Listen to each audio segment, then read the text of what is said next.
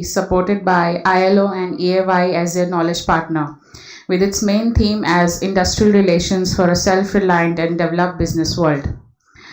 We'll be beginning with our first session on a panel discussion on the topic Industrial Relation Reforms and Labor Codes, the Road Ahead. I would like to call upon Mr. Puneet Gupta, Partner, People Advisory Services, EY. He'll be moderating the session today. Dr. R.G. Meena, Deputy Chief Labour Commissioner, Ministry of Labour and Employment, Government of India. Ms. Elena Gerasimova, Labour Law and Labour Standards Specialist, International Labour Organization. Mr. Sri Nageshwar Sri, Senior Vice President, Industrial Relations, Simpsons and Company. Mr. Michael Dias, Secretary, the Employers Association of Delhi, and Advocate Ramapriya Trade Union. Thank you.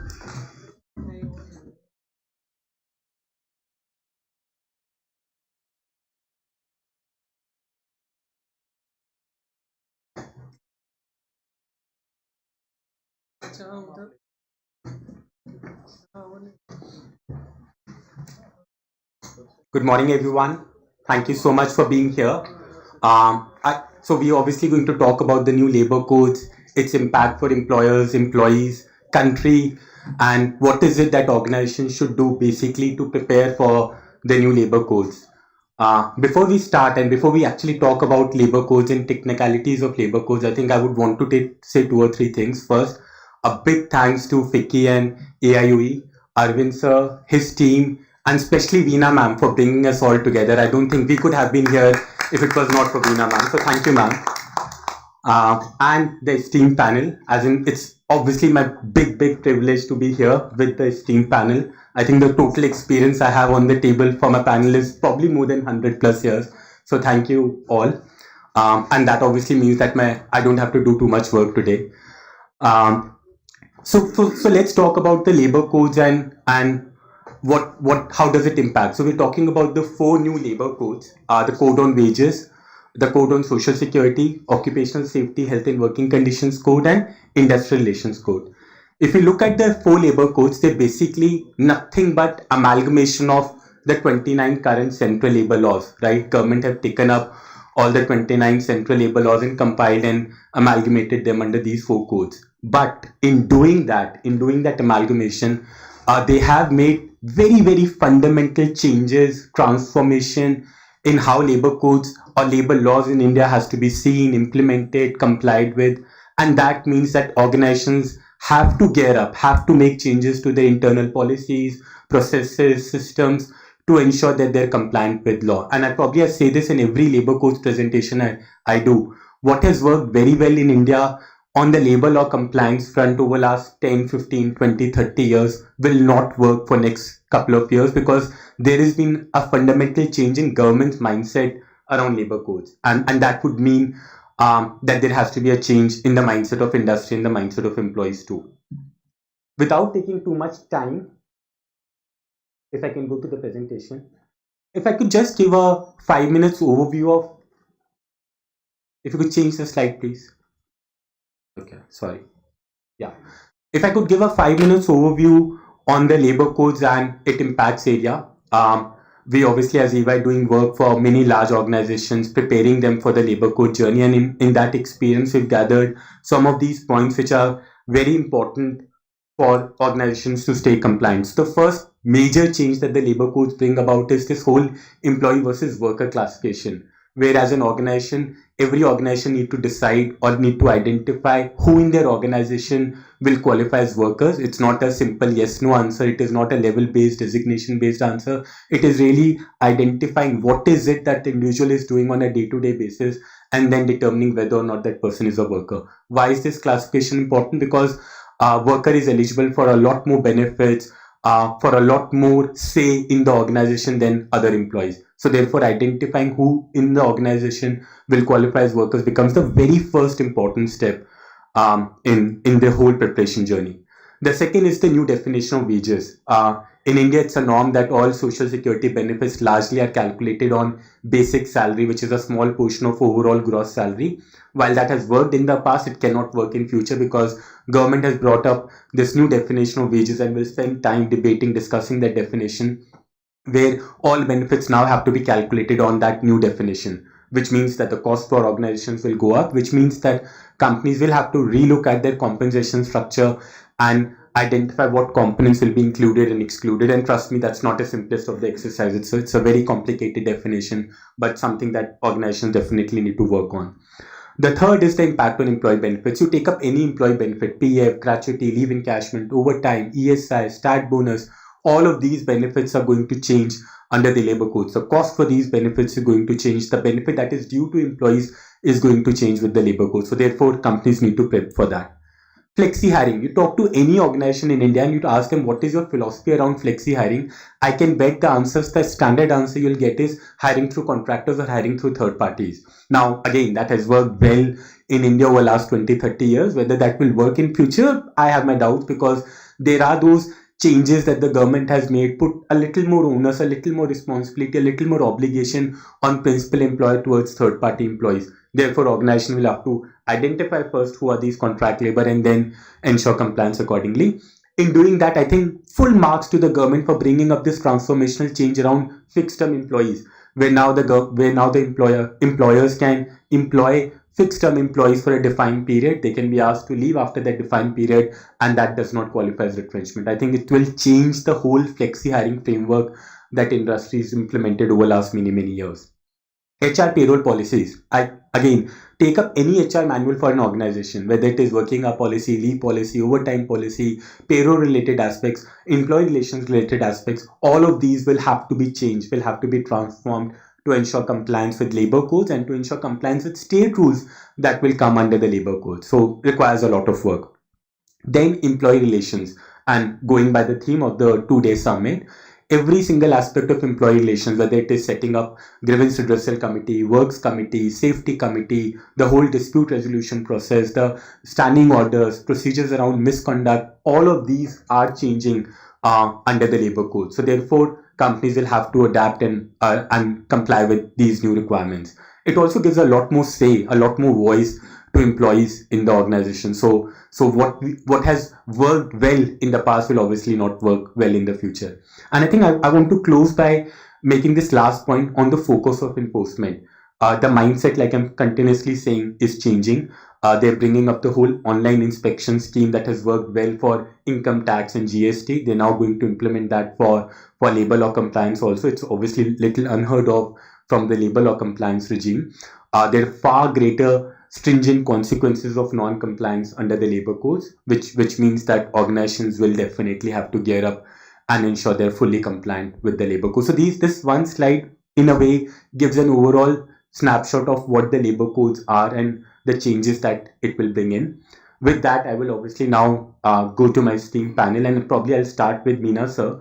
Meena sir, you've been obviously working in the government, have seen it from the regulator side. What is your perception of the labor codes? Will it give you enough power that is needed by the labor department to enforce labor laws in India?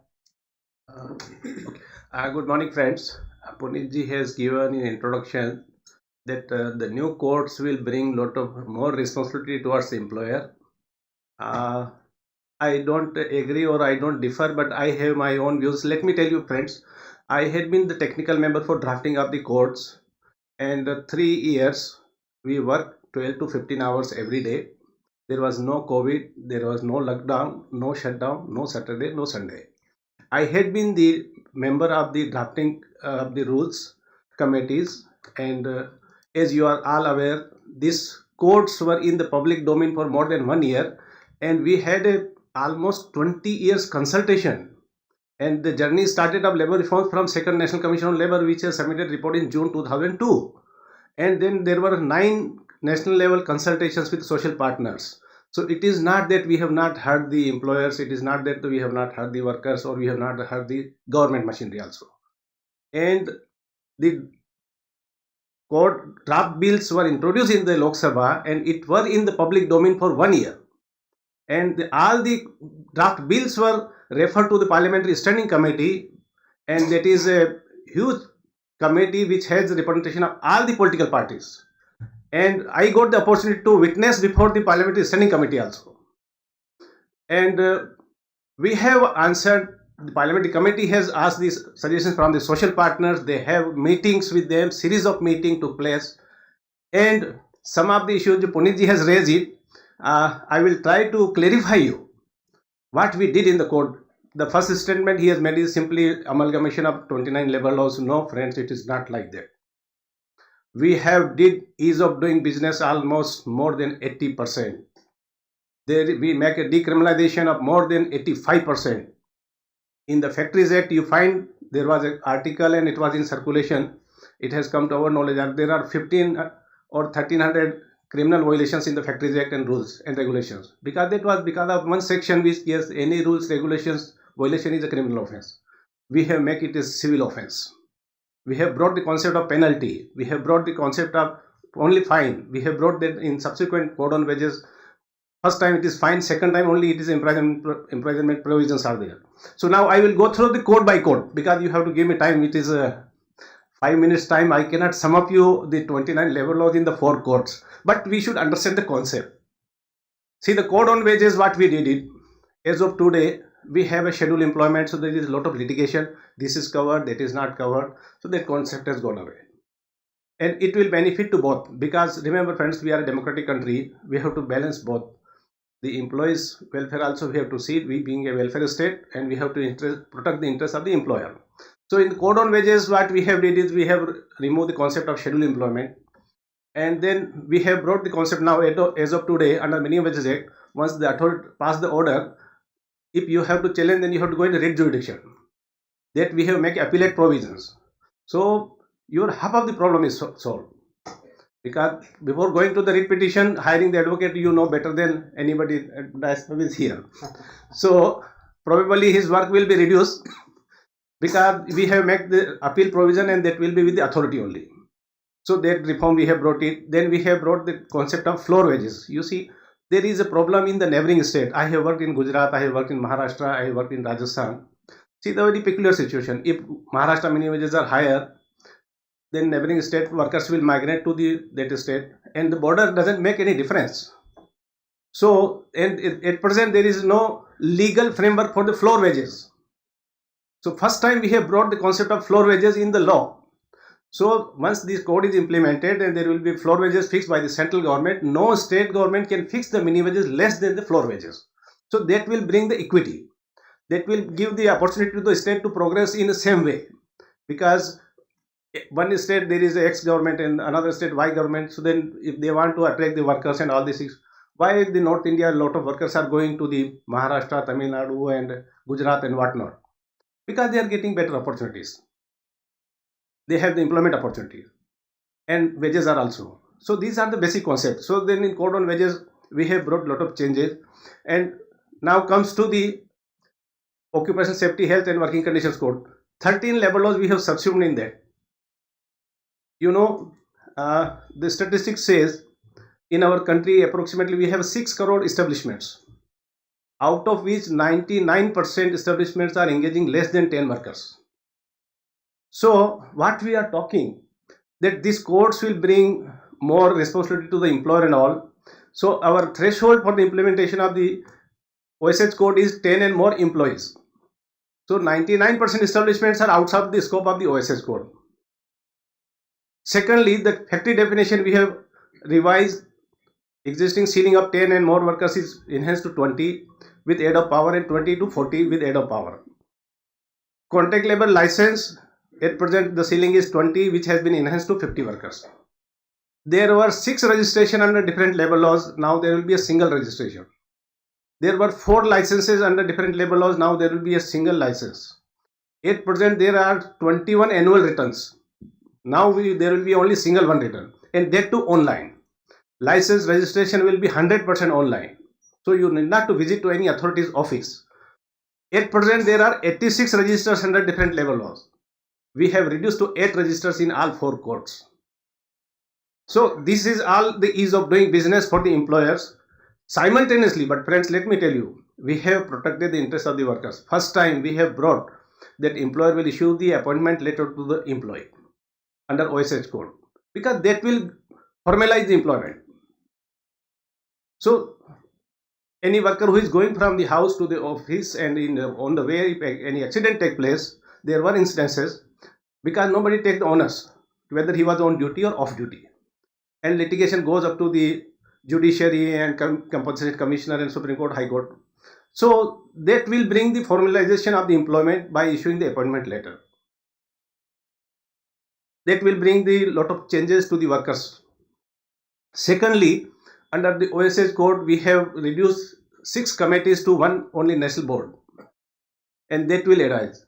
Now I will cover, because he was telling enforcement. As of today, friends, on 14th October 2014, Honorable Prime Minister inaugurated the Shram Suvidha portal, and central machinery, we are doing 100% inspection through web portal only. Not a single inspection through manual exit. Any complaint is given and he will go straight and ask what is record and all. So the complaint has to come, it is generated, it is regulated, and the establishment is assigned to the inspector, then only he can visit and conduct the inspections. And we are implemented very effectively, and it is working very effectively. So, and most of the states have also did it. So that we have now, recently we have started the Samadhan portal. If you go to the Labour Ministry's site, in the Samadhan portal, any worker can raise the dispute through portal. You can file the claim through portal. You can submit your reply through portal. The hearing will take place online. So this is, I'll make the reforms in the existing system also. So that will also do a lot of ease of doing business for the perspective of the employer. Now I am coming to the industrial relations. So Punitji, again, some of the aspect I don't agree.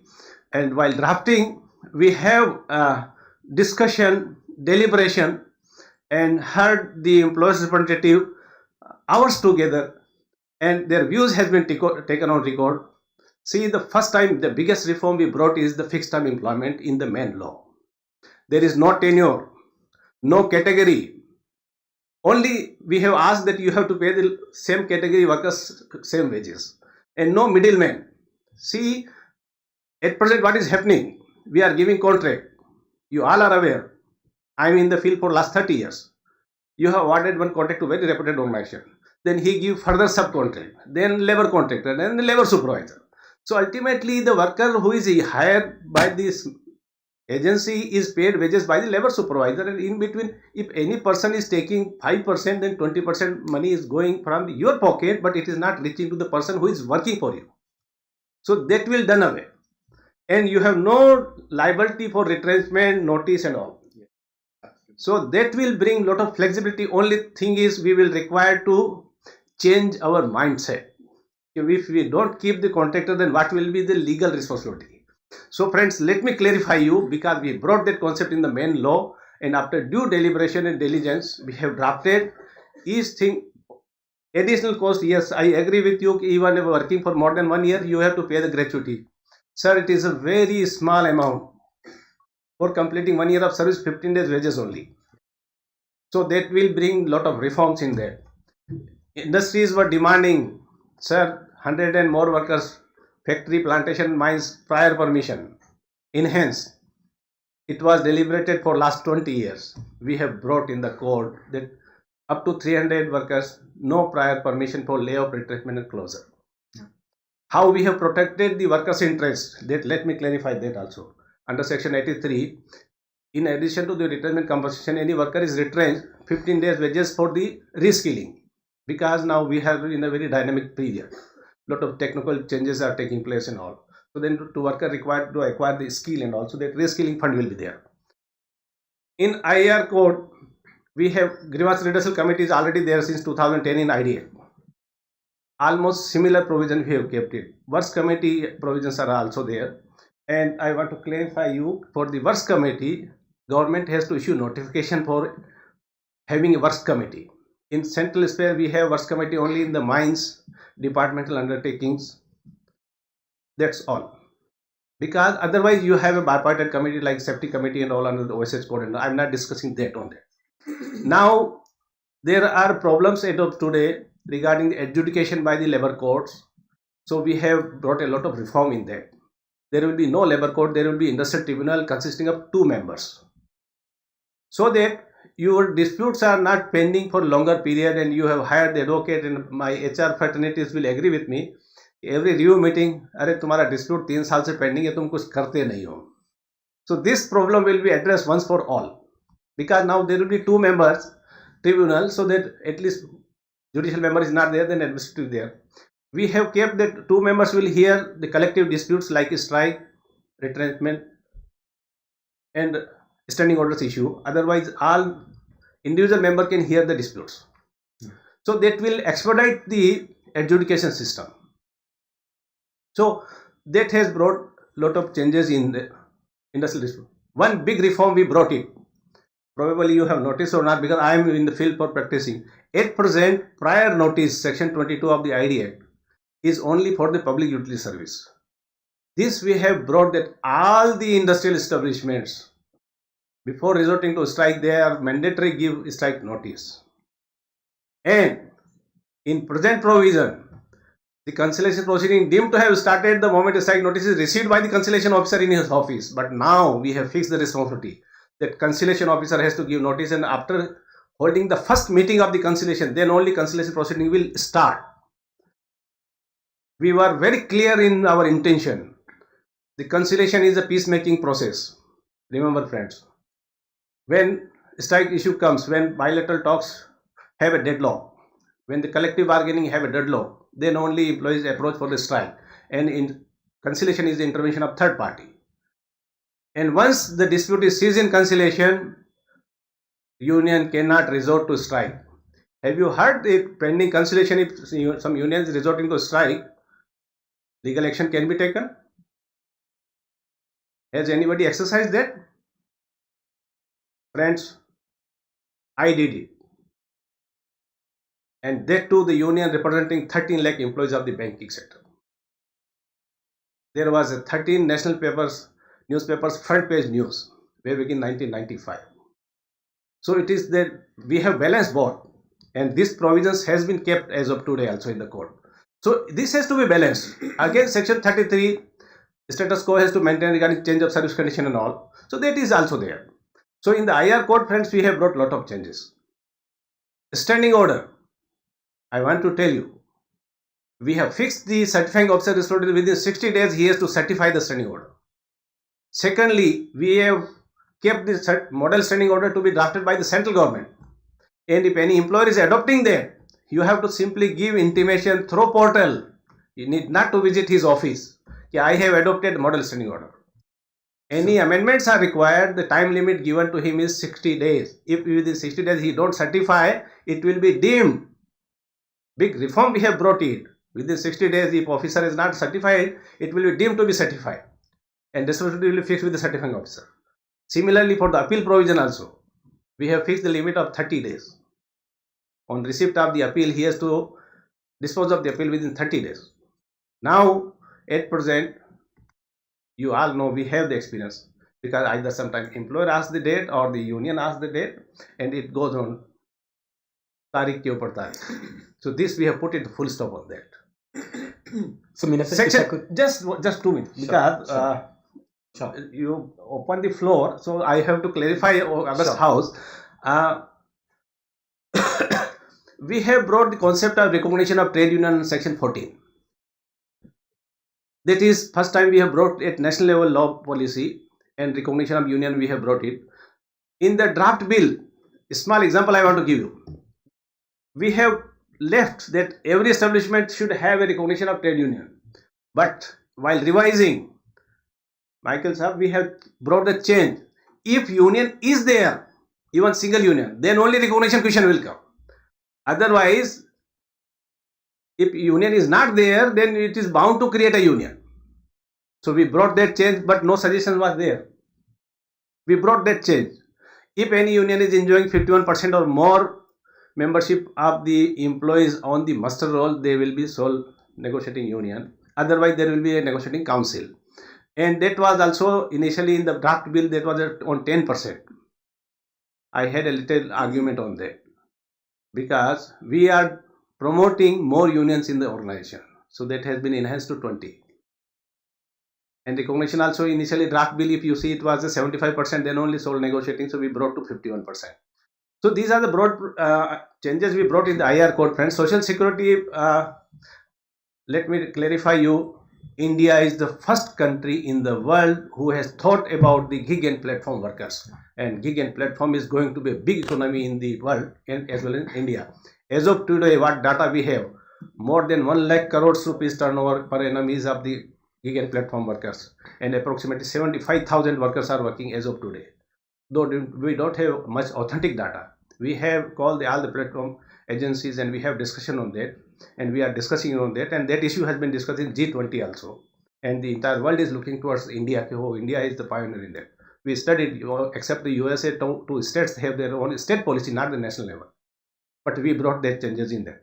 So thank you, friends. There is a time constraint. Thank you. So Thank you so much, sir, for giving very elaborate perspective from the regulator. I think we couldn't agree more. There has been a lot of consultation. The government has really done a lot of transformational changes to provide ease for doing business, ensure social security for all, provide a lot of relief to small and medium enterprises. We were discussing that in the discussion yesterday, and obviously ensure that employees' interests are protected. With that, maybe Michael, sir, if you could give your perspective on labor codes from employers' perspective. Okay. Thank you very much for inviting me. I totally go by what Meena ji said, and keeping in view the time constraint, I really won't want to expand too much. But one thing I definitely say, that the labor codes, as I look at it, are work in progress. I don't believe that this is the end, and I'm definitely sure you'll have a spate of litigation, even on a simple word called what are wages. You're going to have a lot of interpretations available. So I think it's going to create a new scenario, and I welcome it, because in 75 years we've not had any major change in our labor laws. Most of our labor laws are colonial in their conception, in the way they were brought in. But I definitely like to challenge Meena ji and the government that you've done a lot of work on the various codes, but I'm still to understand why on earth in the last so many years you have not convened an Indian Labour Conference where all stakeholders are present, are available, and the entire issue is debated in great detail. I'm not looking for an answer, but I'm just pointing it out to you. I totally agree with you that the concept in the creation of the labor codes has been ease of doing business. I can see that in a wide variety of ways. But again, I would request Meena ji and his team to look at that inspector who has now a new title called an inspector cum facilitator. It sounds nice, the theory portion is very good, but I am really worried and concerned, because Meena ji, like you, I have been in this field for about 40 years. I've seen it at ground level. It really can be a pain. So I think all said and done, it's a step in the right direction. We are going to build on this, particularly as he mentioned about the gig worker, the platform workers. I think India will have lot more opportunities at the workplace. There'll be phenomenal amounts. Today that unorganized sector has been totally excluded from a lot of laws. I can clearly see that happening, that they would all come, our maids who come at the house to work, etc. They would all be covered, but it will be in a very seamless way. The good news is, thanks to information technology, that human element has been substantially eroded, and therefore I can look at a lot more good things. I'll stop over here. Maybe if Puneet has some specific questions, I'll take it. I think, sir, you've given us quote for the day. Labor codes are work in progress. I think that's the great summary of what labor codes are. With that, maybe I move to Mr. Nageshwar, Shri Nageshwar, if you could give your perspective on the labor codes, please. Thank you, Puneet. Good morning to all. I've been associated with this formation of the labor codes for quite long, where we have spent a lot of energy in discussing with the ministry, secretary, minister, and so on and so forth. I still vividly remember the day when the secretary was suggesting a two-member tribunal, which I was opposing totally. Anyway, it's all over now. But if you look at the labor codes as a package, it's a good package for both the employees, for the workers, and the employers. There is no doubt about it. But what I don't understand is how the unions and workmen have misunderstood it and are blocking it from becoming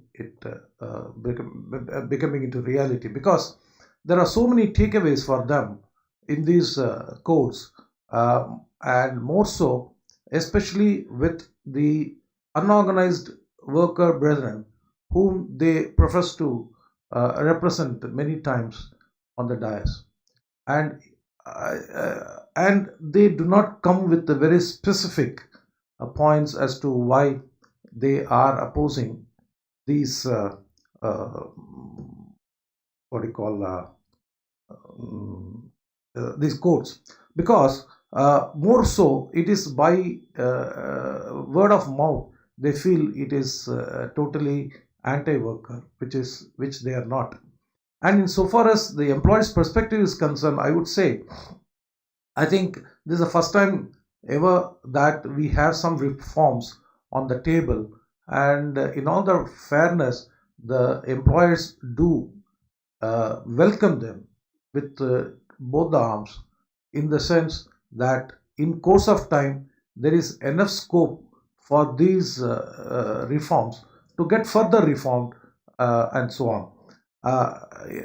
We from the employer side many a times have brought in some crucial points which the ministry has to address, the government has to address, especially on the wages, which lends itself to many interpretation, and the decriminalization, which is absolutely not fully complete in the course, because it still retains the decriminalization is not complete in the sense it still retains the punishment of imprisonment under the Factories Act, the Code on Occupational Safety and Health Code. So unless and until there is some mens rea can be proved, there should not be punishment of imprisonment, as otherwise this is bound, especially when the Honorable Prime Minister is looking at the industry being a partner in progress. You cannot think about the partner being dishonest and try to imprison him.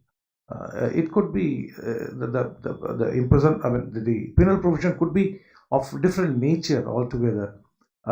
In fact, it doesn't behove of the country to have this particular provision of imprisonment for the employers. Anyway, so there are certain few crucial points that we brought in before the ministry for addressing it. I am sure that the ministry will address those points, but I reiterate my point that codes are a good package that should be given a try in this country in order to see that we progress further with better industrialization. Thank you. Thank you, sir. Thank you. So if you were to expand the code, so labor codes are good package, yet work in progress. There's still lots to be done. With that, so Meenaji obviously elaborated on the whole consultations that the government did to implement labor codes, and one big partner of the government was ILO. So Elena, if you could elaborate on what is ILO's perspective on labor codes? Where do you see labor codes going? Thank you very much, and thank you very much as well for organizing this discussion and inviting ILO to be part of it. So generally, first of all, I would say that the fact that consolidation happened is a great achievement. It is very important because, of course, labor law is changing, labor relations are changing, and there demands the need for broader coverage of labor laws. It was a very important thing. If you look, actually, I'm part of the decent work team of the ILO here for South Asia, and I can just confirm that the similar processes are now happening in other countries in South Asia as well, because the understanding of the need of the consolidation of labor laws is really important. So first of all, it is congratulations that this exercise was undertaken and completed. We understand that it was very complex and difficult, but great that you've taken this lead. So as for the ILO views, ILO has two, I would say, main roles which can be taken and played during the work around labor laws. So first, in accordance with the constitution of the ILO, International Labour Office may provide technical assistance to the countries which work on the labor law reform, development and preparation. And these technical assistance may be based on their international labor standards, first of all, of course, and international best practices. So as a part of this work, ILO provided two technical memoranda. I think it was done in 2015. In October and July, and we know that the government used this technical memoranda.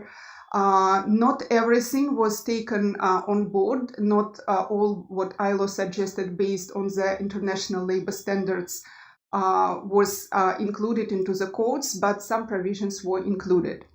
And the second role which may be played by the ILO, and which is played by the ILO, is the role played by the ILO supervisory body. So after the adoption of the code, while it is just a labor law reform process, development and discussion, we participate with this technical assistance. And after that, we already participate through the ILO supervisory system. And here there are some limitations and some conditions in accordance with the ILO constitution. So ILO supervisory bodies, first of all, it is committee of experts on application of conventions and recommendations, gives comments on compliance of existing laws and their implementation in practice with international labor standards.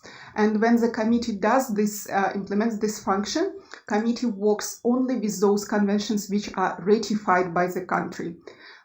Those conventions under which the country has international obligations to follow. So as of now, the committee of experts, committee works with reports received from the government and workers and employers organizations. So this is actually very important for employers organizations, may provide comments to the government's report and just their general vision on how their laws are implemented on their level of compliance with international labor standards.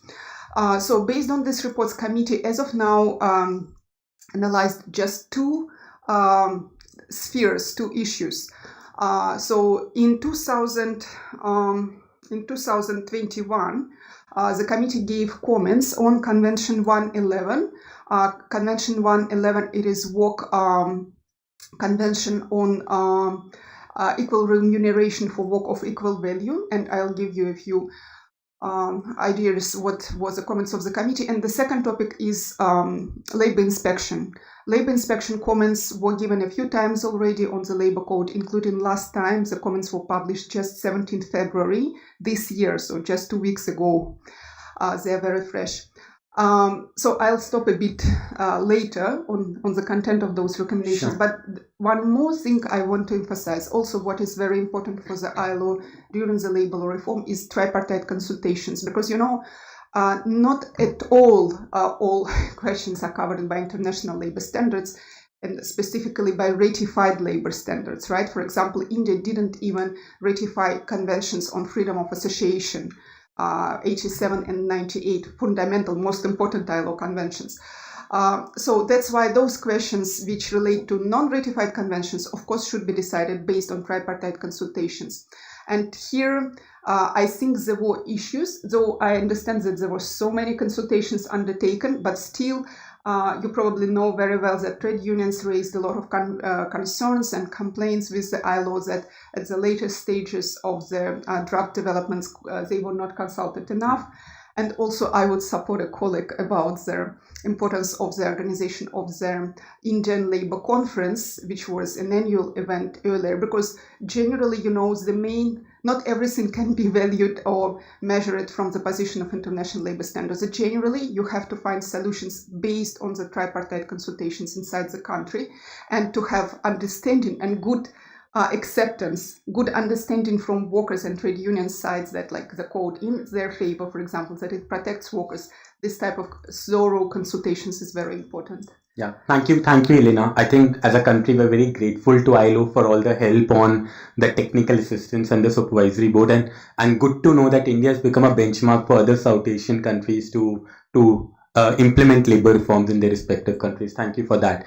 I think there was a lot of excitement yesterday, a lot of questions around labor codes. Before I start asking my panel some questions, maybe I'll open it to the audience. If you have any questions around labor codes, what you've heard any of the panel members speaking, please do ask. So, Yeah. may I? Right? Yes. Yeah. Yes. Yes. Hello, sir. My name is Vishesh, and thank you so much for such an insightful briefing and changes about the new labor codes. I want to ask about the fixed term employment because it is still a central law, and has it been ratified by Parliament until yet?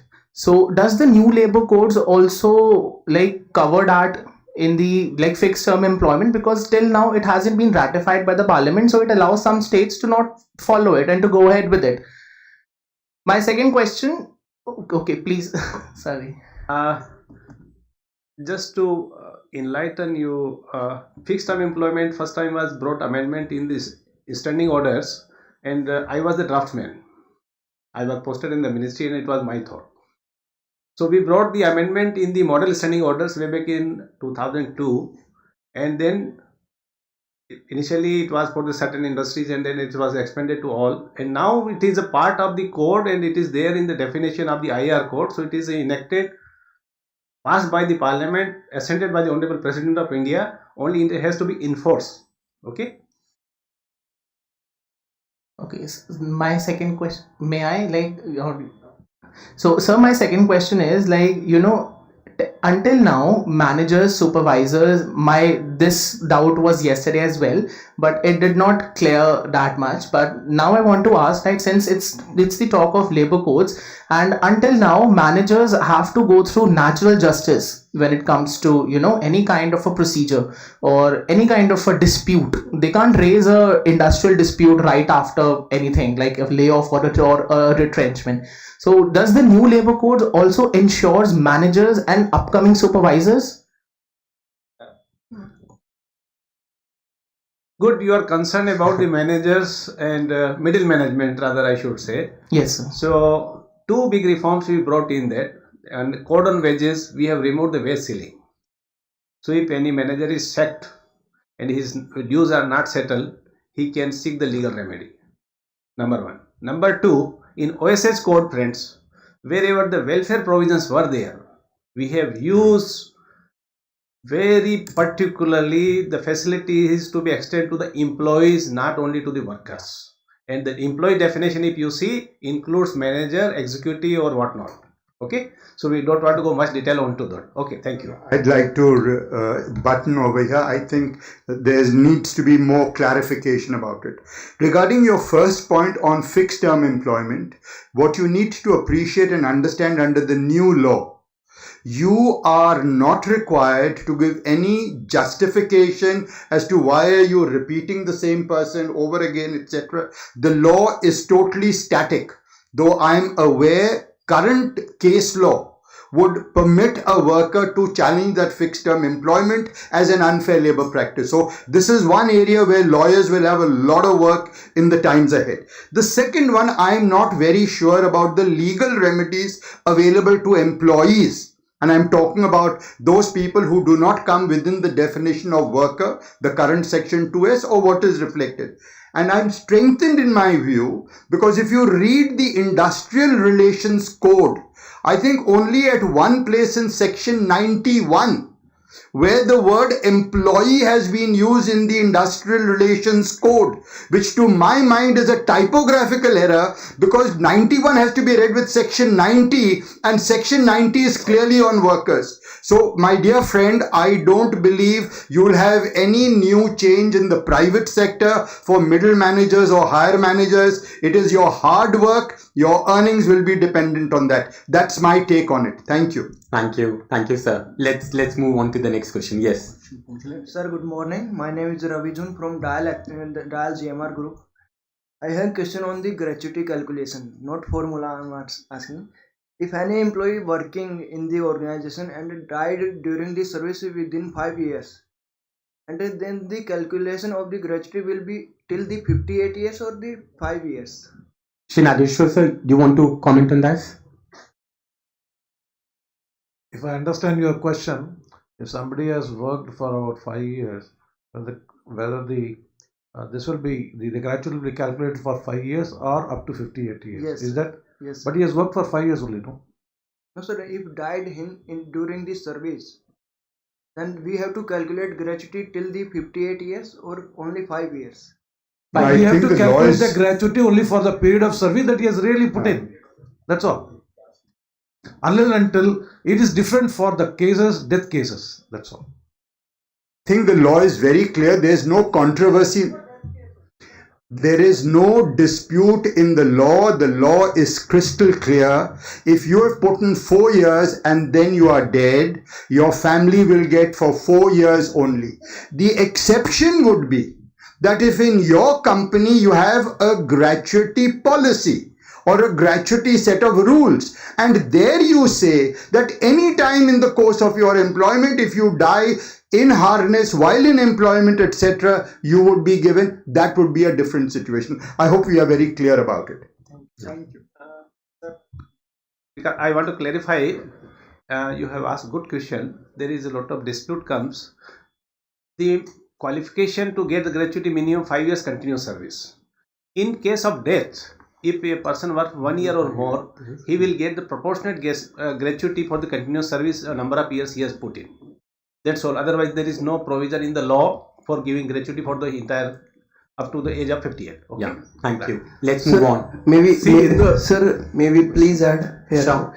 Sir, we have a policy I'm from ONGC, sir, and we have a policy called Fair Wage Policy, wherein we extend this gratuity up till the age of 60 years. If anyone dies in between, through the LIC policy, we take the group gratuity policy. We tell the contractor employer to take the group gratuity policy through LIC, wherein we give them some insurance amount as well. Yeah. In addition to the corpus for the fund to be developed for gratuity, we give a very small portion for insurance amount, and through that the LIC gives the gratuity for the whole period for 60 years. Yeah, so that's company specific policy. You can Company always specific. have terms better than what is required in Yes, the law, sir. is what Michael sir and Meena sir also clarified. Let's move on. Any other questions on labor codes? Yes, sir. I have a question. See, the IR code has brought about recognition of union, but the code is silent on the methodology of recognition of union. Methodology of recognition of union is by 3 methods which are used. One is the check-off system, the second is with reference to member verification, third is with reference to ballot. Now, since this is not there in the act, it's in the code, it will have to come in the rules. Now, the state governments have differences. When you look in terms of West Bengal, there's a clear-cut rule in terms of the ballot system that's also there in Kerala. Then if you look in Maharashtra, you have MRTU Pulp Act, which will remain Maharashtra recognition. So you're going to have varying methods in terms of way the recognition of a union is going to be determined. Now, somewhere the code is totally silent and the rules is left to the states. So what is going to happen in this country? You will have varying methods in terms of recognition, because each state can come out with its own answer in the way they want to decide recognition. I would request Mr. Meena's views on this. Good question. Thank you. I appreciate that. And when the IR draft rules were initially published, the rules under section 14 were not there. And these were drafted subsequently and published in the Gazette, seeking the comments from social partners. And we are well aware about it. So draft rules are under almost finalization.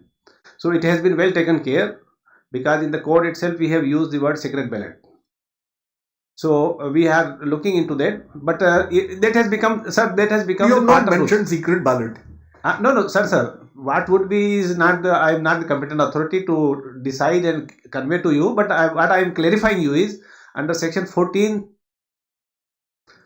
already drafted, make available to the social partners, and that is under finalization stage. Thank you. Any other questions? Yes. Sir, Let her ask and then we'll come. Definitely. Sure. So I have a query regarding the Aadhaar mandatory.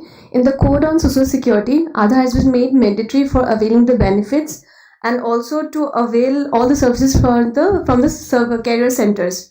But in the Supreme Court Puttaswamy 2 judgment, Aadhaar has been made mandatory for only expenditure on subsidiary or benefit from the Consolidated Fund of India. But since some of the entitled benefits like PF and gratuity, both the employer and the employee contributes to it, and it's not the Consolidated Fund of India. So thus making Aadhaar mandatory will violate the Supreme Court judgment. I'll request a legal guru to answer this. Okay. I happen to be the member of the Central Board of Trustees for Provident Fund. And in Provident Fund, we made it mandatory that if you want to be covered for Provident Fund, you have to give your Aadhaar details. The matter was challenged, but the courts have supported EPFO, the Ministry of Labour and Employment, for the reason that this is money that is to be given to a certain person and we need proper identification. So because of that, they've created it as an exception. Further, if my memory is right, it is in the Occupational Safety Health Code. There is a specific provision of providing the Aadhaar details to the employer. And what Meena ji was mentioning about, the new appointment letter being mandatory for everyone, there you will have to share the Aadhaar details. So let's be clear, the Aadhaar details shall be tendered. Yeah, true. Sir, one question, sir. Excuse me. Sir, my name is J.K. Jha from DCM Sriram. As you mentioned, the new labor code is very good package for employer and employee. Very good. But when we think about the implementation machinery, government authority play a very important role. But in practical, in ground reality, there is lot of gap. So the new labor code can change the mindset of the government authority that will help in implementation. क्योंकि मैंने अलग अलग state में काम किया है HR और IR field में, और बहुत सारे ऑनलाइन अप्लाई करते हैं, अभी भी प्रोविजन है, बट जब आप ऑनलाइन अप्लाई करते हो उसमें लिखा है 60 डेज और सारी चीजें लिखे हुए, बट रियलिटी बहुत अलग है. 3 बार तो आपके रिजेक्ट हो जाएंगे. तो ऐसा नहीं लगता है बड़े बहुत भारी वर्ड हो रहे हैं, प्रैक्टिकल लेवल पे तो कुछ और है. So please sir, what's your comment? This has come from the heart. This is the reality, sir, because I am from IR field. Listen, I appreciate your views and your concern also. See, when God has not made 5 fingers equal, you will find different disparities or the different approach and all. But the term we have brought the facilitator. You remember, the original draft, there was a term used only facilitator. And India is the founder member of the ILO, and my friend is here. We have ratified the Labor Inspection Convention 81 way back in 1947. So we have to keep inspections and you have to balance. Friends, I want to clarify you, there is a still problem of non-payment of minimum wages, particularly in unorganized sector. And yes, there is need for the equipment and the changing of the mindset and the knowledge and approach and all, and lot of changes have taken place. Large number of training programs have been organized, and I had been associated as a faculty as well as a participant also, and there is a lot of reform work is going on that. And that is, again, I will tell you, it is a continuous process. Thank you. So this is really a topic where we can spend hours and hours and there will be no outcome, right? Because it is what it is. Maybe I want to talk about this whole. Yes, sure. I just have one thing to highlight. Hi, I am Amartya De from Oil India Limited. So we have an establishment in Assam, right? So what we are facing is that regarding PF, means I would like to highlight it to Michael Diaz, sir. Regarding PF, means many of the contract laborers, they do not have their Aadhaar because their identification and everything, it's locked because of the NRC issue. And it's being looked after by the Honorable Supreme Court now. And what's happening is that because of this issue, we are not being able to deposit, our contractors are not being able to deposit the PF dues against these accounts. And suppose these contract laborers are being engaged by these contractors whose Aadhaar biometric details are locked. He does not have any Aadhaar number. His PF is not getting deposited even if the contractor wants to. And he dies say in a normal way, not in while he's in service, not in any accident or anything, but does not get any dues, for example the EDLI benefits and other things.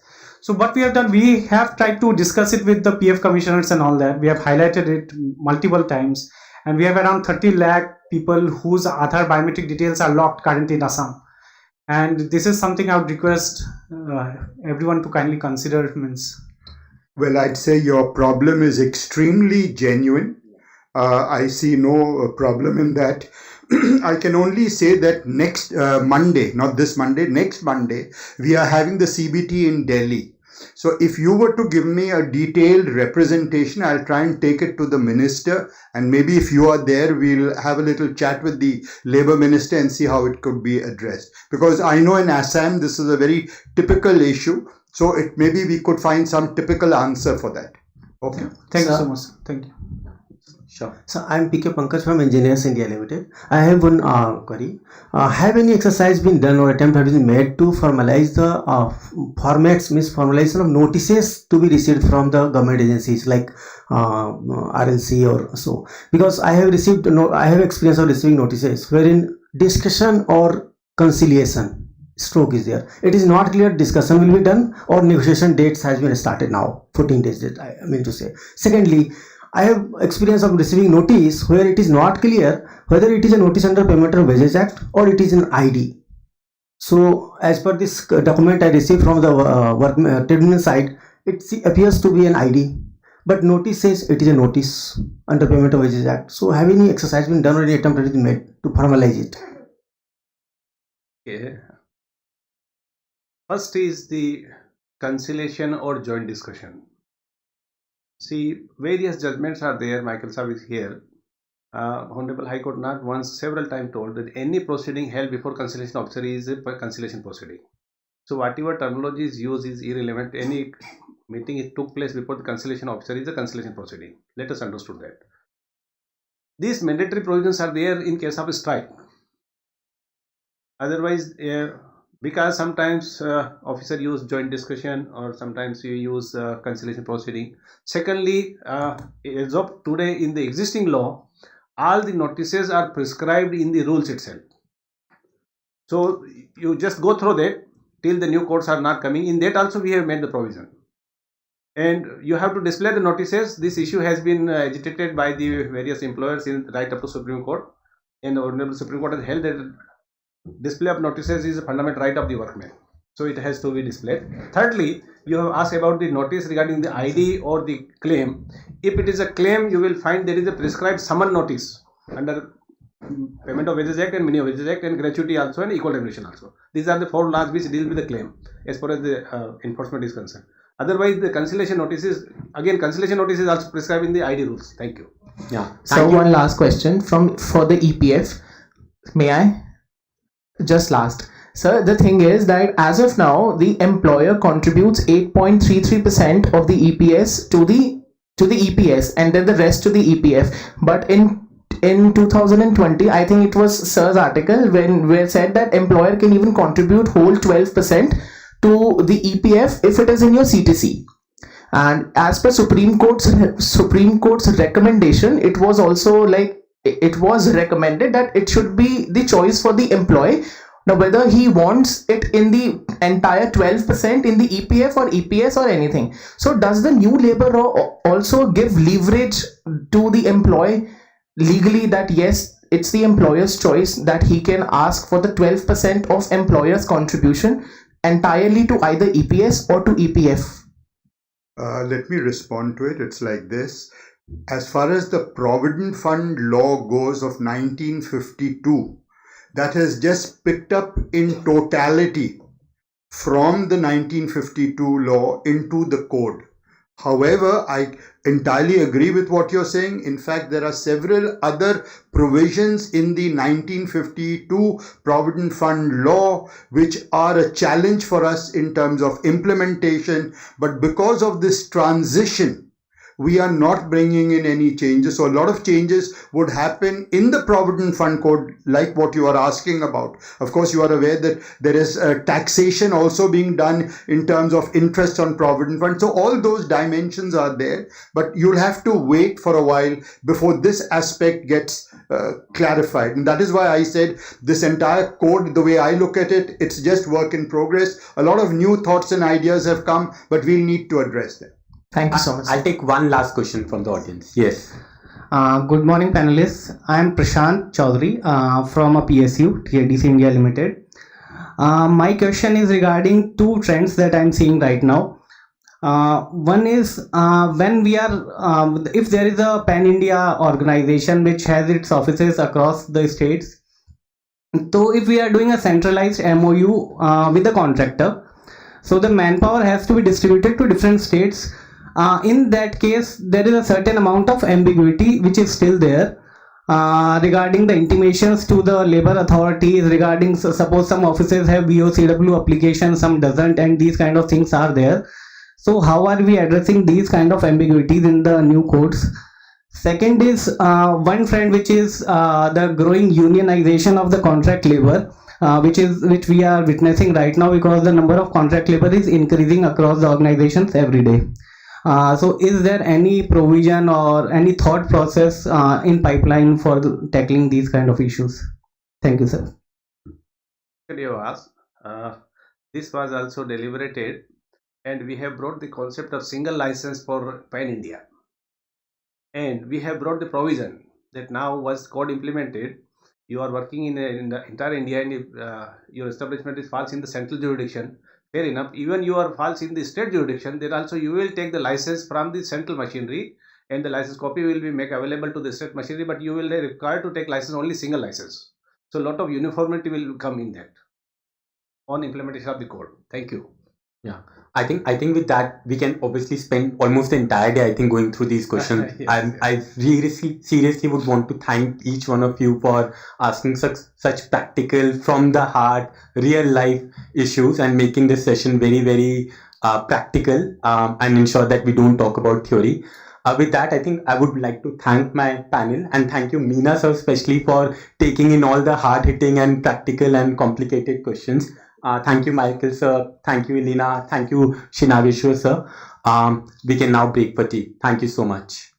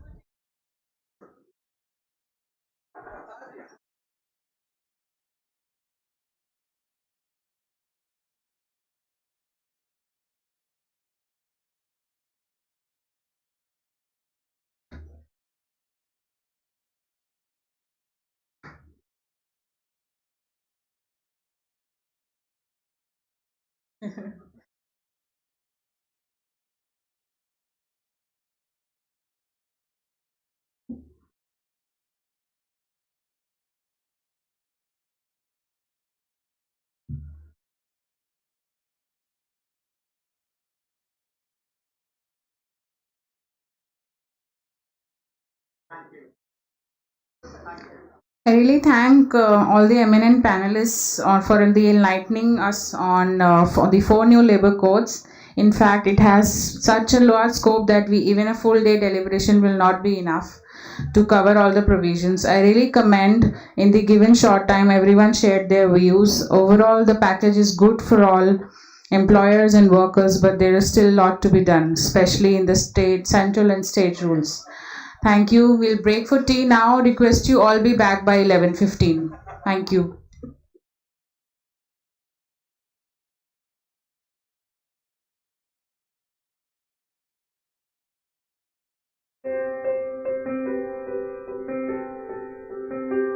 Every day, inch by inch, for more than half a century, we have worked to perfect our craft, the art and science of producing industrial rayon. Established by century-old DCM Shriram Industries Group, a group founded by Lala Shriram, a doyen of Indian industry in the 1890s to further the cause of the industrialization of India while India was transforming itself as an independent nation after British rule. Following Lala Shri Ram's successful venture into textiles, heavy chemicals, sugar, alcohol and power, the group decided to step into the arena of industrial fibers. This is where our story starts. In 1965, when the group set up a rayon tire cord plant with technology from US-based bonnet fiber and engineering from US-based Chemtex.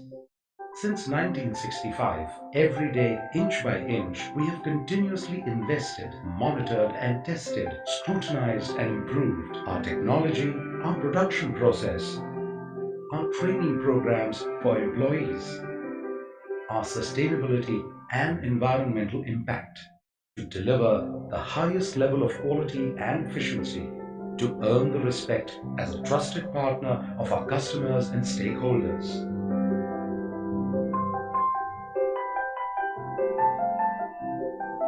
Half a century later, this commitment, this dedication continues. It is a promise to our customers that relies on a focus on excellence in every step of our process. It starts with sourcing the best raw materials the world has to offer, including softwood pulp from top producers who practice sustainable forestry initiatives. All raw materials are thoroughly inspected. The wood pulp is steeped in caustic to mercerize the fibers, shredded to increase the surface area and aged. After this, chemicals are added to dissolve the fibers and improve the quality of the golden syrup called viscose. This viscose, pure and free from any contamination, is regenerated in deep trough spinning operation into yarn. The regenerated yarn is washed, cleaned and given a final coating of finish for improved processability. Meticulously processed with the desired properties imparted, the yarn is combed or twisted, woven and treated for the global market. Our customers from the plants of the world's leading tire giants continuously buy our products in different forms such as yarn, grayish fabric and dipped fabric. The final product is processed based on the exact specifications of each customer. Every process, every product is passed through rigorously monitored quality systems, put through an extensive series of chemical and physical tests, before being carefully packed, loaded for our global customers and shipped to their assigned destinations in any of the 6 continents, ensuring that a zero-defect product is received by our customers.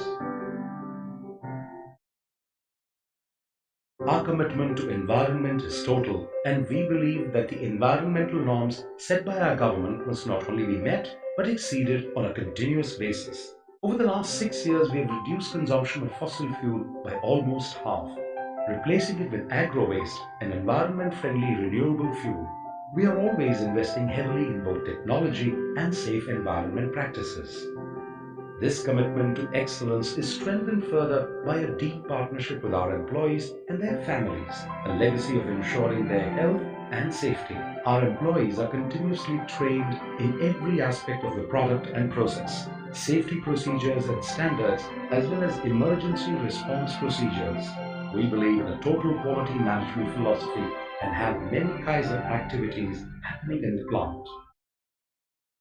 For employees and their families, we take pride in our community resources and recreation centers that encourage their personal growth, well-being and happiness. It is this heartfelt connection with our employees, this commitment to the environment and community around us, this pride and passion in our craft, this meticulous focus and enduring promise to deliver the best, that every day, inch by inch, for half a century, has made us who we are. Shri Ram Rayons, excellence since 1965.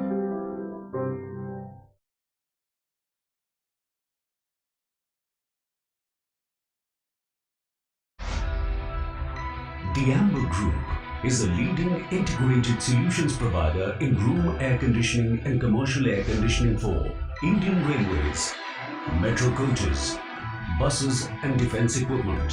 It also manufactures critical reliability components for air conditioners and consumer durables at its 15 manufacturing facilities and serves all marquee customers.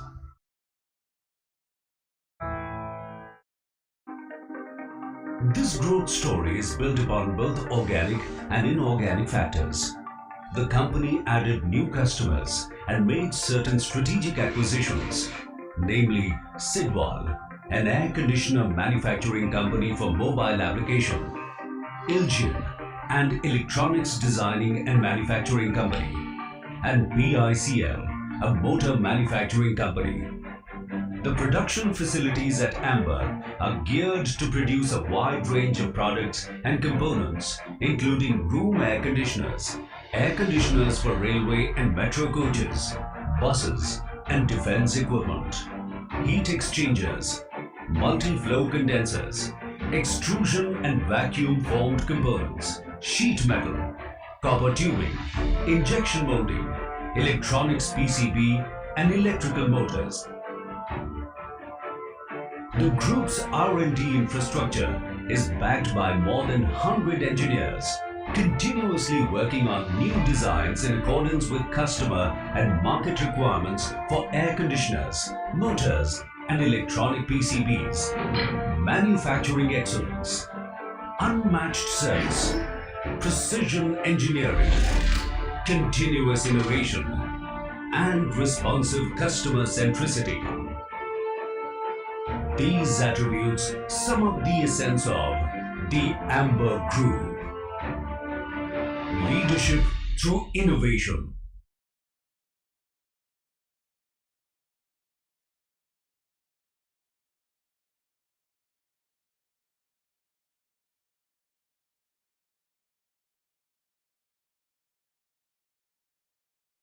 Good morning माँ, कैसी हो?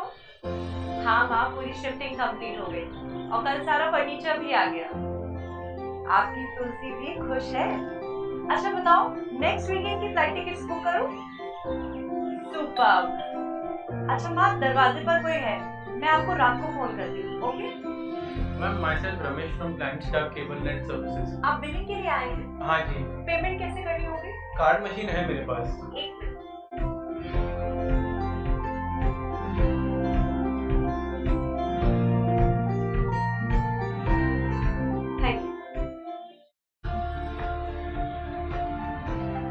भैया full time.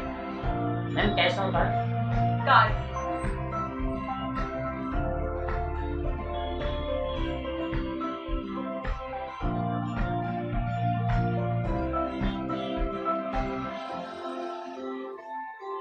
Thank you ma'am.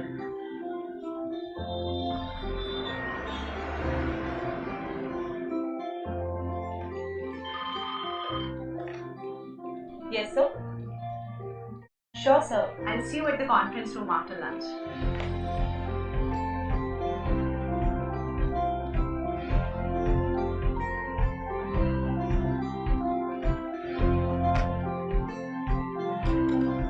Rohan? Yeah. Just a minute. These macros are quite confusing. I signed up for an online class for Excel macros. आप पे काफी अच्छा offer चालू है. You should check it out. Oh really?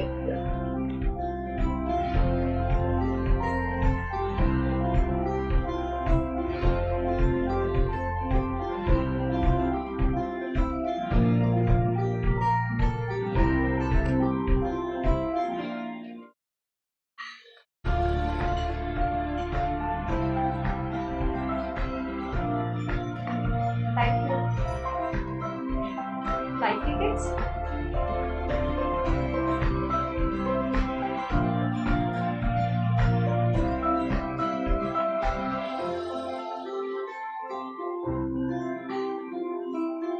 Yes.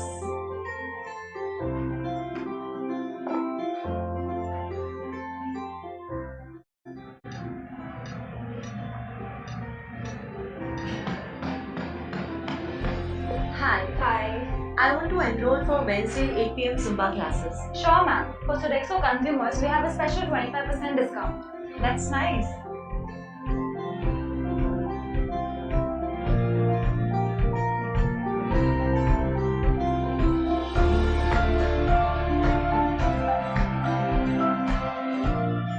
Thank you, ma'am.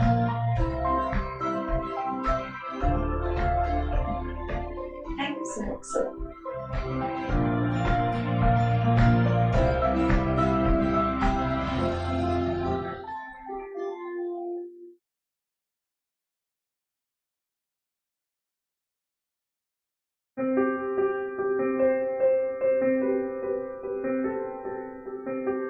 Every day, inch by inch, for more than half a century, we have worked to perfect our craft, the art and science of producing industrial rayon. Established by century-old DCM Shriram Industries Group, a group founded by Lala Shriram, a doyen of Indian industry in the 1890s, to further the cause of the industrialization of India, while India was transforming itself as an independent nation after British rule. Following Lala Shriram's successful venture into textiles, heavy chemicals, sugar, alcohol and power, the group decided to step into the arena of industrial fibers. This is where our story starts. In 1965, when the group set up a rayon tire cord plant with technology from US-based Bonnet Fiber and engineering from US-based Chemtex. Since 1965, every day, inch by inch, we have continuously invested, monitored and tested, scrutinized and improved our technology, our production process, our training programs for employees, our sustainability and environmental impact to deliver the highest level of quality and efficiency to earn the respect as a trusted partner of our customers and stakeholders.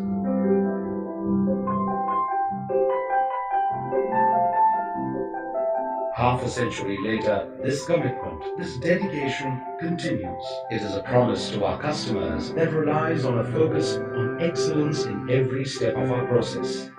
It starts with sourcing the best raw materials the world has to offer, including softwood pulp from top producers who practice sustainable forestry initiatives. All raw materials are thoroughly inspected. The wood pulp is steeped in caustic to mercerize the fibers, shredded to increase the surface area and aged. After this, chemicals are added to dissolve the fibers and improve the quality of the golden syrup called viscose. This viscose, pure and free from any contamination, is regenerated in deep trough spinning operation into yarn. The regenerated yarn is washed, cleaned and given a final coating of finish for improved processability. Meticulously processed with the desired properties imparted, the yarn is combed or twisted, woven and treated for the global market. Our customers from the plants of the world's leading tire giants continuously buy our products in different forms, such as yarn, greyish fabric, and dipped fabric. The final product is processed based on the exact specifications of each customer. Every process, every product is passed through rigorously monitored quality systems, put through an extensive series of chemical and physical tests, before being carefully packed, loaded for our global customers, and shipped to their assigned destinations in any of the 6 continents, ensuring that a zero-defect product is received by our customers. Our commitment to environment is total, and we believe that the environmental norms set by our government must not only be met, but exceeded on a continuous basis. Over the last 6 years, we have reduced consumption of fossil fuel by almost half, replacing it with agro-waste, an environment-friendly renewable fuel. We are always investing heavily in both technology and safe environment practices. This commitment to excellence is strengthened further by a deep partnership with our employees and their families, a legacy of ensuring their health and safety. Our employees are continuously trained in every aspect of the product and process, safety procedures and standards, as well as emergency response procedures. We believe in a total quality management philosophy and have many Kaizen activities happening in the plant. For employees and their families, we take pride in our community resources and recreation centers that encourage their personal growth, well-being, and happiness. It is this heartfelt connection with our employees, this commitment to the environment and community around us, this pride and passion in our craft,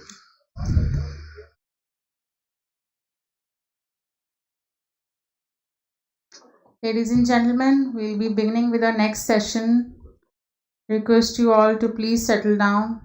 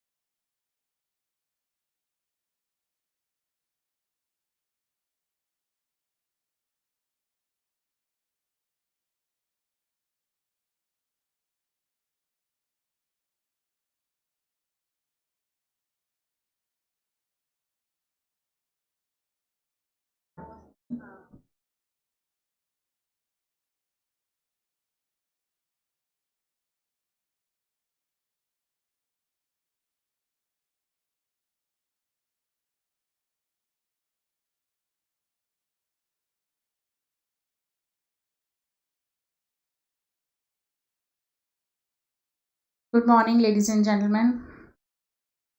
We'll now start with our next panel discussion on employer-employee relations accordal play, the provisions that strengthen it. I would like to call upon Dr. Praveen Sinha, Secretary General, Indian Industrial Relations Association, who will be moderating the session today. Mr. Ashok Das, Director HR Oil India Limited. Mr. Rajiv Yadav, Global CHRO PGP Glass Private Limited.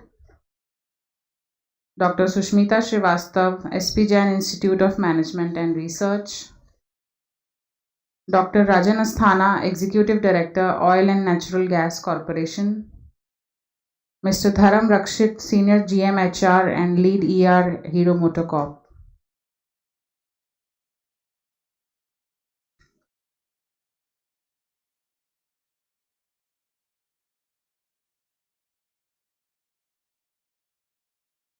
Thank you.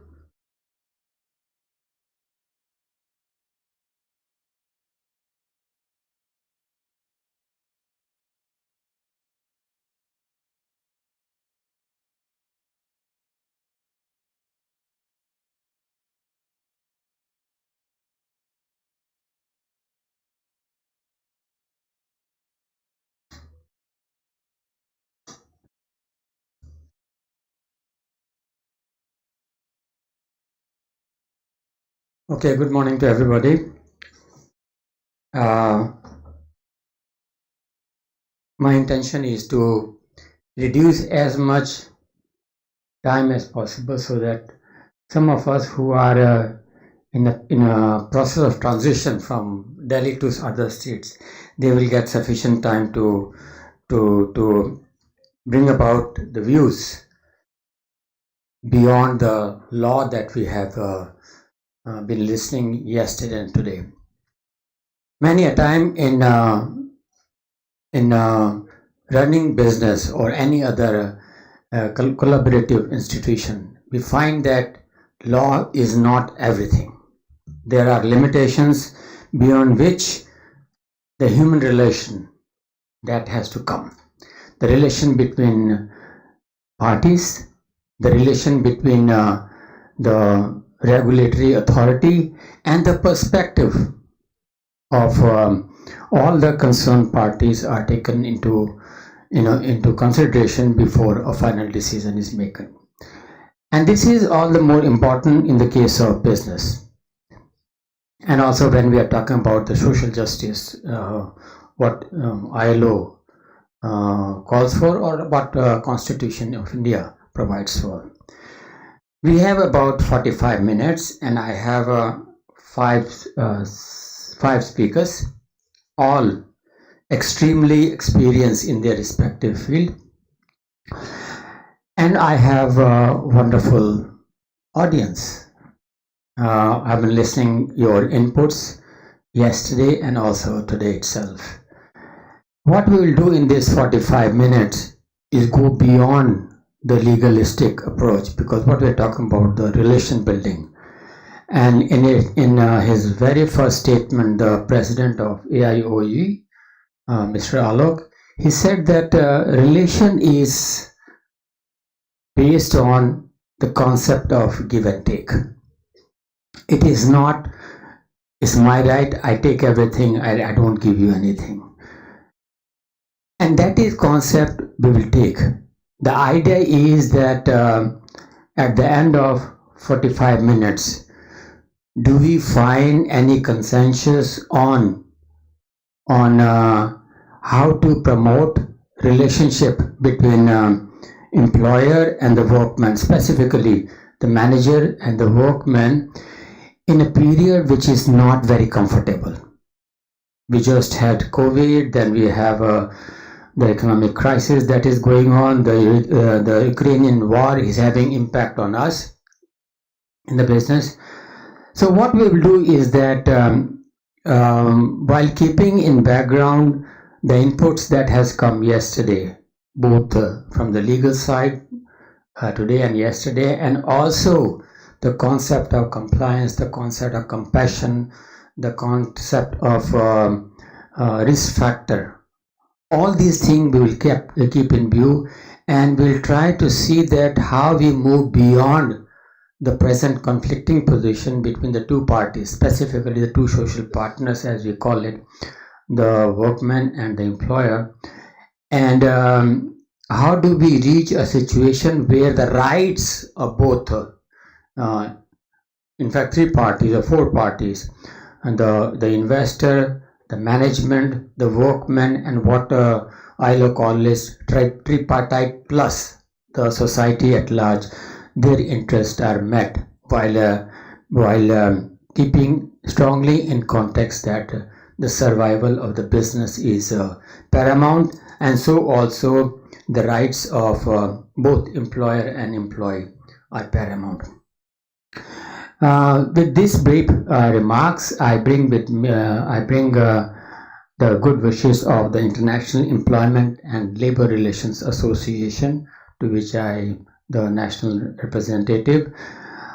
I also would like to congratulate AIOE and FICCI for this workshop or summit, because I remember in 2007 I had organized Asia Summit of IR, and since that time we have been dribbling between IR and ER and HR, other things. Each concept are different, But yes, I would like to congratulate the AIOE to bringing back the focus on the industrial relations, although the nature of industry is rapidly changing. With these words, now I think I'd move on to my panelist, and to start with, the list has been given to me. So let me start with Mr. Ashok Das, Director of Oil India, HR Director for Oil India, who has said that he is in transition because he has to move somewhere. Mr. Das. Thank you, sir. Good morning to you all. First of all, thank you so much for having me here. The last session that I have heard, it was the Q&A session was more interesting. I also had few queries, which because due to paucity of time, couldn't ask. This is something which is, it's a heart-to-heart thing. It's a cordial relations. IR. So I would like to be as practical as possible, because knowledge-wise, I think you people know much more than me. So 10 years back, when I was heading the IR department of Oil India Limited, so I'll share those experience in a very briefly. Okay. See, in Oil India, first of all, let me tell you, how many of you know about Oil India Limited?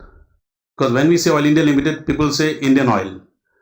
So we are not, we are a ENP organization, the oldest ENP organization. We do what ONGC, they do. Mr. Asthana, he is a big brother, I should say. So we are a smaller version of ONGC, and we are confined, in 90% of our operations are confined in the northeastern part of India. We have a presence in pan-India now, and we have spread our wings to other overseas also. So what has happened there, I'll tell you from my experience in ER department. See, without a cordial relations with the unions, I would say unions, because they represent the employees, you cannot do the job. That is number one. So how we did it? See, that part of the country, we had a union, which was a recognized union, and they were there for 21 years. 21 years they were there. So after that, a new union came up. So we first saw, when I joined the department, for the first time, we saw a inter-union rivalry.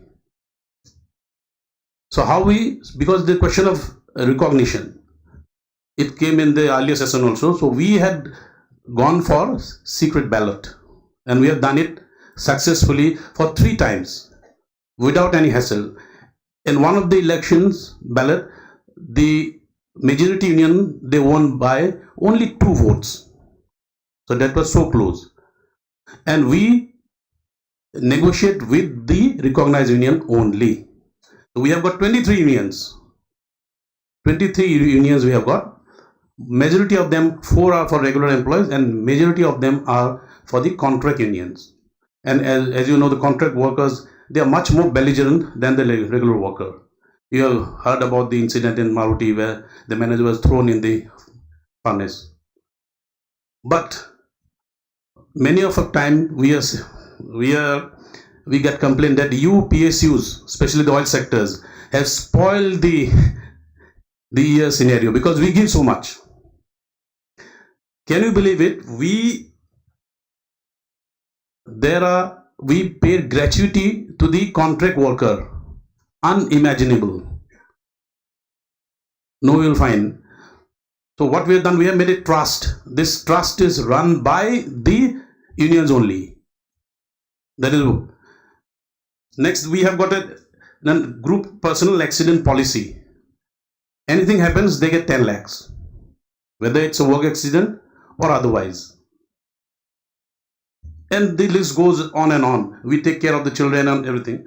The essence of everything is genuineness and the trust that we have built with them. You have to be genuine, because trust takes years to build and it takes seconds to break, and it will take forever to repair. So you have to be genuine, you have to be authentic, you have to be genuine towards their issues, because we know they have issues. So we try to tell them, you have mutual respect. Sinha Sahib has already told that it's a give and take and knowing each other. So these are some of my thoughts I said I'll share with you. And lastly, the new guys which have joined now, they are of a different generation. They are of a different generation. See, I'll give you a small example. So we should know, because we do not have any clue what they want. Because earlier it was command and control. It's told by a boss means it's gone. I have to do it. But now the people want challenging job. Money is not an issue for them. Job hopping is very normal now, even in PSUs, for the new generations. For example, earlier we used to do something like this, heart. We know this, but no, we should know this also now. I don't know how many of you know this. So now it's our turn to learn, and it's a reverse mentoring. I have learned a lot of things from the new generation. So if this communication channel is open, I think cordial relation is bound to be there. And with this, the productivity goes up, your production goes up, your morale of the people goes up, and it goes on. You know all these things. So with this, I think I'll conclude, because the time is limited. So I'll ask others. Thank you, Mr. Das. Okay, let me now invite Mr. Rajiv Yadav from PGP classes. Thank you, AIOE, for organizing this conference. Nowadays, I think some speakers said yesterday, the young population is not interested to learn labor laws, and this is a diminishing, I would say, section in the industry where people are not interested to know. The young MBAs you hire, you ask them, we'll give you the assignment in IR. They will probably resign and go and search for new job rather than learning. This is the reality of the world. When we say employee-employer relation, I'll split into three buckets. Management. There is a mid-level management, which is, I would say, morning. I think somebody say some of the PSU like banking has a union for staff also, but most of the organization doesn't have any union, anything for the middle level people who are supervisory or managerial grade. And third is your worker, where most of the time you have a union which protect their interest. In my experience, I have seen the relationship in any industry is actually governed by how management want to run it. It is not the other way around, how union want to run it. If management has a clear intention to be fair to the people, things will be, most of the time things will be right.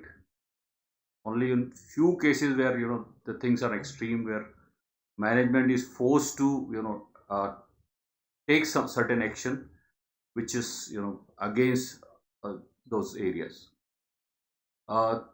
Second, my learning in last 25 years in IR, only 25% you can work with rules, 75% is situational decision, which may not fall or align with the the law compliance for the time being, but people who are on ground who deal with IR situation, they have to take decision which may be completely contrary to the law. And in my own experience, I've done 2 times, and later on we corrected, I would say, because the situation demanded to go take a decision. There was some situation, so no one scale can fit into all kind of industry. It is very, I would say, location specific, region specific, and industry specific. So whenever somebody is getting into on a IR space, you should have good ability to take decision, and management should empower that person to take decision. Otherwise, IR is a lingering thing which keep on moving, will go to, I think somebody yesterday gave an example ki ऊपर से आया है. I think in one of our session on master class, so that work doesn't work in actual if you really want to solve your problem of IR. I have, in my experience, I have taken few roles where I actually got into a thick of IR situation without knowing much detail, but it took time, maybe year, 2 year, but we turned it around. And this all happened because if you are transparent, you are actually representing both side of the side. Sometimes what happened, we HR people are more into a mode of making management happy and not giving the real picture, because end of the we are also employee. You also have fear of losing job if you don't say yes. But I've gone through multiple situations where you have to actually talk against the wish of management. You have to show them mirror. This really work. At least for me, it has worked very well.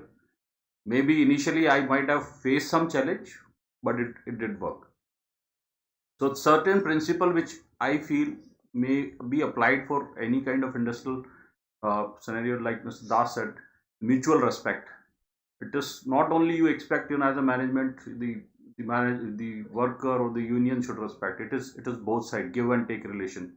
You should also respect. You should also understand their situation, why a certain demand has been placed, what is the best way to deal with it. But it is mutual. It's not one-sided that you will give direction and things will fall in line. The second principle is fairness.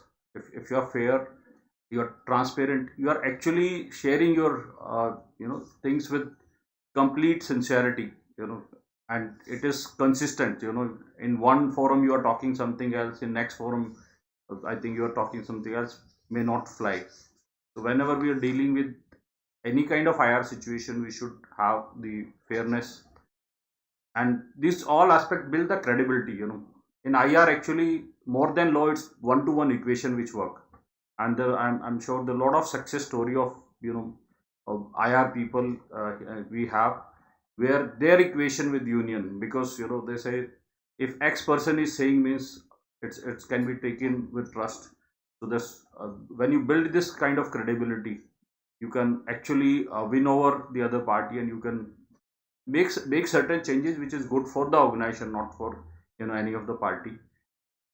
The last bit I would say, because I have worked in defense services, so there's something called pride. If any work, you can link it to the pride. For example, I tell you, in my current company, we make a nail polish bottle. So we thought of making our people, because if everybody say we make glass bottles, glass containers, it's like business. Then when I interacted with sales team, they say every second nail polish in the world is made by PGP glass. There's something of pride for us. We put that slogan on higher side. Everybody in the organization started talking it. So you feel pride in, I'm part of a company which is making every second nail polish sold in the world is made by us. So you get a feeling of pride. So if you relate your work with something which give you pride. My previous organization, I worked with Welspun. Every third towel sold in US is made by Welspun. So those kind of data give you a lot of pride. I'm part of a company which has some place in the world. So that give a common mission to everybody. So I think that's something which, if in your respective organization you can find something which relate with pride, then everybody will become part of a bigger mission. And I think the smaller issue or the individual issues actually kept aside on those kind of things. And the last word I say comradeship, because not because I come from defense, but I felt comradeship is something which keep your things alive for longer time. If you see the tradition in the army particularly, they have a regiment and they celebrate their regiment day. Even when people retire, they join the regiment day. This is because you feel I am from Rajputana. Lifelong, a soldier will say I am from RR, or I am from infantry. So that's this feeling of pride, feeling of camaraderie is something which is missing in the civil part of the world. If we actually cash upon this can change the work scenario of the industry. So I thought, from my experience, this is what I wanted to share. Thank you, Africa. Thank you, Rajiv. Thank you, Rajiv. Can I request Professor Sushmita Srivastava to from SPJ.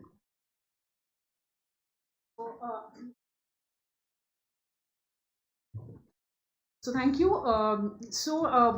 I bring in a different experience than my other panelists here because I've spent my tenure both in academia as well as industry, and therefore I'm going to share experiences from both sides, what I see of the students and the discussions we have had in the classroom, as well as what I've actually seen on ground and those realities. So I must begin by saying that I work with an organization which hires large number of blue-collar workforce, and it is also known for a century-long period of industrial harmony.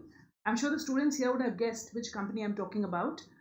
It is the flagship company of the Tata Group, Tata Steel, where I had the privilege of working for over 2 decades. And I want to share some snippets, very brief snippets of what I saw in that organization. I must begin by talking of what J.N. Tata, the founder, said many years ago. And I think that lays the foundation for cordial relationship that is the theme of our panel. He said, "We do not claim to be more unselfish, more philanthropic than other people. But we believe in sound and generous business principles and regard the health and welfare of our employees as a sure foundation of our prosperity." So if you really look at the philosophy on which the whole structure gets built around, the employee-employee relation, you really understand what leads to the longevity of relationship building, which is so important. Also, I must tell you that, and I think it was mentioned earlier also, that the whole edifice of trade unionism in India has been started by freedom fighters. So the sacrifices they have made, whether it's, Rajendra Prasad ji and also Subhash Chandra Bose and all of these great stalwarts, the edifice on which it is built is sacrifice. So I think it is the onus of this current generation youngsters in the audience to understand that it's a hard-earned kind of a privilege that the workmen have got for themselves, and we need to protect that. One of the biggest IR decision of all times in the history of IR was when the organization that I worked, Tata Steel, reduced the manpower from 90,000 to 30,000. Now this was a major surgery, and it led not to a single repercussion in the press or elsewhere. Now, why do you think this happened? I would encourage all the students here to think about it. How is it that that was accomplished, right? How did this organization get that goodwill, right? And how did they generate that goodwill as a corporation is something I would invite you to think. And maybe when you ask questions later on, maybe I'll respond. Very important, I think, first speaker.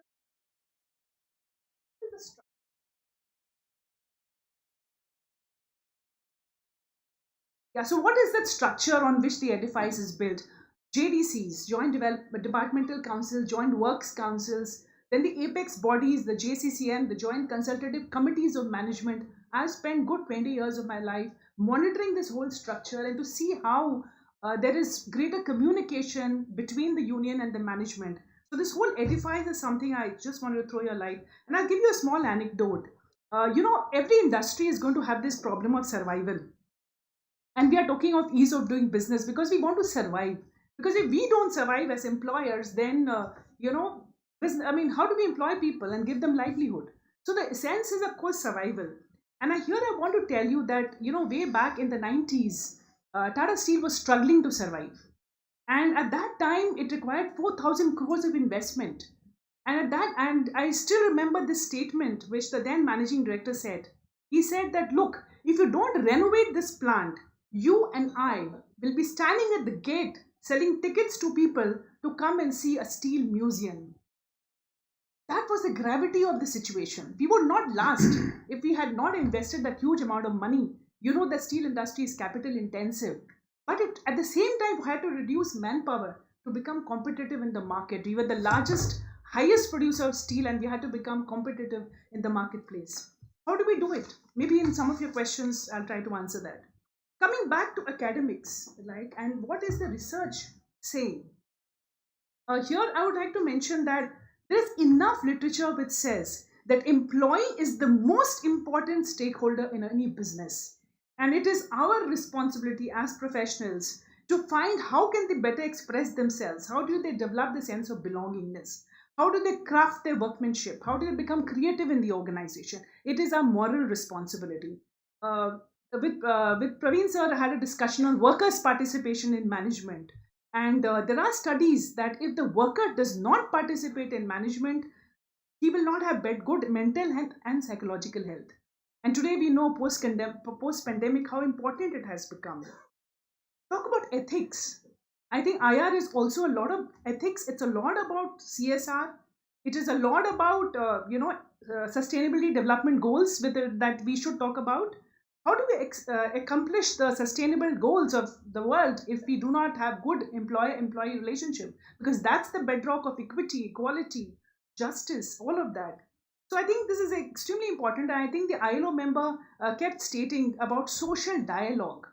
I think what I see in my past organization, that the dialogue was very, very effective. And, continuous communication with the union. And it was a tough call to do a surgery. Right? And he said that, look, we are in the ICU.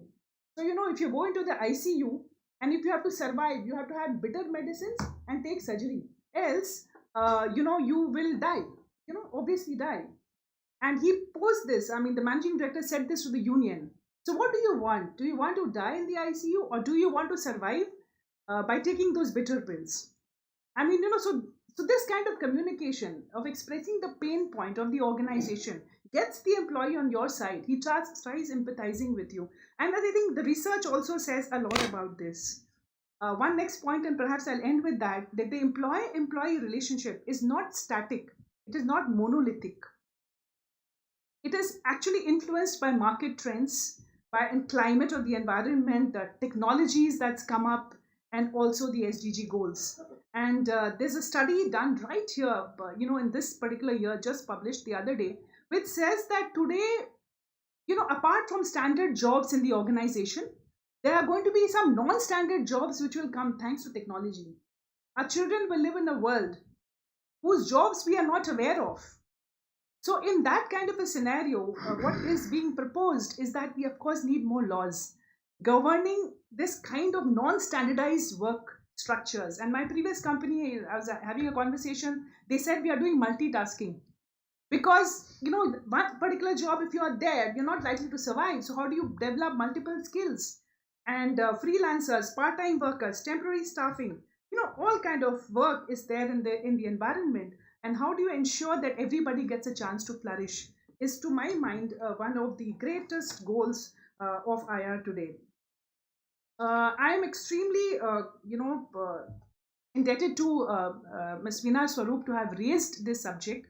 Because we are all, I think all of you in the audience must be rethinking jobs, rethinking your futures. Where do I work? When do I work? Where do I work? Those issues are bothering each one of you here in the audience, even right now.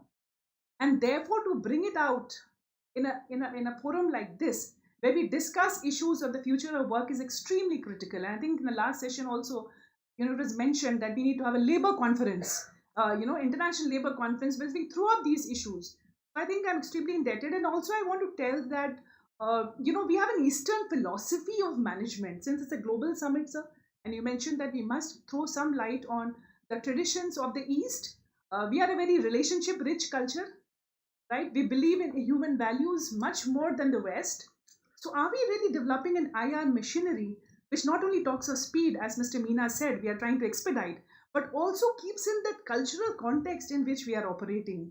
Right? Our ethos, our values are very important, right? It's not what we say, it's also how we say it. And there are so many such nuances. With that, I think I'll close and I'll probably take questions while I answer some of those points. So thank you very much. Thank you, Professor Srivastava. Now let me move to Mr. Rajan Asthana. Yeah. And he's from ONGC. So namaskar, and I still can wish you a very good morning. So I was just grappling that the angst and the predicament of Abhishek Bachchan when he is pitted against such stalwart actors, and then he has to perform to stalwarts references and in his own home. So all you are stalwarts for me, and particularly I have my mentor and guide, Ms. Veena Swarup, and the go-to person of the industry, Dr. R.G. Meena here. So sir, I am very nervous to speak anything, because whatever I could speak or wherever I have this opportunity to be here is all because of both of you. So hi and a very good morning once again. So much has been said what I had constructed for myself, but I would also harp on two things.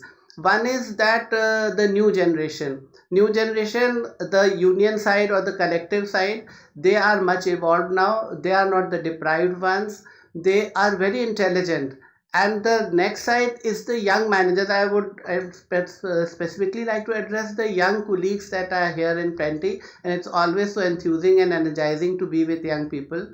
See, you have to travel a very arduous and long journey to be finally a very effective IR officer or an HR officer or a people's officer. As Madam Sushmita has said, our cultural construct instills in us the value of being a superhuman, the value of elders, the value of the human connect. So what do you do that? You have to display an upright posture that you keep.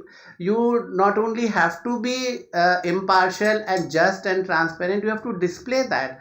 And that is how step by step, how you behave in office, how you behave at the metro station, how you are courteous to fellow passengers. See, artificial intelligence can never match human intelligence.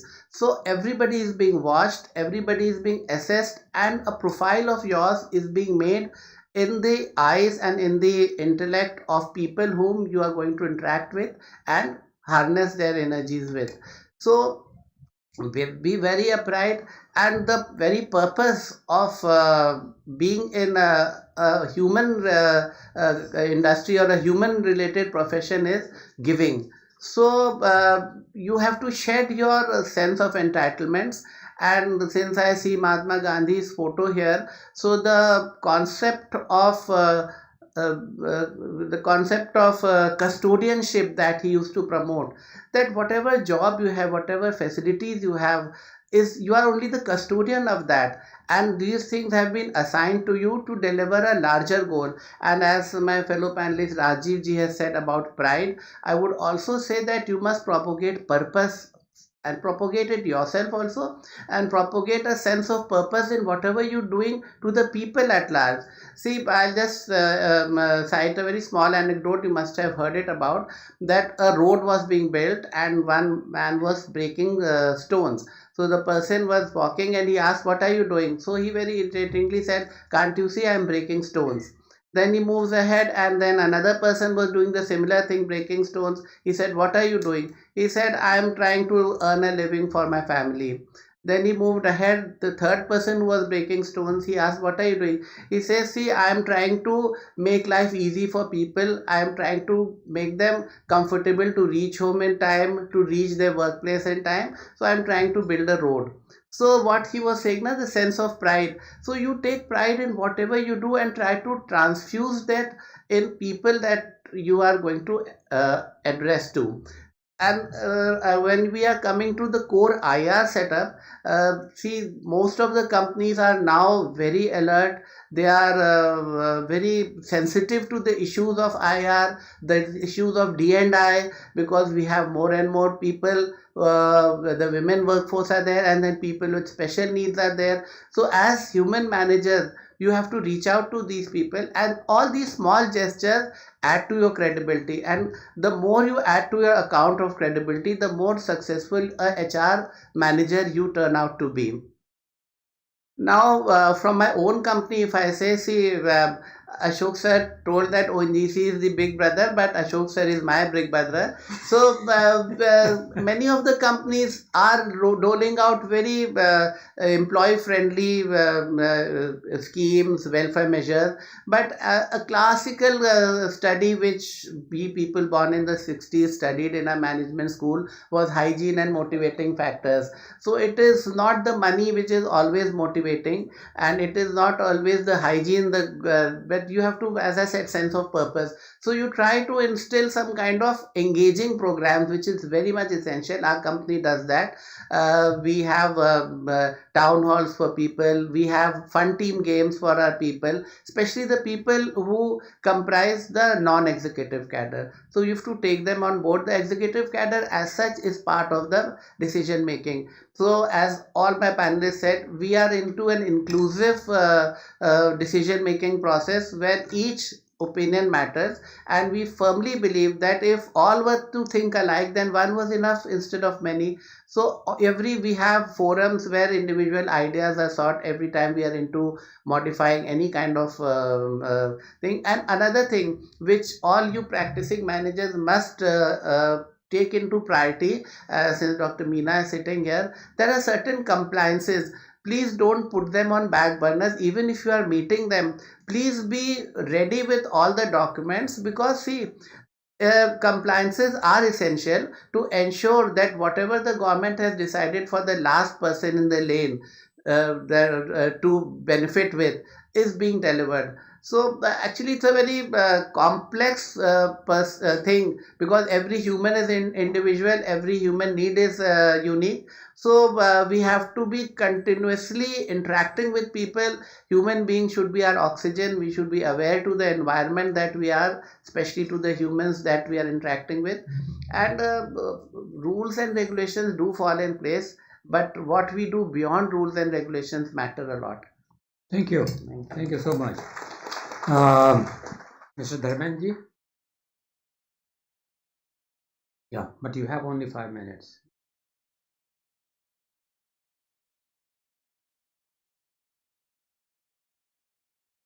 While he connects his computer, let me share with you a case that I dealt of a multinational company. And my idea will be that how do we adopt a methodology in a specific situation that helps. And this is a case of Volkswagen. It's a multinational company, automobile company, and they have a plant in Pune. Some years back, there was some problem there, and the work council of Volkswagen, they approached us and see whether we can look into this issue. And thereafter, we had this 2 days exercise, and I was a kind of facilitator for this relation building. And what I did, because I'm trying to touch upon the methodology, what I did is that first visualize the nature of the person, whether it's management or the work person.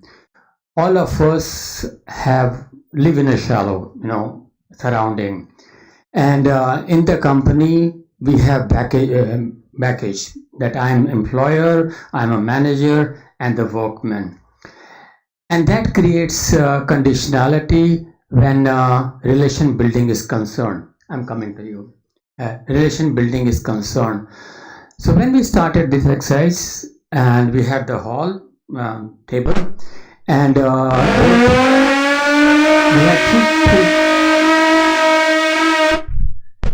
we had three categories of employees there. The top management, which were Germans, and you have the middle management and supervisor, and of course then there comes the shop floor level, the workman.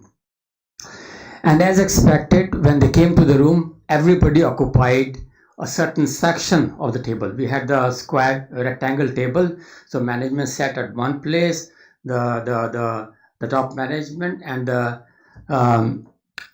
middle management sat in one place, and the workmen sat at one place. Prior to the coming of the meeting, I have had discussion with the work council leaders, and I said that when I start facilitating, don't interfere, because there are Germans there, you are German, so you might find that I am interfering in certain affairs. So the moment the party comes to know that they have a support base, they will not come forward to whatever suggestion I'm giving. So when I entered there, the first thing I did was to break this wall. I said, let's count 1, 2, 3, 1, 2, 3, which we all of us do in workshop. And all one comes at one table, all two comes on one tail, and all three comes on one table. And as expected, there was reluctance on the part of each group to sit with management or sit with the workmen, especially the German managers. Mind you, in German law, there is a Co-Determination Act, which calls that the principle is that we decide collectively. But in practice, like somebody raised in the morning, in practice things are different because we have all the baggage behind us.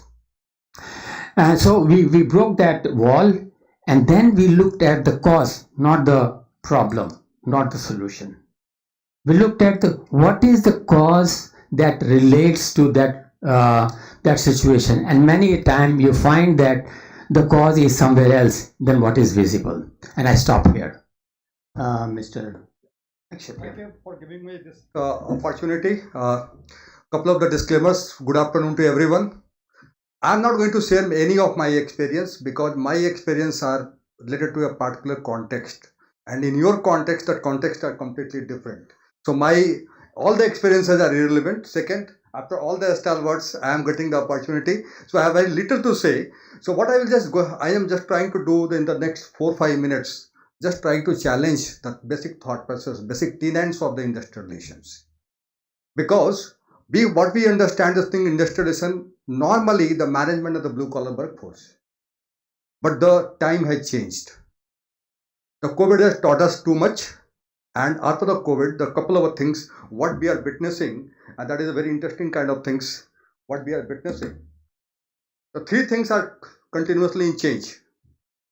Although it was changing, but the COVID has actually accelerated the entire pace. Work, workplace, and the workers. Workers, when I am talking about the workers, sir, I am talking about the employees. Okay? Because the session is of the industrialization, that's why specifically I put the workers word. What the work is changing, because a couple of the works, what the entire thing end to end was being done inside your premises, many of things are getting outsourced. Many of the things you are just becoming the whole task. You are not having the visibility to the full task. Okay? And this pace is increasing. Second, the workers, your next colleague can be a machine. It cannot be a human being also. Humanoid are also working along with you. So this is the workers kind of things, and when the workers are their expectations, their aspirations are continuously changing. Last but not least, the workplace. The workplace has also changed. And the workplace, sometimes you have the hybrid work system, sometimes the people are working from home, sometimes the people are working from the workplace. They have all set of a different kind of expectation, grievances, and every kind of things emerging out. Because the people who are working from the workplace and people are working from the work from home, there are different service conditions are going to happen. And I'm just going to pose a simple kind of a thing. Suppose that I'm working from the home and I'm working on my laptop, which has been given to me by the company, and if it catches the fire and I get, actually I am the victim of accident, which law is going to be applicable? Okay, very interesting kind of things. Next, just try to see this thing, the future of work. I will not spend much time on this thing, but you can just grasp it. If you want to take the photograph, you can take the picture. Otherwise, I will mail my entire presentation to the organizers. So what is the crafting? How you are going to craft the future of the workforce, workplace, and the workers' strategy? Because when the sir is telling us that all the employment codes had been passed by the parliament, have been given the accent by the honorable president, and any moment it can become a reality. That is also becoming one of the important factors and the force which are shaping the entire agenda. Simple thing, and keep it simple. What employee wants from you, and what the management wants from the employees. Employee wants only 3-4 kind of things from us. Better working conditions, better wage and benefits, quality, so that he can increase the quality, or she can increase the quality of life. What else he wants from us? Share in prosperity. Because when in the past, when you have the conflict on the bonus issue, bonus was actually the sharing of the prosperity, which we never understood as a management. We always understood that as per the bonus act, we have to give either between the 8.30 to 20%. But it was basically how we are going to share the prosperity, because due to their efforts, the company is becoming prosperous. And when you are earning the wealth, what is my share? What they are also further asking for? Job security. They want to have a very empathetic kind of the treatment from the management. But from the management side, if you find this thing, we have a laundry list. Productivity, quality, cost, discipline, flexibility, so many things, what we want. The question comes here, very interesting question comes here. If you are able to create a balance, you have a collaborative relationship. And if you are not able to create a balance, you will have a conflict. So the choice is to the left side, what do you want? Do you want to create a balance, or do you want to create an imbalance? And when the conflict happens, then all the stakeholders comes into the picture. Now let's see this thing. Sir, I think I'm on the time. So these are the couple of things, because I never use the word cordial industrial relation. To me, it's a meaningless. Harmonious, it's a meaningless. It has no meaning at all. The two persons are having very harmonious kind of relationship, but it is not yielding any kind of the result. This relationship is a bogus relationship. It should be productive. It should yield some kind of the result, and it should be also progressive. For example, I will just give you, and I'm giving the example from the auto sector.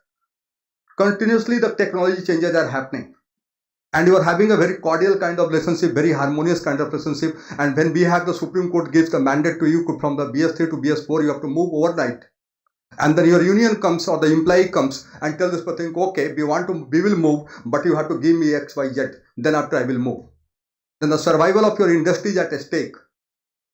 And when your survival of your industry is at stake, at that point of time, there is no meaning of that kind of a cordial relationship, because then when you are demanding about the prosperity, share of your prosperity, you have to earn the prosperity first. And thereafter you can demand. And then unless until you are not developing that kind of the mindset, and that mindset is a progressive mindset, because if the industry wants at this very point of time, this is the demand of the time, I need to change myself. I will not come and bargain, and I will not come to negotiate.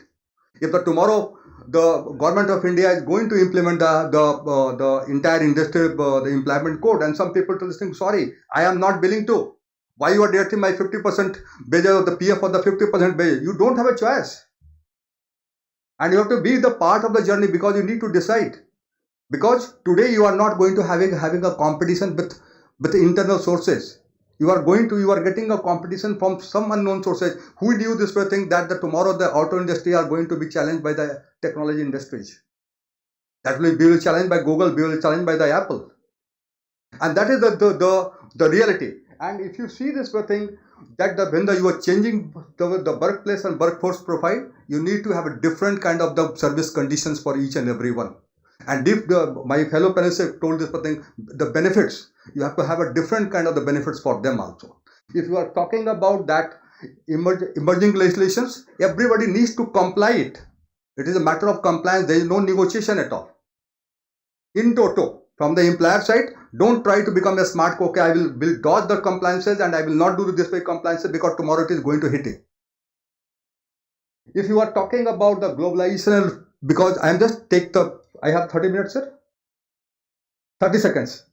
30 seconds. So issues are, if you want, if a journalist enough to give me 30 minutes, I will be happy. The globalization and localization of the issues. None of the issues are the local issue, and at the same time, none of the issues are the global issue too. Now the union wants to settle the issue at its work premises. They don't want to go to the central trade union. And why it has happened? During the COVID time, if you see this thing, when the reverse migration started happening, I have not seen any central trade unions came and even put a Samiana to give some kind of the benefit to their own members. So the unions are also understanding, yes, I have made the union, My issues are the local issues, and I need to settle locally. But the many of the time they are also becoming the global issues, and the global trade unions are also participating in your own agenda. Thank you. Last but not least, I will not take the automation and the way of working. That is also continuously changing, and that will keep changing. The speed will further enhance. And when you see the entire kind of things in that way, you need to make your own in own context, frame up your own industrial relation agenda as well as the industrial relation framework, which actually gives you the productive and progressive implied relations, and on which you take, and Mr. Rajiv, you can take the pride. Okay, yes, still this is the industry which is known for a different kind of the industrial relation. Thank you, sir, for giving me this opportunity. Thank you so much. Let me take liberty of taking few more minutes. Any question from audience? I know I'm past the time, but yes, please. Yeah, myself Jitendra. I'm. Let it be short, yeah. Yeah. It's kind of altogether different perspective shown by Dharam sir, and it is like a kind of a future way of future working we are going to have. So just my question to Meena sir and Dharam sir can also add in how we are going to add all these things in our coming labor code, like working conditions. We are going to have virtual workplaces, those things. So how those things are going to be covered in those labor laws? Thank you. Before I conclude this session, because I'm getting warning sign from behind, I just want to add 1 minute from my side and one from Mr. Das' side. What was the result of the consultation I had in Volkswagen, and what helped? There are two factors, and that is the issue that is relevant to in the Indian context also. Who is an employee? And who is more loyal to company and who is less loyal to company? Now, in the case of Germany, from MD to the workman, they are part of the union. And that gives added advantage in the sense that if I'm not able to speak to the management at the shop floor level, I always have a union. And that helps in the sense that it is able to help in understanding each other concern. Second factor that helped there is that employee and investor are two different things. In the case of India, management is a separate category and the workman is a separate category. Management has separate union, workman has separate union, which is different in the case of Germany. Germany is a expensive business house, yet they are able to produce commodity and able to sell in a global market primarily based on the productivity. Mr. Das, I stop here. I'll just take half a minute. One is that without cordial relations, you will not be able to do anything. Let me tell you. New code, old code, whatever it is, new technology, if you do not have a cordial relation, you cannot do that. Number one. Number two is a key takeaway. After hearing all of us, my young friends, they might be thinking that an IR person has to be like a Mahatma Gandhi. Genuine, fair, transparent, all those things we are saying. No, there's one word I have to say. You have to be street smart. You have to be street smart. See, justice done and justice appeared to be done. These are the two things. So our action should show that justice has appeared to be done. So for that you have to be street smart. Thank you. Thank you so much.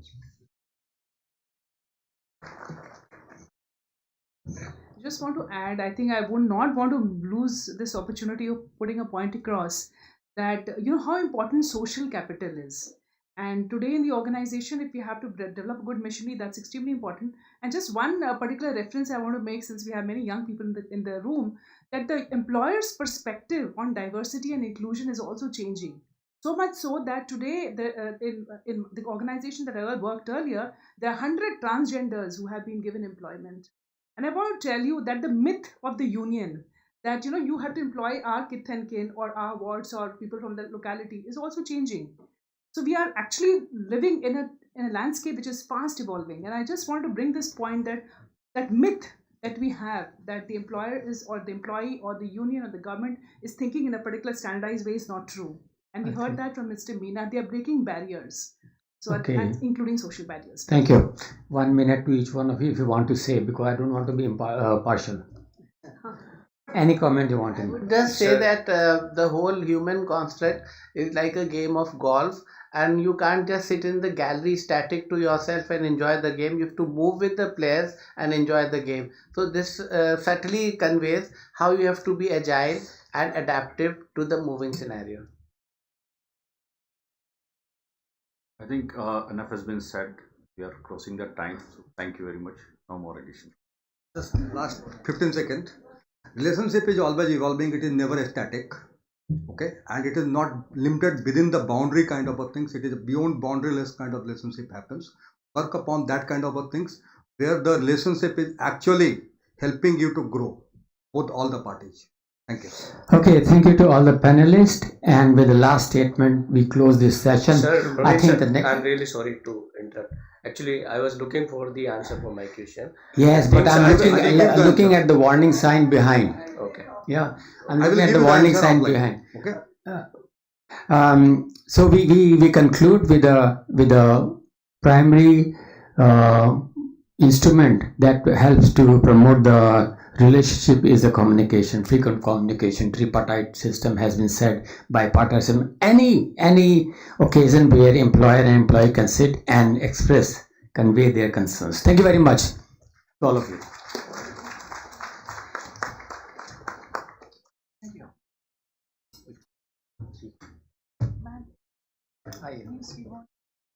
Please.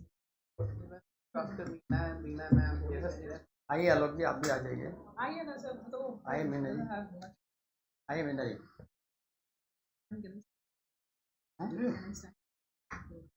Please. Oh yes. Price is yours. Hi sir.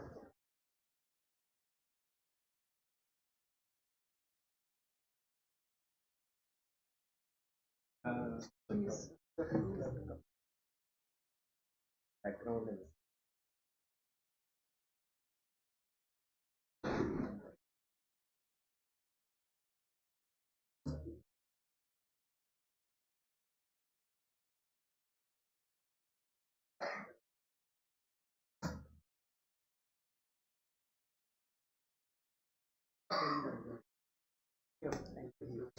Thank you so much, esteemed panelists. True to say, employer-employee relations are built on transparency and trust, although it is true that every individual is different and need to be dealt with separately. We need to be just. We'll quickly move on to our next session, the final session for the summit, on the theme Reimagining Industrial Relations in Turbulent Times, Leveraging Technology, Impact of Exponential Technology on Workers, Challenges and Opportunities. I'd like to call upon Ms. Pooja Bhandari, Partner, People Advisory Services, EY. She'll be moderating the session today. On the panel, we have Mr. Satish Anand, President HR, Hindalco Industries, Mr. S.K. Dev, CHRO, VE, Commercial Vehicles, a Volvo Group and Eicher Motors Joint Venture, Mr. Saeed Sultan, Specialist on Workers' Activities, International Labour Organization, and Mr. N.R. Mani, Corporate Head, IR Lucas TVS Limited. Thank you.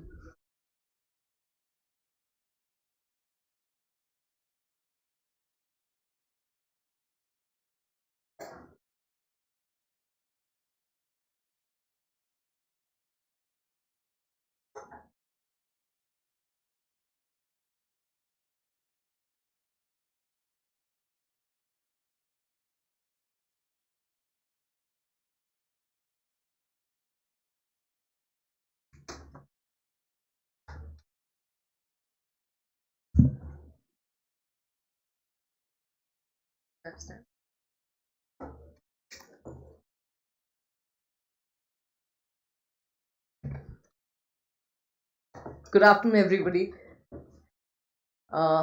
Absolute pleasure to be here. My name is Pooja Bhandari. I'm a partner at Ernst & Young. Ernst & Young is your knowledge partner for this conference.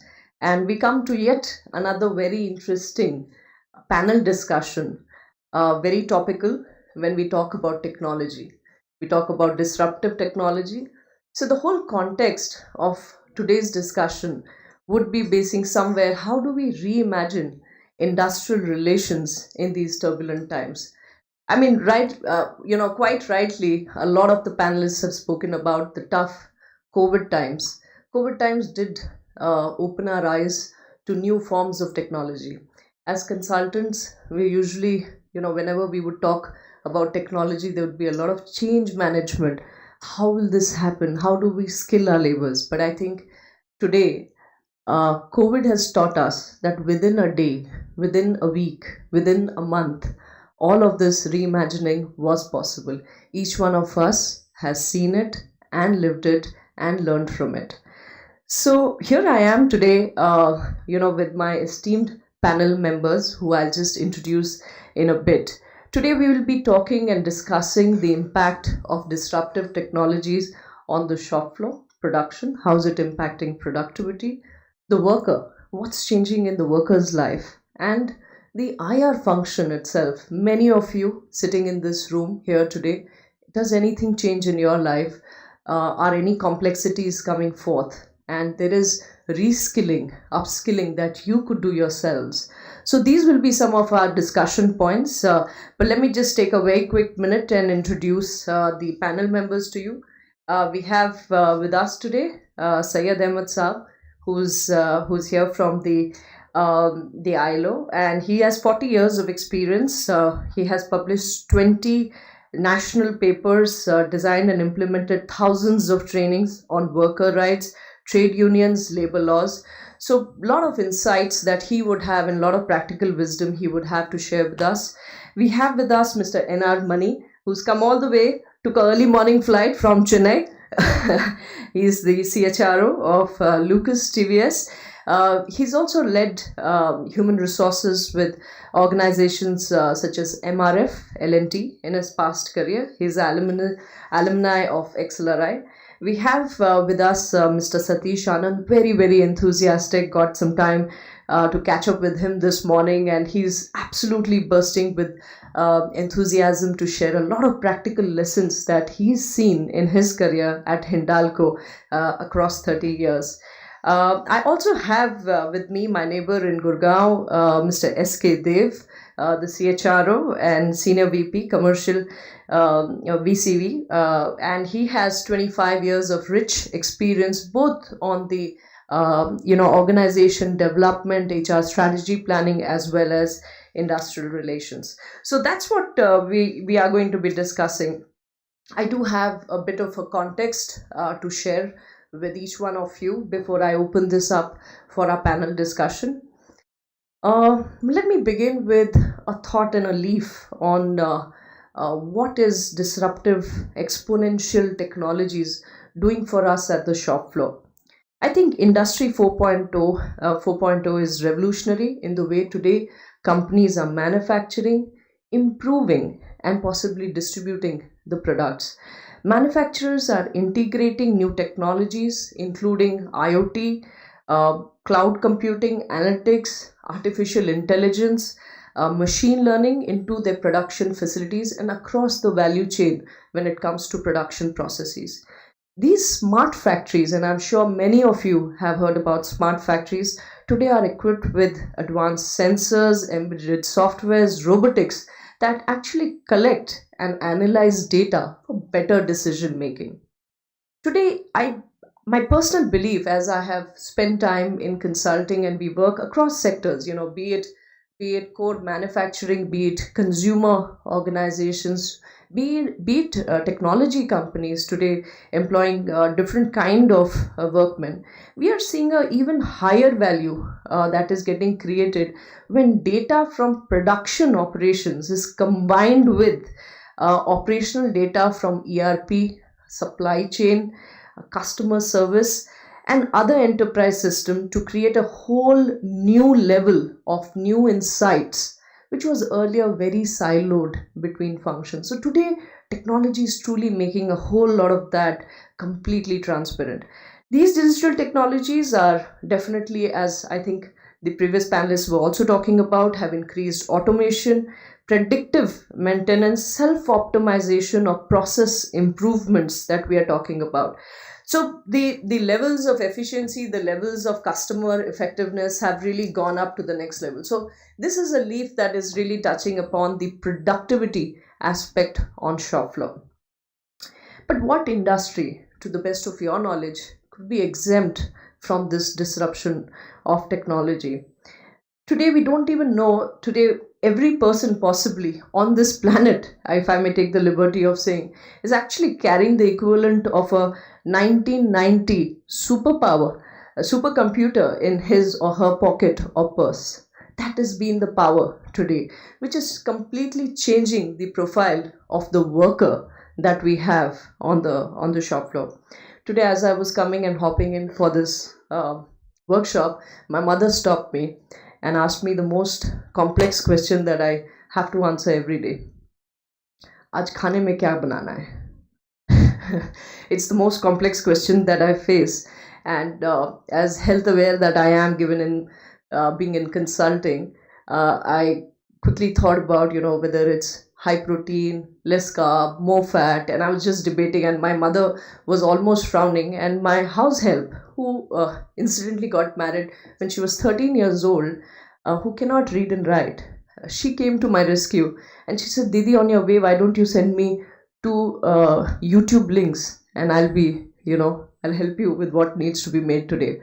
And I was just reflecting on the topic that we have for today and how the house help came around with this. And the driver asked me, Madam, kahan jana hai? And I told him Mandi House. He said he's new to Delhi and he's not very familiar. He said, can you send the Google location on my WhatsApp? So that everybody today is really changing the profile of the worker that we are thinking about across demographics, across income levels. Today they are more digitally exposed, they're better informed, they're even better connected. Before we know and think about whether we should have communication has well gone beyond the factory gates. So there's just little doubt with the kind of technology that is disrupting the business models, operating models. New workforce models are also emerging. There's a huge spurt of migrant workmen, massive increase in gig force. Today, part-time and seasonal, workforce is really becoming a core work model. A lot of benefits for the employer from a cost economic standpoint, flexibility for the employee too. It actually adds of earning extra income during lean periods and flexibility for sure. So that's the second vector that I'm talking about, how technology is really changing the worker. That is a case in point. I think today's morning session was very, very engaging, and I was just listening in terms of the central labor codes and its key impact. Little doubt that the costs are going to go high. There's going to be impact on P&Ls. There's higher cost to gratuity. Leave encashment for workers have to be calculated every year. Overtime to workers could be at to the extent of twice the new reference wages that we are talking about. A lot of focus on compliances, and that's what we were discussing a while back, which is really going to add to HR and payroll compliances that are needed. New forms, formats, need to track the OTRs, etc. And risk as well in terms of, the inspections fast turning into online inspections, or there's risk of even to the extent of prosecution for any defaults that we could be talking about. So these kind of disruptions that we are talking about, again, in terms of the shop floor productivity or the worker and his or her profile, as well as from the regulatory environment, the challenges are namely, number one, I talk about skill building and what's the upskilling challenge. There's just no doubt about the fact that the shelf life of skills is going down. EY did a very interesting study in August last year, where we found that 85% of companies are investing in digital, in disruptive technologies, but only 35% of them are investing in upskilling and reskilling of workmen.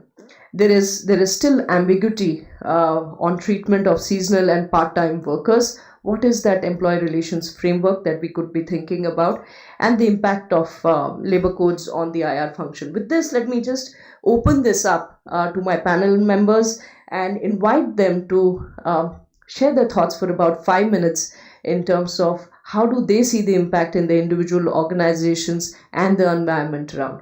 So.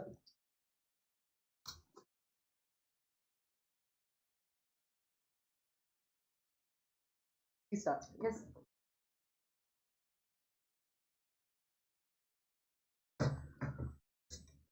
Thanks, Pooja. I was thinking I'm going with the last speaker, so I'm going to be standing between lunch and me. So anyhow, thanks for the opportunity. And it is a great occasion. I'm privileged to share some of my thought process.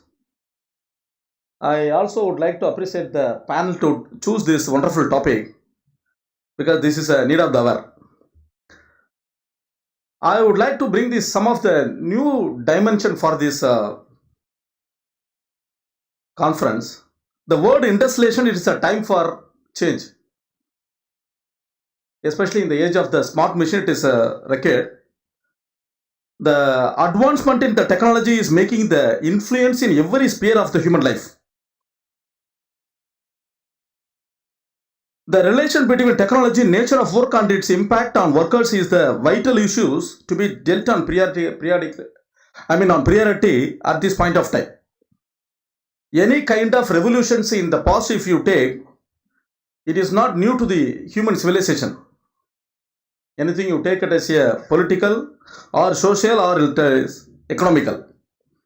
We know the industrial revolution means the changes happen from the agriculture industry to the economical industry. The first industrial revolutions, if you take from the 18th century, when the Britain started using the machines for the manufacturing, the major technological changes include the use of steel and iron, and coal was they were using it for the mass production, because that point of time the people, population was globally it is increasing. That was the need of the hour. Then if you take during 1870, the power of electricity and the introduction of assembly line resulted for the mass production, which was called the second industrial revolution. Of course, the third industrial revolution in the later part of the 20th century came with the dominance of electronics and information technology. At present, the global is facing the move of the industrial revolution 4.0. Of course, the industrial 5.0 also is the pipeline. The term industry 4.0 focusing the technological development in the production and the management process, which includes the robots and the smart machines. Different interpretation of the fourth industrial revolutions and the role of the digital technologies in reshaping the future of work, education and the labor market, which will be resulting in job scarcity rather than the labor scarcity. Post-globalization, that is 1991, the skilled workers were started migrating from the developing countries to the developed nations. This is mainly because of the political instability in these countries, lack of sufficient of job opportunities, or maybe the matter of health is the concern. The skilled workers were also attracted by the financial growth by the developed countries. Anyhow, if you look at the short term, skilled workers who moved mainly to the Gulf countries have not returned, or they may be returning at the later part of the stage, which they will not going to contribute for the country's growth. One data says, in the last 1 decade, closely 27 million workers, the skilled workers have migrated, who have secured top class in the board exams. The 90% of the rank holders in the school exam have left abroad, mainly to the US. The brains are going away who have earned their academics with a highly subsidized from the country. And this has resulted depletion in the skill. This is the time the skilling and reskilling is become essential. That's what Pooja was talking about. For example, in low-cost TVS, we practice this Toyota production system. In some of the tools like in the TPS, job instruction, job method, job relation. It is the highly helpful to maximize the productivity during the skill training program. If you look at the memorizing the SOP, dexterity text and all, it is helping to achieve the maximum for about 90% of the overall the equipment efficiency. The migrant skilled workers claim that migration is mainly happening to have a better quality of life, gender equality, social security, better education. Of course, they are also talking about the good health they are getting it. Higher education is still challenge in our country. The premier education institutions, IIT, IIM, or the top business schools yet to find a place in the global list even today. India has become the world's leading exporter of talents nowadays. The top class doctors and engineers, the skilled workers are mostly the migrant. So-called the NRIs become the non-resident Indians. Now they become the non-returned Indians. The future industrial relations coming days would going to be the system of no supervisory control at the shop floor. It will going to be the self-managed group. Maybe it will be operated through the SOPs and the smart machines. Human interventions are the product going to be the minimized. I mean, wherever the human interventions are there, all the low-grade jobs will going to be automated. No longer, take it from me, the Indian labor will going to be the cheaper. At the same time, the skilled category will going to be the expensive. The next era also will going to be the free from every of the past year turbulent, like having a strike in the factories, lockouts, any wage kind of issues taking up to the cancellations. Everything will going to be the nil now. We are all going to be free from that. And one thing which I would like to mention here, the International Labour Organization and the point number 87 during the year 1948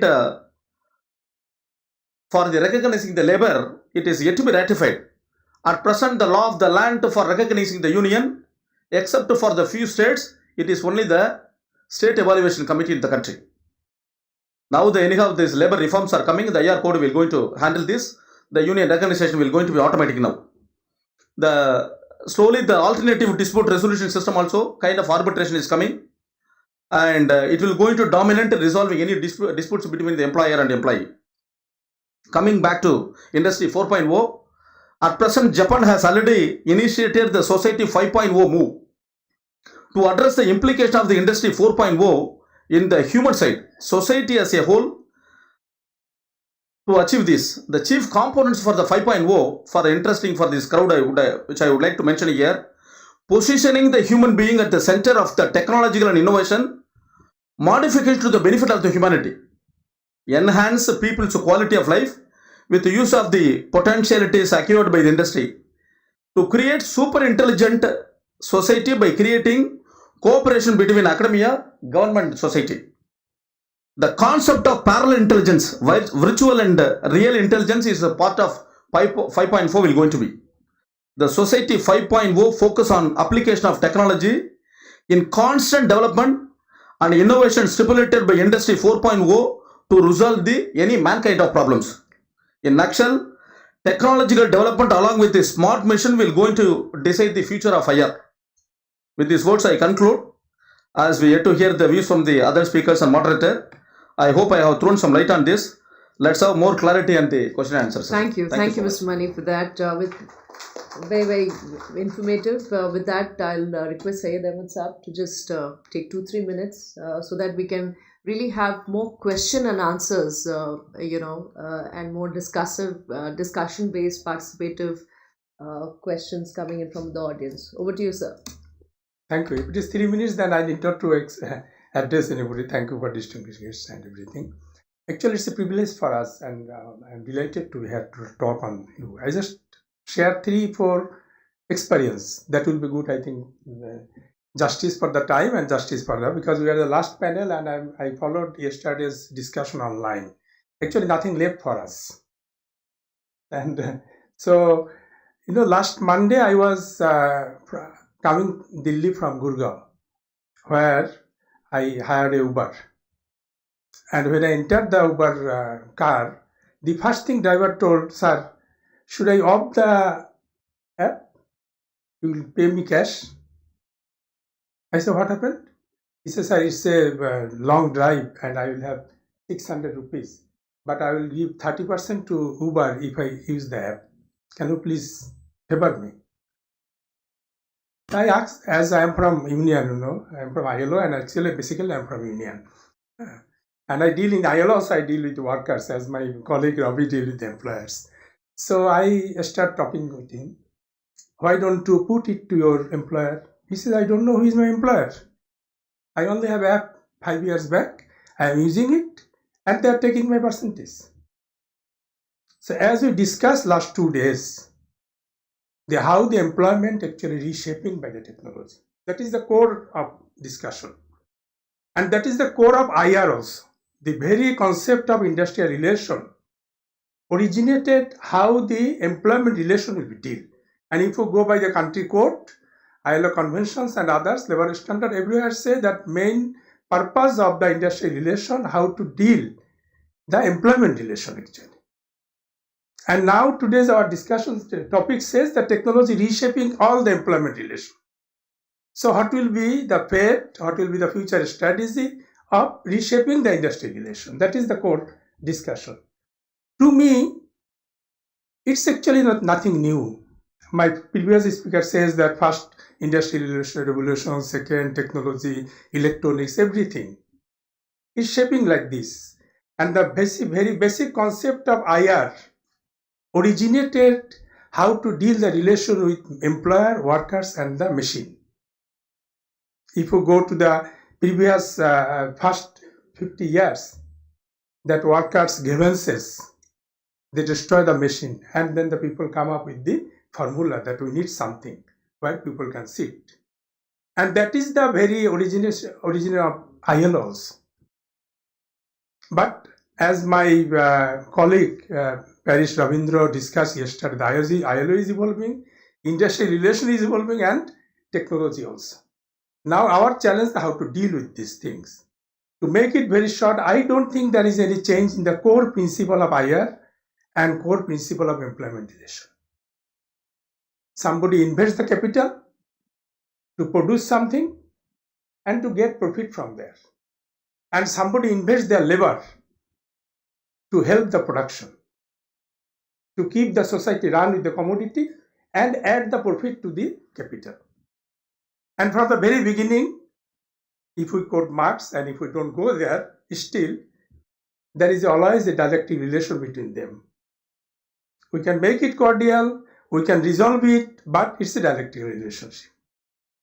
So first we need to accept that a person who produce commodity and add profit in my industry, he and she is my worker.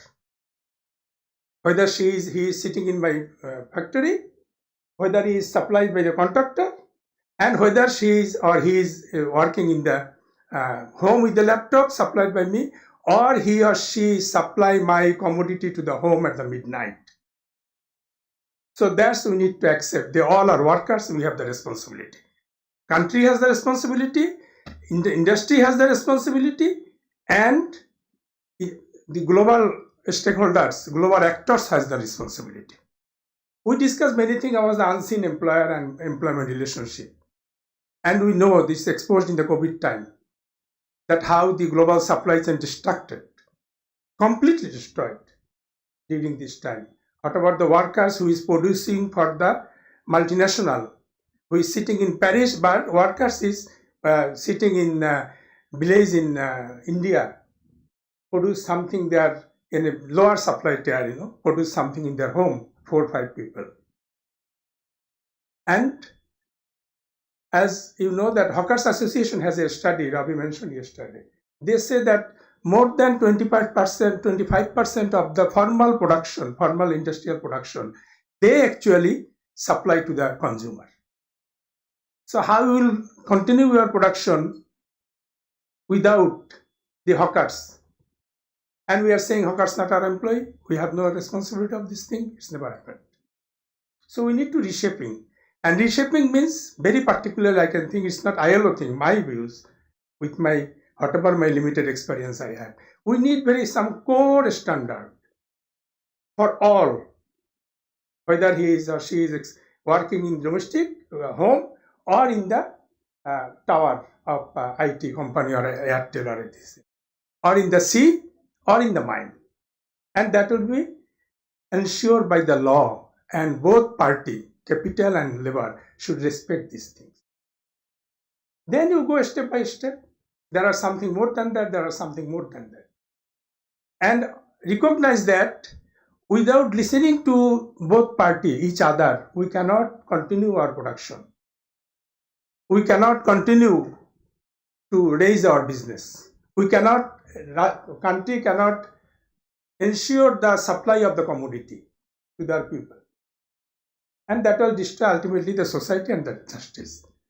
And they need to represent, they have the right to represent by their representative, legal representative. That should be ensured by the law. And that is the fundamental things of IR and ILO and industry also, that right to bargain and right to organize collectively.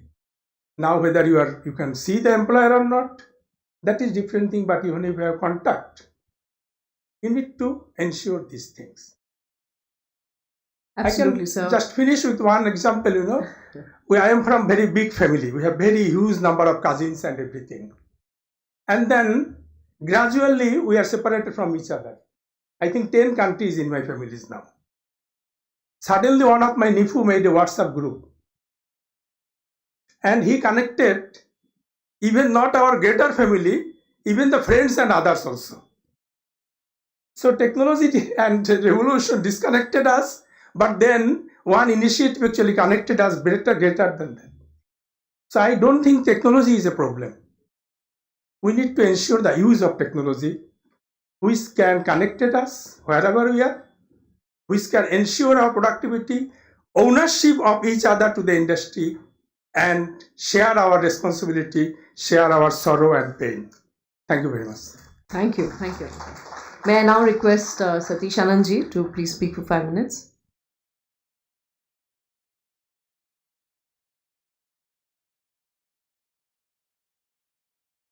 I think thank you.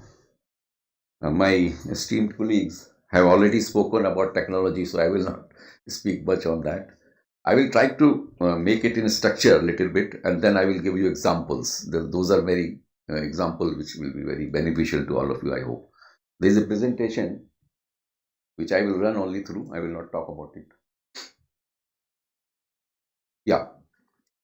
Just give me.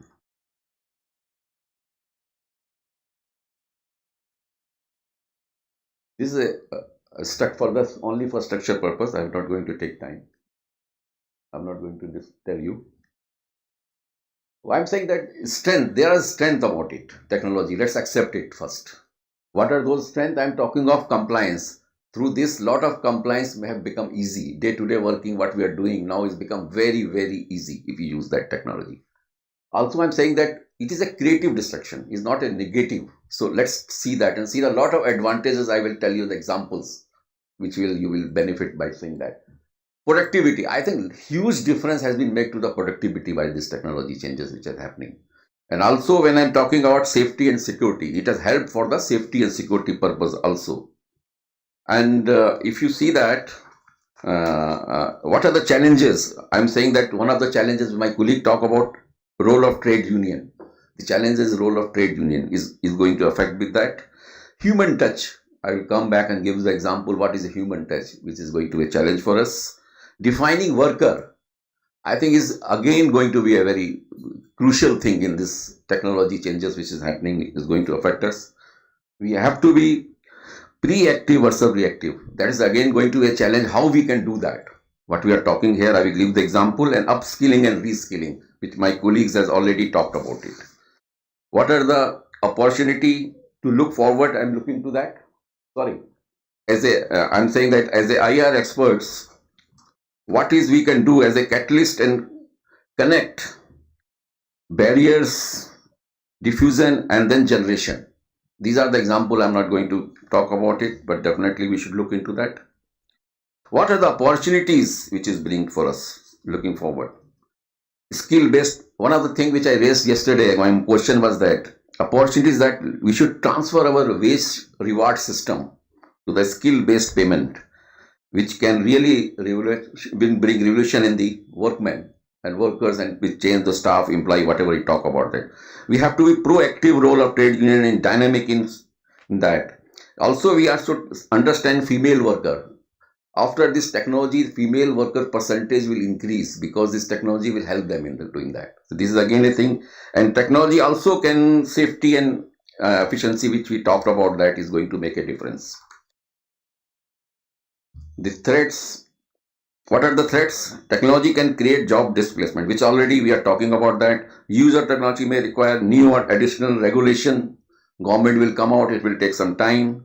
And cyber security, which we are not talking about, cyber security is going to be a great, great threat in that.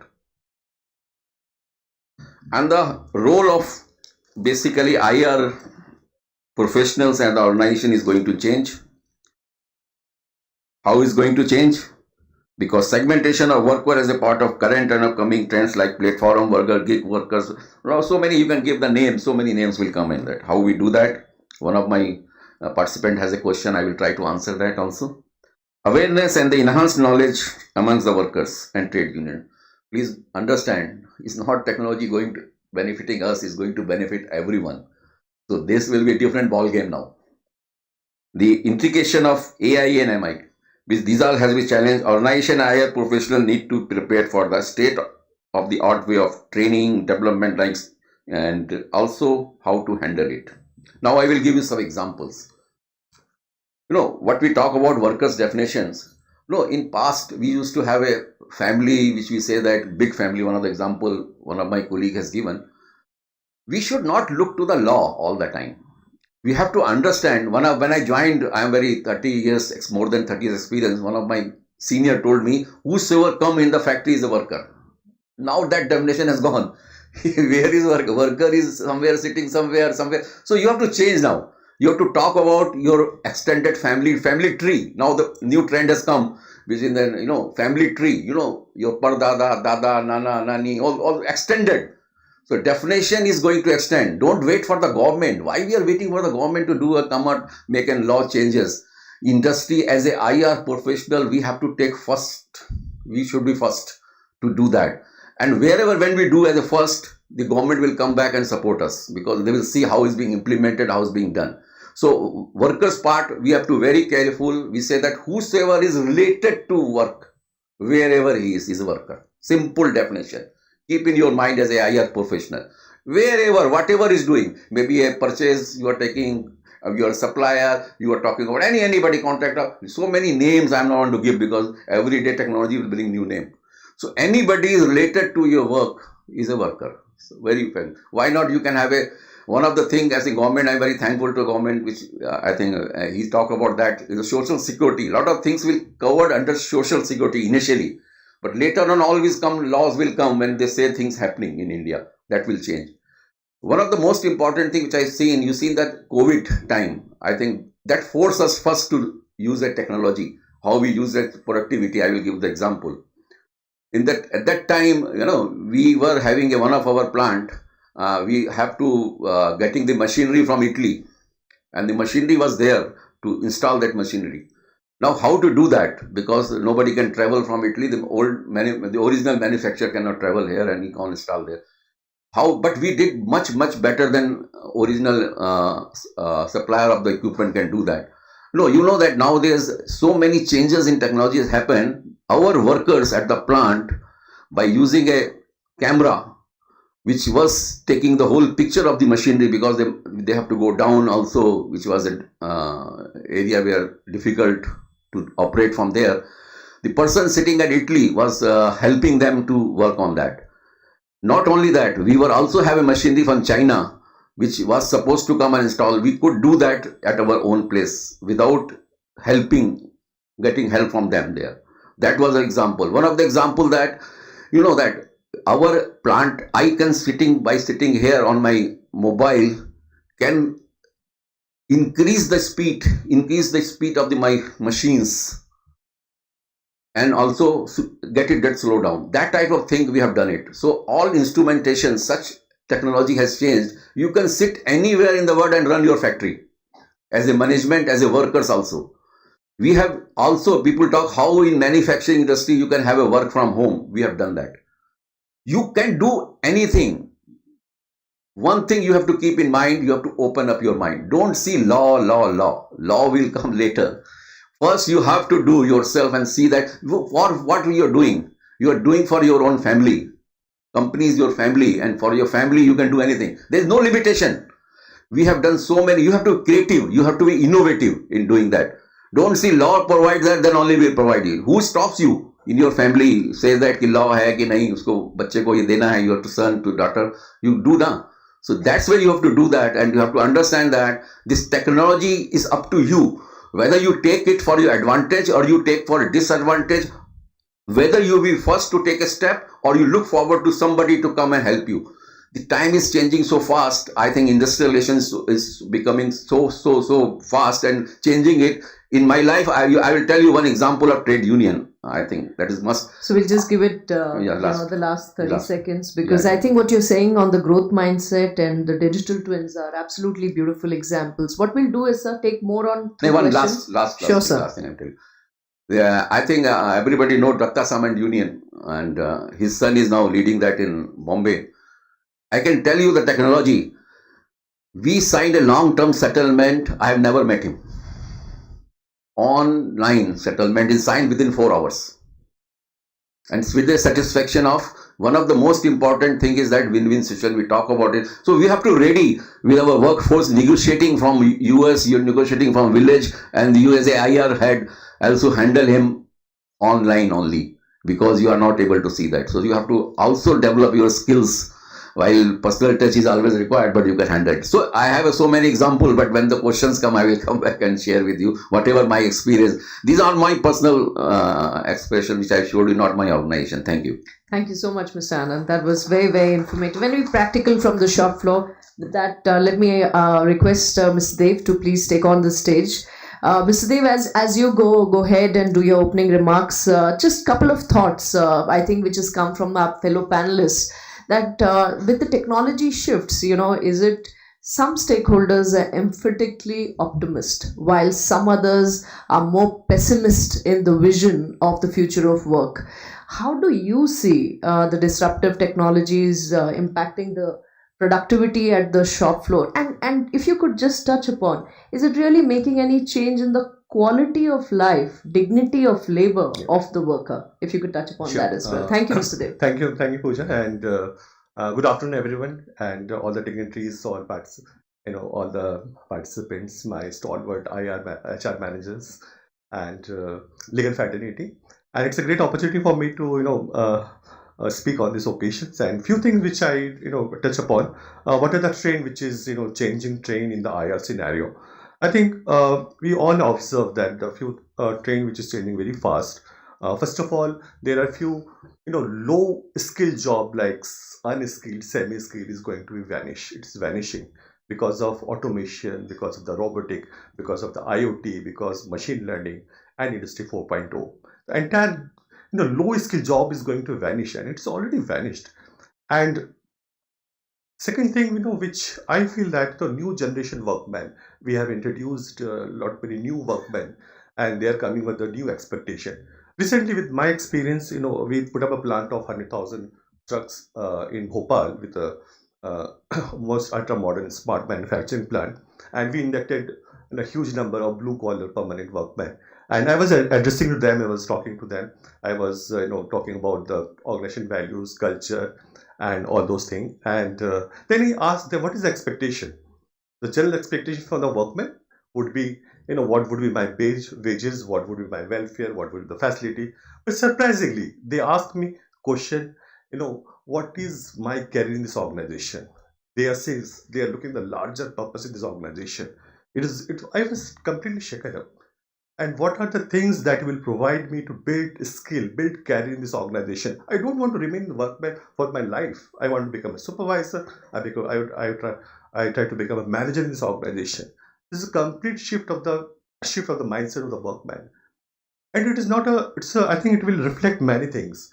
Today, the manufacturing facility, it's more the modern manufacturing facility, more high-tech technology, better equipments, more ergonomically designed equipments, wherein we can include lot many diversity and inclusions in the organization. which not only bring a lot of safety, lot of productivity features in our equipments. And currently we have around 10 to 15% of diversity in my organization. I threw a challenge to my team that why not we should go more than 30%. And when you talk about 30% women workforce in my plant, then I think thanks to the government of India to bring the change in the laws in how we can bring more diversity in the organization. And that will, I always find that they are more disciplined, more productive, more focused towards their work. And another challenge for all the IR managers, maybe in 10 years or 15 years, they will be in the negotiation. And you all know women are the better negotiator than the men. Then be prepared for the challenge. Because it's a different perspective, it's a different thing which is going to happen. We never seen any woman trade union leader. I think I have not seen my entire career. I worked with Tata's now, last 17 years with Volvo Eicher. I never seen any woman trade union leader. I think that trend will change maybe in 5 or 10 years when we are inducting a lot many auto industries. Dharam is here. I think they are also inducted large number of the women workforce, say with the Leyland, Tata's, all big, more than 30% or 25%. They're already there. Tomorrow, some of them become a trade union leader, and their expectation, their negotiation power will be entirely different. Be prepared for that.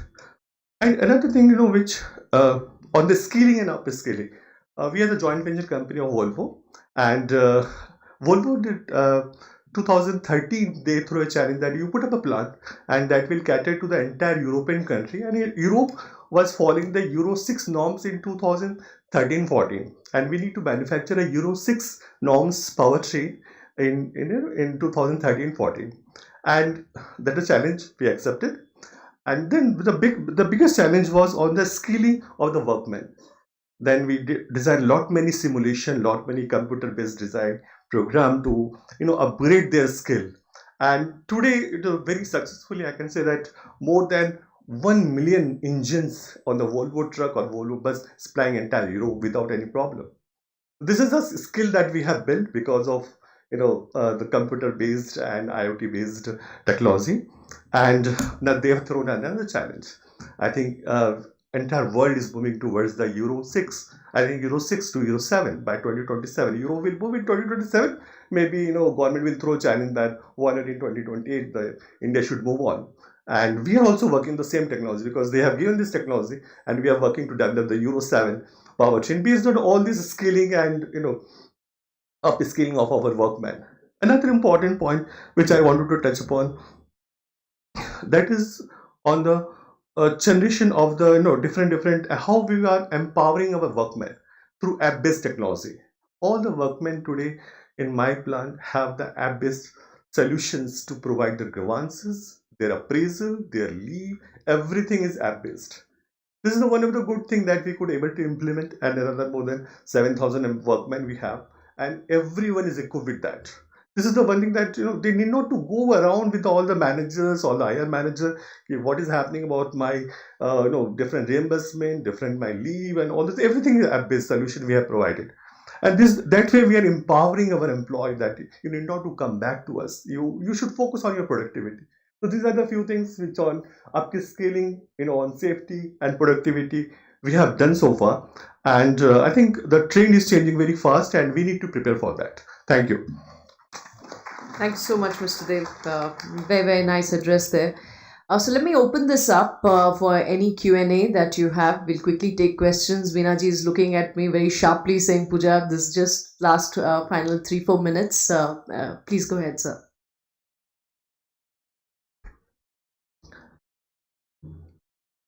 I am totally in favor of technology and change environment and the future workforce going to be.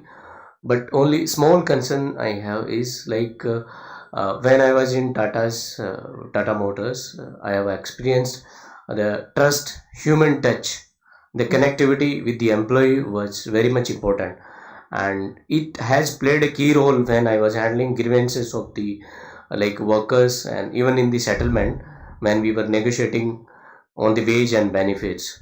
The connect helps a lot. So in going forward in the technology, when we will have disconnect person to person or face values, how it is going to impact in future while we will be negotiating, like sir mentioned, virtually negotiating on the like benefits and wage. So whether it is going to be challenge having the face values, the connect. So what will be the impact in a year?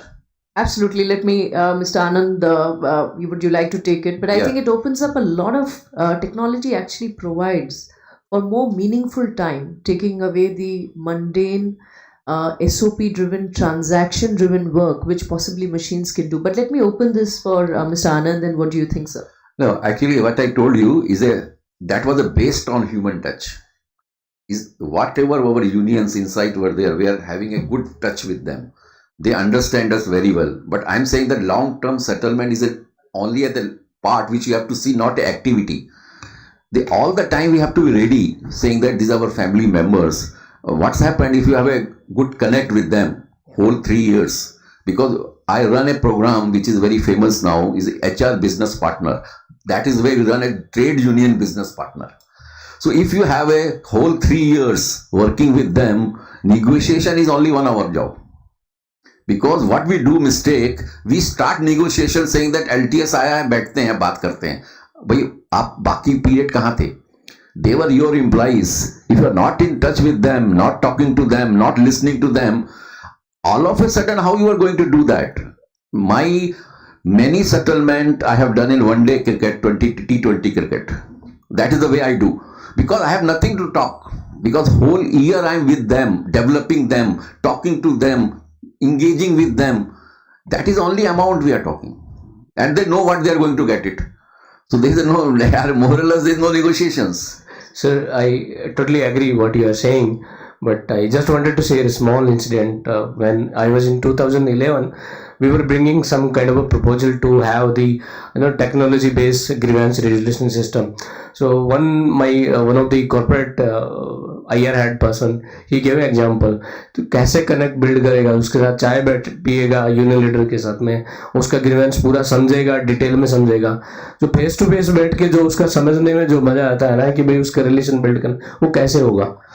So I'm just thought of sharing. Absolutely. Vinaji, you have a point. Yes. Sure. But we can hear you. The audience. Okay. Mr. Sultan, I was framing this theme. Point I was wanting was, that reimagining IR turbulent times. So what do you think would be the face of industrial relations world over with these changing times? Not only technology, I mean, maybe IR could leverage on technology, but what do you think IR will continue? Will there be anything like this for the benefit of the house? Should I?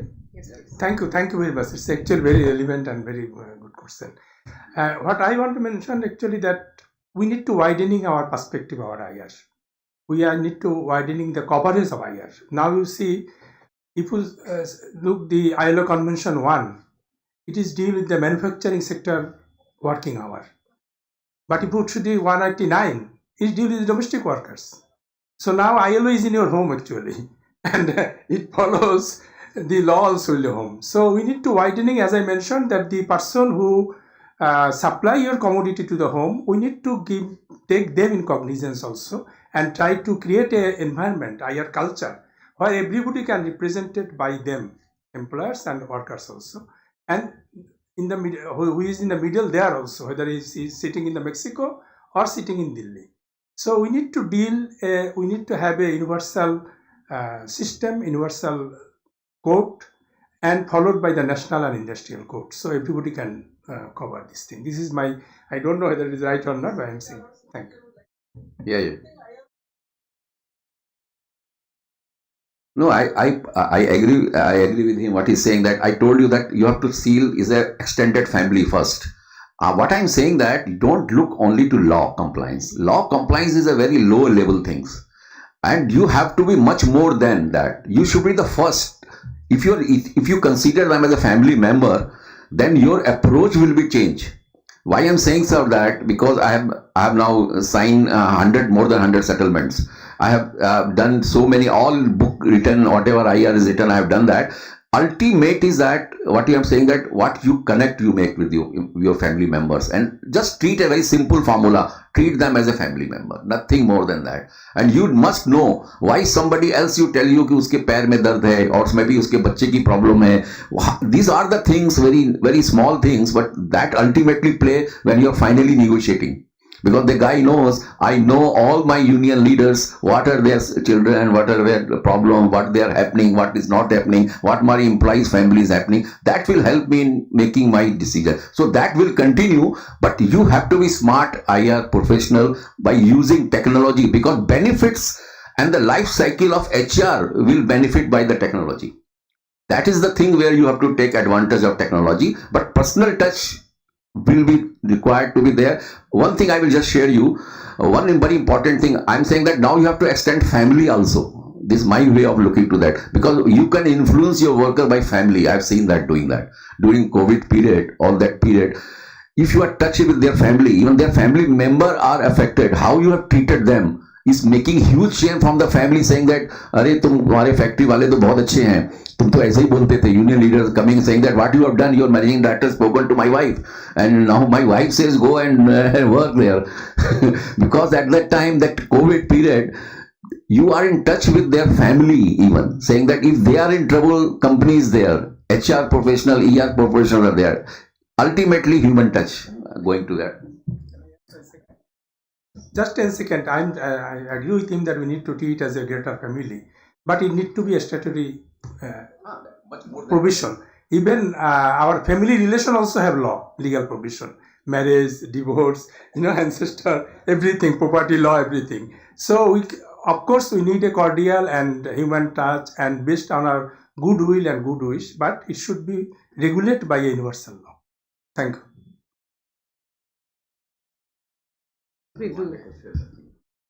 Anyone question? Shamina ji.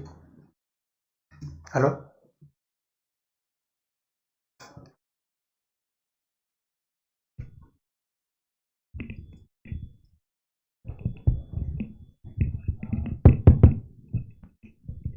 Sorry. Hello.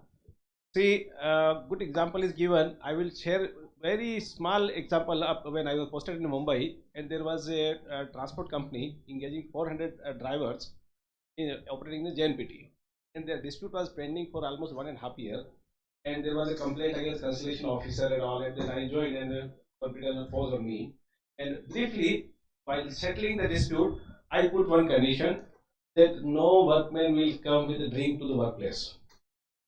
And there was a boil in the union side, and sir, आप कैसे बात कर सकते हैं? I said it is a misconduct in the standing order, and those who will be agreeing in my settlement, I have formulated one form, and I put second condition that every driver will sit at 8 p.m. with their children and open their school bag and see what is the homework given to them, and every month they will visit to the school and talk to the teacher, is parent-teacher meeting.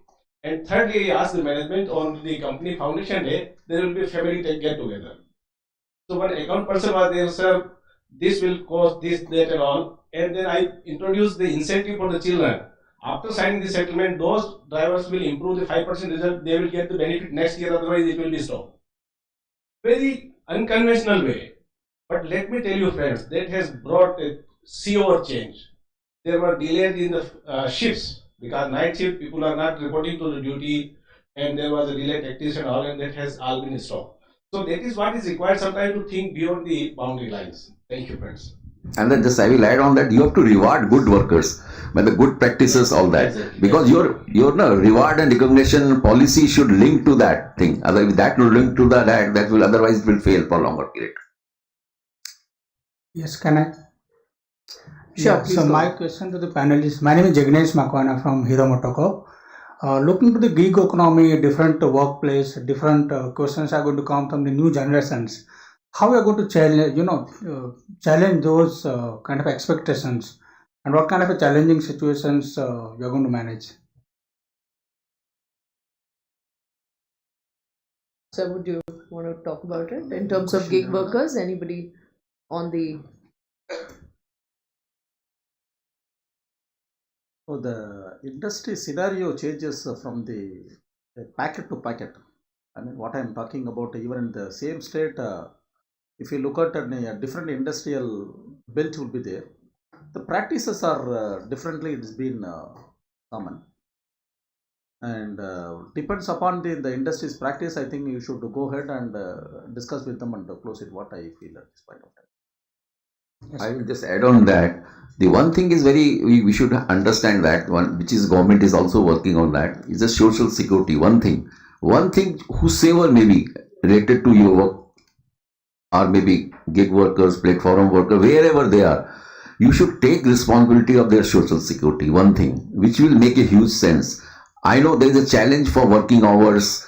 They have already wages linked to the productivity, because if you see that the time they work, they're linked to the what they produce or what they sell or what they do in that minute. That ultimately these are the things which you take care, and you have to first is that to make a database, which I think organization are going to make that and in future, and then accordingly change. You must have a flexible policy for them, which we are talking of hybrid work model. Also we are talking about that. That is just extend that to the gig workers and platform workers. Yeah, just on one thing on the new gen workmen, I think they're looking up to what value addition we are doing for their career, for their how we are adding to more skill, more education. So that kind of expectation they have with the management. So we need to address all those things, I think. And they're not with the this on hygiene issue like wages, welfare. They are in different mindset.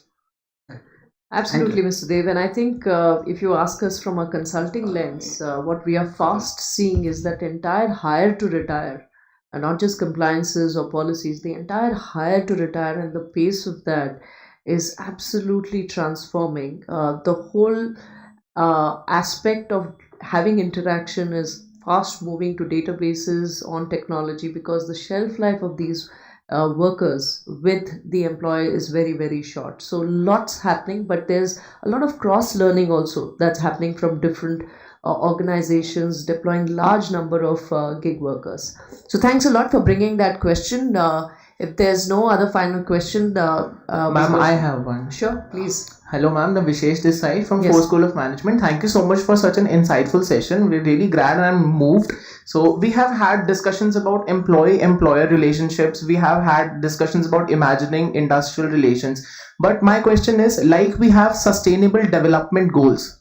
So these are universal. So everybody mandates by it. Everybody follows them. So if in such manner, if we have international labor standards to be followed, which are unique, which are universal, which can be ratified, I think like just a food for thought, we can solve a lot of problems, and the scope of IR just it expands to greater changes, to more opinions, and to a wider range of problems to be solved. So do you believe like universal, having a universal set goals, targets for each and every country, which can be implemented across all nations, gonna help us?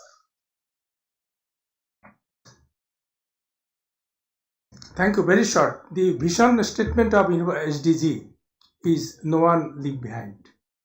So that give you all the message actually, that you need to take cognizance of your CEO and you need to take cognizance of your hawker also. And that only you ensure the participation, to ensure everybody get the result of the development, everybody participate in the development process. And only IR and effective use of technology can ensure it.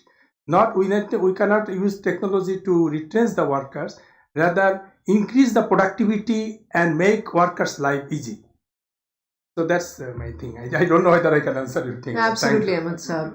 The idea is to remain eternally optimistic and look forward to the changes with the growth mindset that's got spoken about. With that, we would all like to thank you for your participation and engagement. Thanks a lot. Thank you. Thank you, sir. Thank you, sir. Thank you.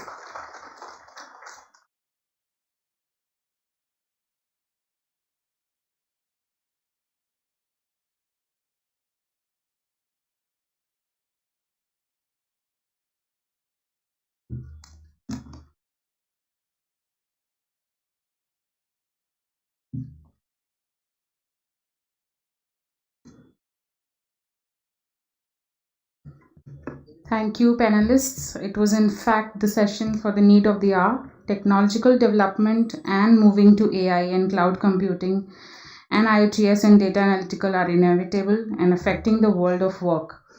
The relationships are also dynamic and evolving very fast. Probably now it is right time that IR players join hands and take this journey together and create a win-win situation for all. Thank you. I request all the participants for the paper writing competition to come on the left side of the stage and meet Akansha. And we'll now have our valedictory session. Left side of the stage.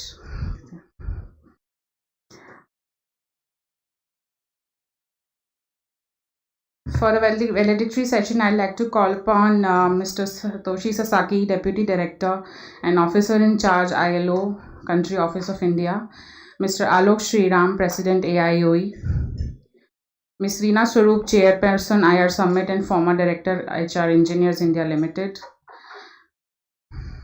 and Mr. Arvind Francis, Executive Director, AIOE.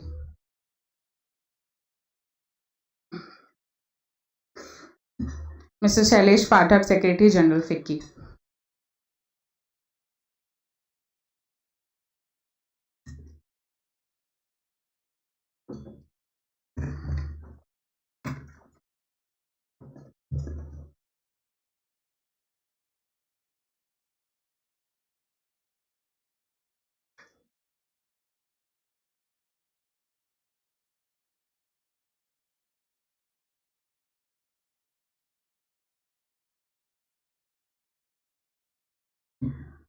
I would request Mr. Alok Sriram to give his valedictory address. Your call.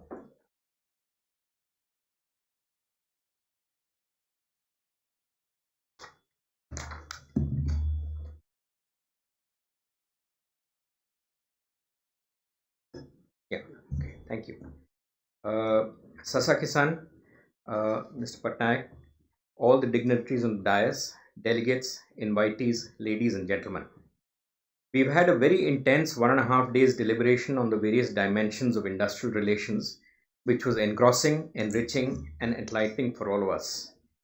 So I'm not going to take too much time, and I think I'm going to run away from the script which I got. The first thing I would like to say is that we don't find many IR conferences. We find HR conferences and things like that, but industrial relations as a specific conference in India are few and far between. And I'm happy that AIOE and FICCI, in coordination with ILO and Ernst & Young, have created this IR platform at a global level.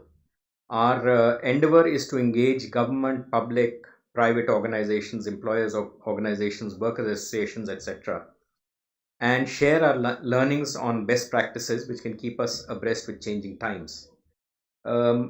There was one question which was left unanswered by a gentleman there. So I'm going to just try and answer that, and that maybe it's going to give a lot of my thoughts on industrial relations. I've had a privilege of starting my career in industrial relations in our family business, which is the DCM group. And I think the Indian IR scenario is quite different from many parts of the world. So what will work in maybe the US or Europe will not necessarily work here. And the first thing I would like to tell the gentleman who's come in now, you were asking about the labor codes.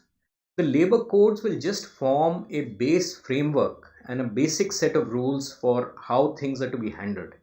I think each industry, each industrial unit, whether it's in service sector or private or manufacturing sector, will have to evolve their own answers to their problems and the people that they employ based on their education level, which part of the country you are in. There's not going to be any one size fits all. I mean, we've had so many speakers giving their experiences. Each experience will be different. But I think the base of transparency, straight talking is something which will continuously work. Be fair, be firm. The other thing which is going to work is, which is going to be changing, I think, sorry, I'm not very tech savvy, is that the employees are changing. I think this came out in the last session with Pooja ji, where she mentioned that the time span employees are spending in companies is changing very drastically. Their aspirations are changing. So it's incumbent upon the IR department to interact with them and understand these changes, because without that, you're going to be really running off on the wrong side. Also, jobs are changing with technology, but that I think is a good thing. India has to find some sort of social net which is going to protect workers and employees who fall out of it for whatever reason possible. I think a lot has been done by the government and we should commend them for it. A lot more will be done, whether it's on medical side, it's on Provident Fund, etc. I remember the days when Provident Fund, when a person retired, used to take months to get. I'm sure colleagues who are a little elderly would remember that. But now we are actually giving the PF check to our employees literally the day they retire. The day they retire, we have the function for their retiring. We are able to give them the PF check, which is, I think, all the credit goes to the government. Apart from this, I think the IR Connect is getting more and more important. With this distance because of technology on one side, I think the IR departments have to make that distance closer, and all of us should work on that. One area which didn't come out too much is on the MSMEs. Most of the speakers were from large corporations which can be structured and organized. I think the MSMEs need a lot of training, which AIOE is trying to do, because very often the owner is the IR manager also, and he needs to learn a lot. Or you may be having someone multitasking, your accountant may be doing HR, IR and 3-4 functions, because they don't have that bandwidth to hire independent people.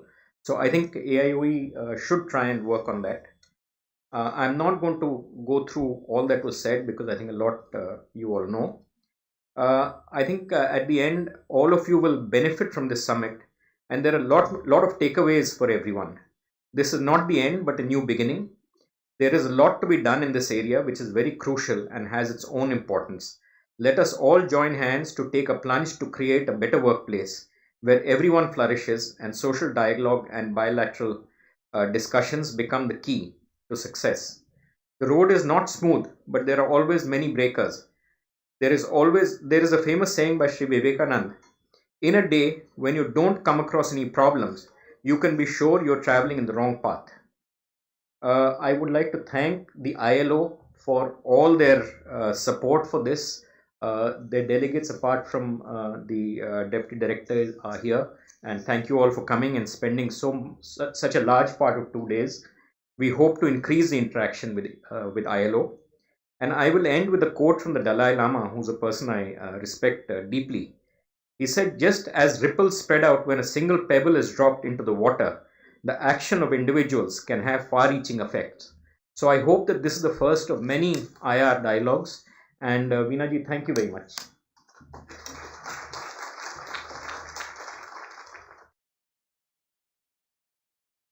Thank you, sir, for your splendid words.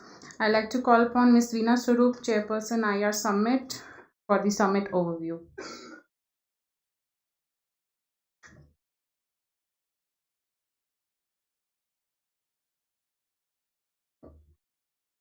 So good afternoon, everyone.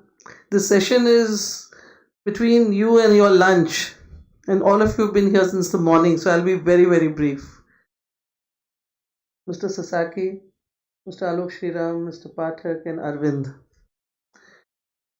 and all the delegates and participants in this hall. As a summit chair, let me tell you, I'm very, very satisfied with the way these 1.5 days have gone. The kind of thoughts that have been shared from the dais, off the dais, the kind and quality of questions were very high. I was so happy to see even students asking such intelligent questions. And I'm a very, very satisfied person today. When I was putting my thoughts together for the theme and the sub-themes, my effort was to see that it doesn't turn out to be another HR conference. In fact, the core committee had debated and discussed whether it should be employee relations or industrial relations. Coming from the old school of thought, having done IR myself, I felt let's stick and be very specific to industrial relations. And I see the kind of interest in this hall, all practicing IR professionals. I must thank FICCI and AIOE for giving this opportunity to do this kind of an IR conference. Mr. Pathak, thank you for giving us this opportunity to have this IR conference, which is very, very rare in our country. And I am sure it's a beginning to many, many more such initiatives that we would have in the future too. What came out very loud and clear is the importance of relationships. Trust, faith, credibility, pride in work, creating ownership is paramount to successful business. I had passion for IR as an HR professional in a large organization like ONGC. I got excellent opportunities and I learned a lot, which I could successfully implement when I was on the board of EIL as a director HR. So to my young friends in this hall, I would like to say, don't run away from IR. It's the most interesting and sensitive part of the human resource management, where line managers and HR managers come together. And to the students, don't be afraid of HR. It is the best area to work in. You're working with people. At the end, I would like to convey my appreciation to all those who participated in the paper writing competition. You made an effort. All are never winners, but all are winners, those who came forward. Participation certificates, I think, have been given to you all, and the award winners will receive their trophies now. And at the end, I would like to convey my appreciation to those CHROs who came forward for the panels outside. I would urge the others to come forward in future, because these are learnings and they are takeaways, and it's only sharing of information with each other where we take so much from each other. In our oil sector, in the public sector, there's a kind of a bonhomie between us, and we don't do anything in HR without sharing with each other. And this is a much, much larger forum. So I would request each one of you to come together. And before I close, it'll be incomplete if I don't thank Mr. Sasaki and his team, all our friends from ILO, whether it is Ravi, who's been with us through this journey of preparing, and of course Elena, and we had Mr. Sultan today. So thank you all of you, and EY, who has been a big support to us as our knowledge partner. So thank you all of you, and I look forward to many more such occasions in the future, learning occasions. Thank you very much. But last but not the least, I must again say that my thanks go to Arvind and Akansha, who from EIOE were bearing up to I'm a hard task master, and they really bore up to me. So thank you very much, both of you, for bearing me.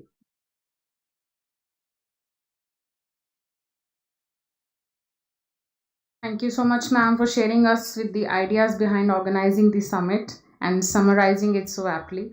May I please request Mr. Shailesh Pathak, Secretary General FICCI, to give his address.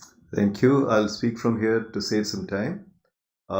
Dignitaries on the dais, dignitaries in the audience, ladies and gentlemen.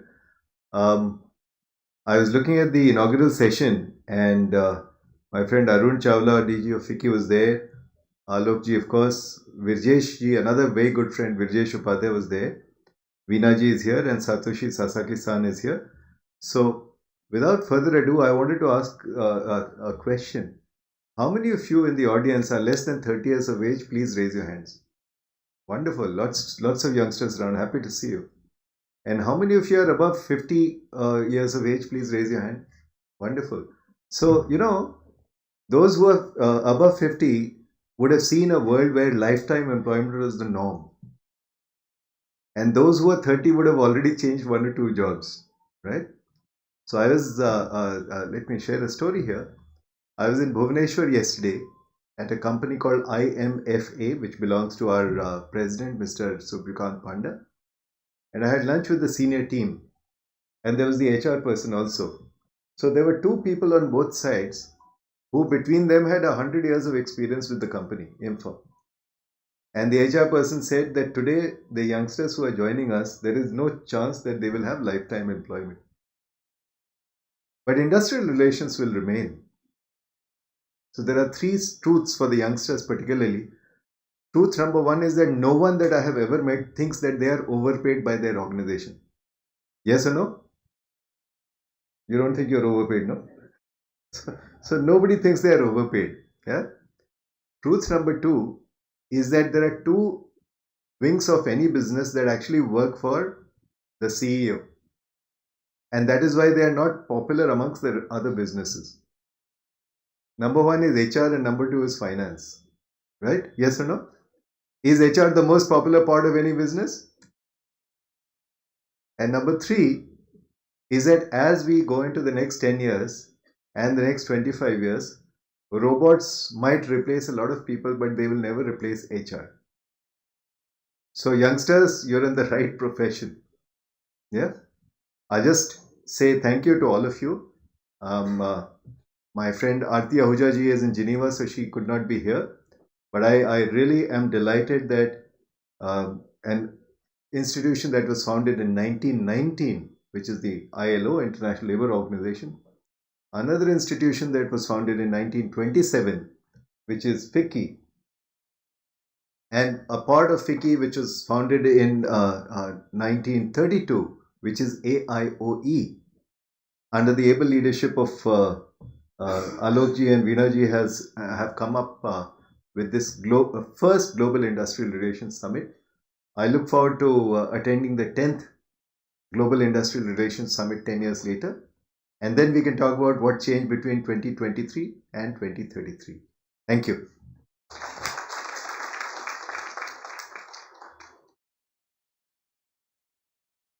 Thank you, sir, for your words. We will now have the award distribution ceremony for the paper writing competition.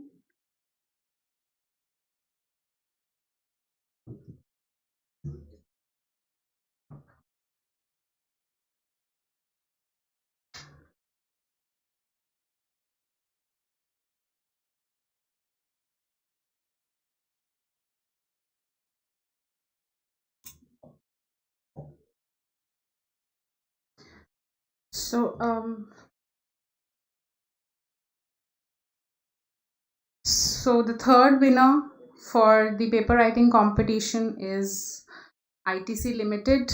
We have R. Sridhar, K. Nanda Kumar, and Swaroop Panda.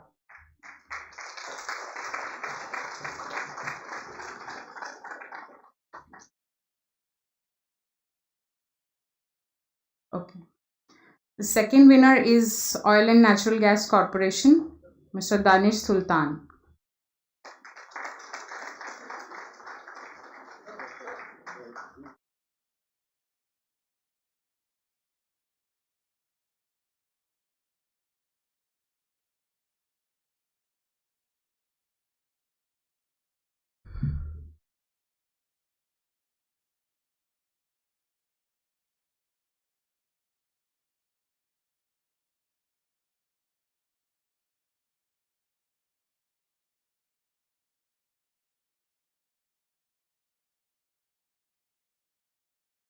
Mr. Danish Sultan, the second winner from Oil and Natural Gas Corporation.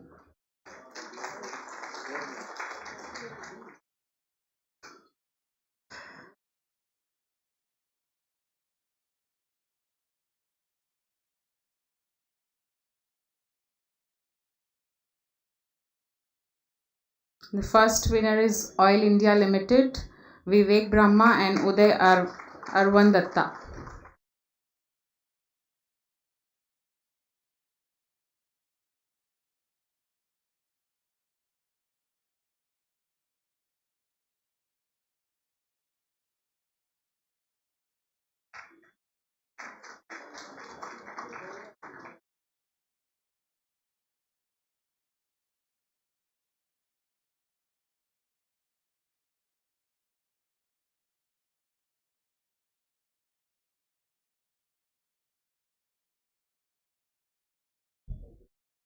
We have one more winner in the student category. His name is Mr. Devnath Anarga Piris.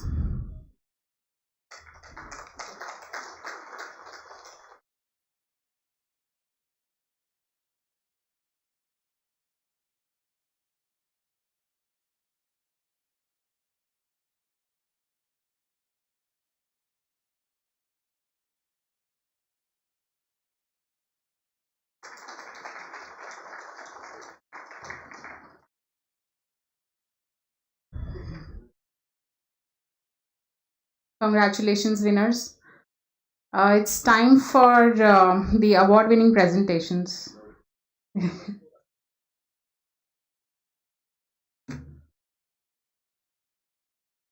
Who's coming first?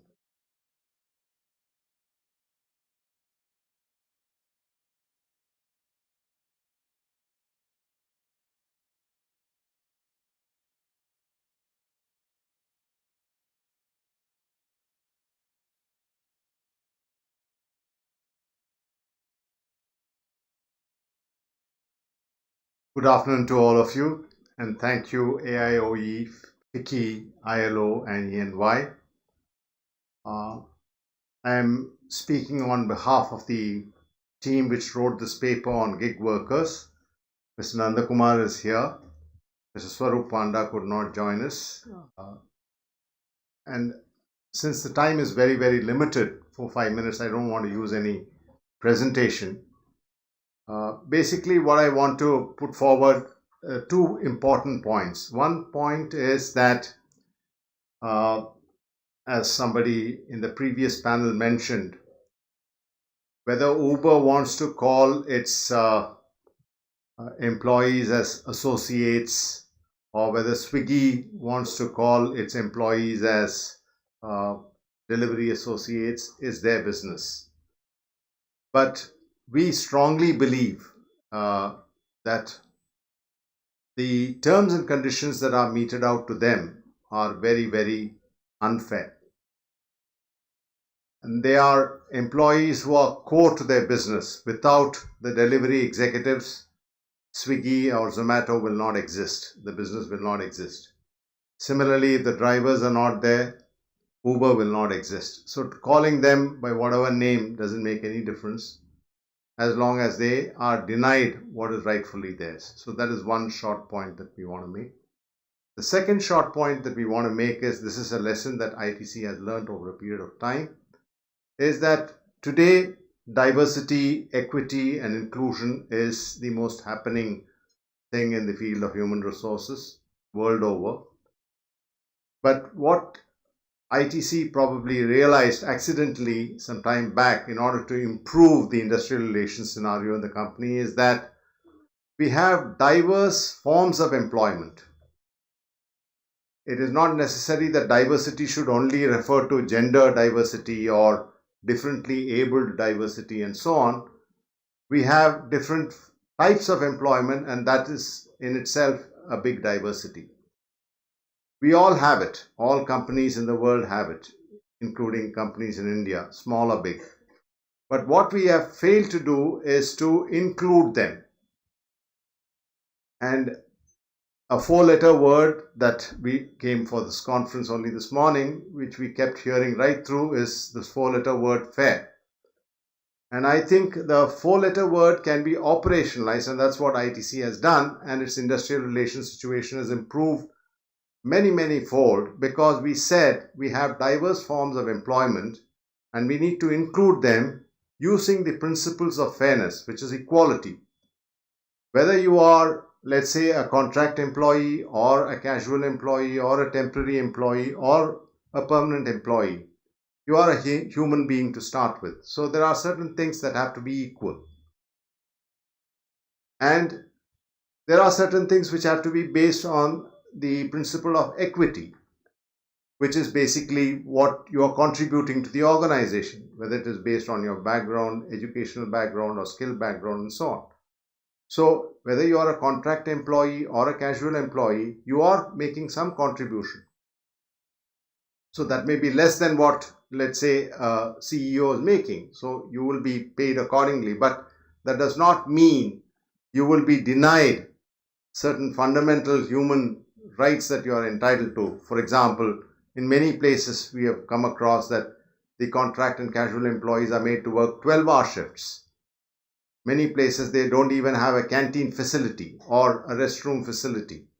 Now those are things that I don't think you can say are fair, whether they are contract employees or casual employees or Uber employees or Swiggy associates. And the last thing is, there are some people who have certain specific needs, especially the differently able people.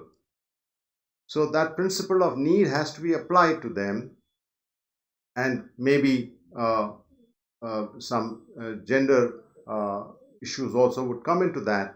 So we'll have to give them that kind of privileges based on their need. So we believe in ITC, and that has helped us, and we want to go a long way in this direction, that there is diversity already existing in the form of employment, and we need to include them using the principles of fairness. So thank you very much and wish you all the very best.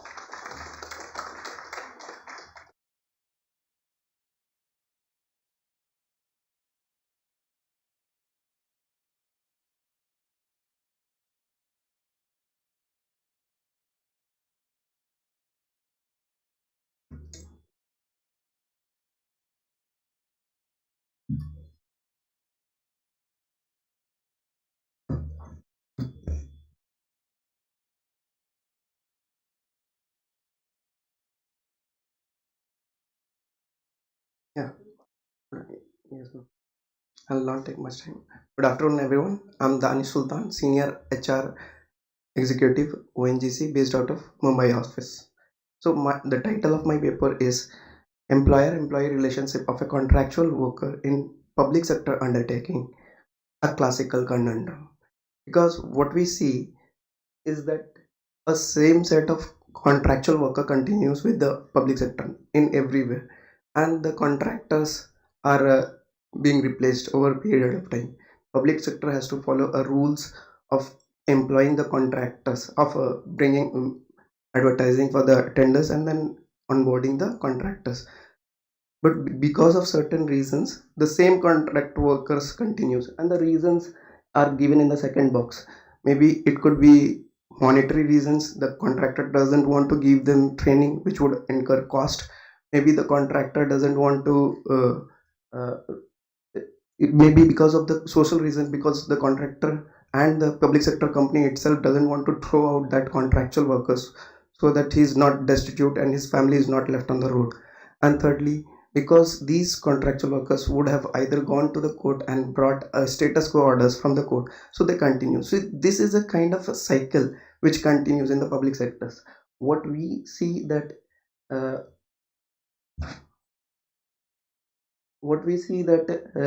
we cannot allow this to continue, because this kind of when they claim for regularization, the public sector cannot allow this to happen, and we fight tooth and nail to the against that, because this would be a backdoor entry. There is a long battle that is ensued, and then the courts often give them again the status quo order. So it is a vicious cycle.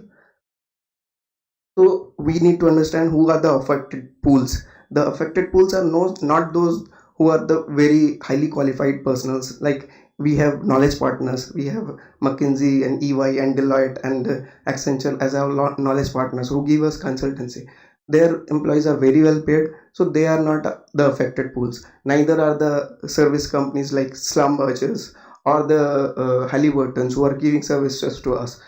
They are not the affected pool. The contract workers mainly engaged in catering, housekeeping, security and maintenance kinds of contract are the affected pools. So if we categorize them under 4 categories, why they claim regularization is because once they say that I am continuing in the contract for so long that the contractor is being replaced, so the contract is sham and bogus. Some group of persons says that ONGC has hired us directly because of, let's say, in field expedition, field data accumulation, our seismic survey happens. We take the data and we go to very remote places to take data. So the sarpanchas and all, they tell us to take their persons for the job. So we make temporary arrangement and we take them and take work from them, and if the work prolongs, then they claim for regularization. Third category would be abandoned contract workers. So when the contractor is not able to not sustain the losses, then they abandon the contract. So we have some categories of workers who claim regularization because now I, as a principal employer, have been paying them for a very long period of time under 21(4) of CLI Act. And the last category is the most crucial one, is that the government has notified the contract abolition under certain category of works, and those set of contract workers were engaged in that category of work before that. So they go to the court and then they claim regularization for the same. So classical conundrum comes when the same and the similar work is being done by the contractual workers as well as the regular workers, and there is vast disparity between the wages and benefits and the salaries that the regular workers get. Here the contractual workers are sometimes getting the instruction from the principal oil company's executive. So they say that I am getting this instruction directly from you, so you are the employer. So another thing, if we want to understand this thing, we need to understand the bargaining power of the union. The public sectors give recognition to to regular employees trade union under the code of disciplines, but the public sector do not give recognition to the contractual employees union. Though the contractual contractual workers union rights and responsibility of the trade unions are never denied, and they are never discriminated, but at the same time the contractual workers unions are not given recognition. So the bargaining power is a little less for the contractual workers union. So when they come for bargaining to us, the worker that they are espousing the cause for is attached to the peripheral works and not the core activities of the company. So naturally the bargaining power is less for them.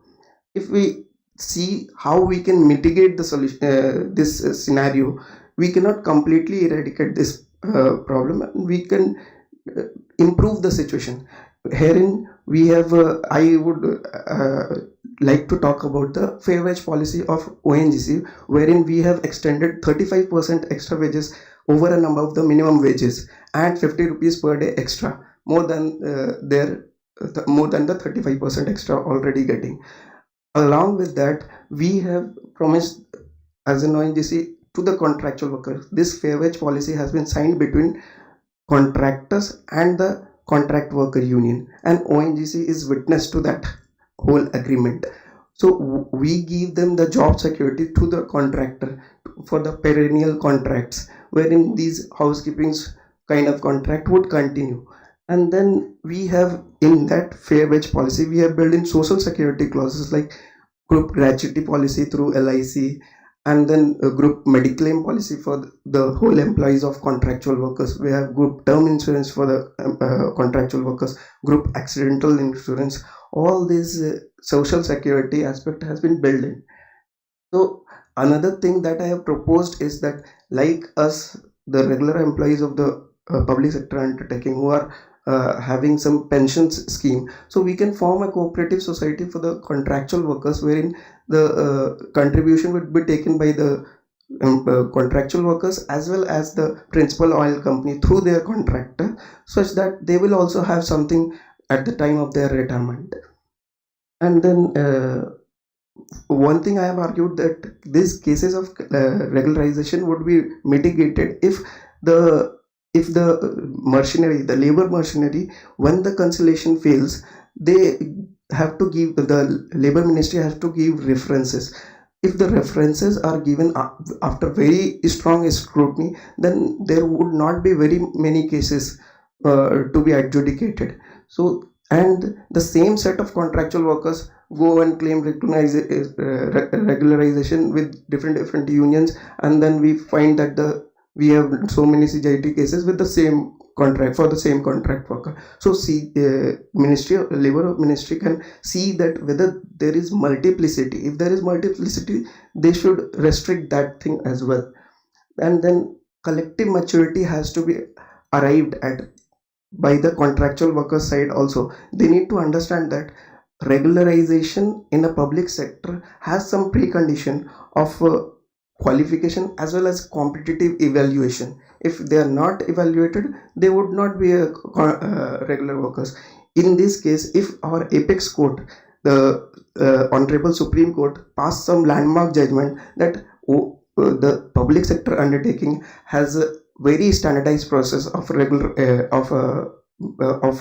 recruitment, only those workers would be treated as regular workers who has undergone that process. And finally, to explore the international framework agreement of ILO, but with the local laws. If that arrangement is also explored, then it would be better, improving the situation. With this, I complete my presentation. Thank you.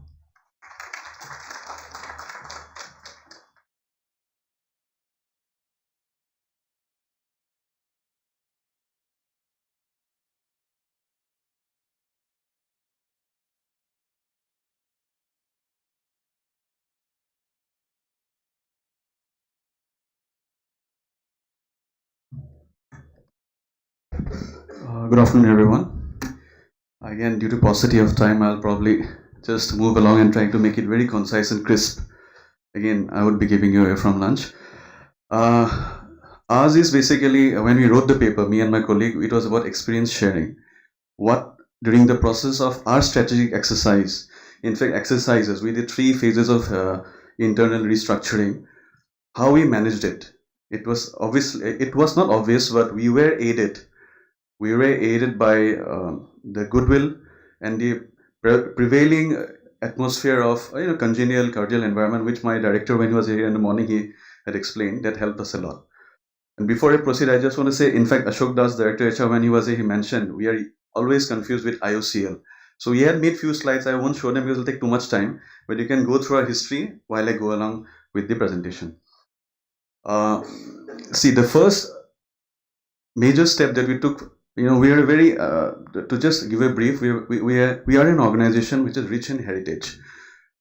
Say we came into 1959, so 64 years into existence, we needed restructuring. That was the need of the hour in 2016 when it got affected. So it started in 2015. It was an organizational restructuring where our purpose was to make technically, our processes very effective, because many processes through these 50 years of existence have become redundant. So we thought we actually needed a restructuring exercise. So we engaged a knowledge partner, but along the way, how we evolved the restructuring process was through the strategic IR framework. The prevailing goodwill with the union was obviously there, but what helped us largely, that they participated throughout the course of the restructuring exercise. The stakeholders, if I call the partners here, the management, obviously, then the individual worker and the worker organizations. We use technology, we leverage technology, as was spoken throughout the sessions I attended. We had OHS surveys conducted, 4 or 5 rounds of OHS surveys. We understood, took the feedback of the audience, by audience I mean our employees, and then they participated in the process. The offshoot was, after the restructuring, our operations mainly are in Duliajan, where we operate field headquarters. There lies our major operations, and our main producing area was segregated into, the production oil department, for example, was segregated into 3 assets, which wrote in the paper. Those 3 assets were given manpower, everything was done, but I will not go on that, it will be too detailed. What I mean to say, because the union, the workers, they were involved in the participatory process, they took part in the surveys, they were given total freedom to express. This is what actually the strategic IR says. We have to involve the partners. We involve them, and hence in 1 year we could achieve restructuring, which actually has led to benefits for us. Our production has gone up. We have been able to use our resources better. Manpower mobilization has been better, because today in the times of agility, we need to move fast. And Oil India pre-2016 was growing, but we can say in the last quarter, when we had great profits. This is because we moved away from that age-old structure and moved to an asset-based structure. The second restructuring which came about was in HR itself. We thought after the organization-wide restructuring has happened, in the technical front now HR has to deliver.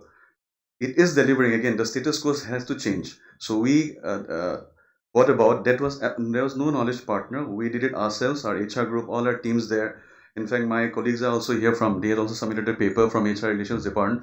We all gathered our brains together and we did an internal restructuring exercise where the HR department itself was restructured. Again, there were verticals formed. The service delivery has gone up. We have moved fast. We have used technology again. We have used surveys, online surveys like the first restructuring. We used online surveys. We involved worker associations. They were part of it. Basically, what I want to say, they were never left away from the process and they never felt aloof. They never felt insecure. Even the restructuring of HR was done. And in fact, what Madam was talking about IR, we had evolved from IR to AR as a department in Oil India Limited. We became employee relations, and now that employee relations has become HR relations. So the verticals is HR relations, which deals with union, and there are other verticals. So we formulated all the policies required for that. But while formulating the entire process, entire policy, entire practice, union, individual worker, again we use the strategic IR framework. Benefits, obviously. Last two restructuring process, I will specially mention the benefits that we derived. Our employees saw that they can now, excel in their careers.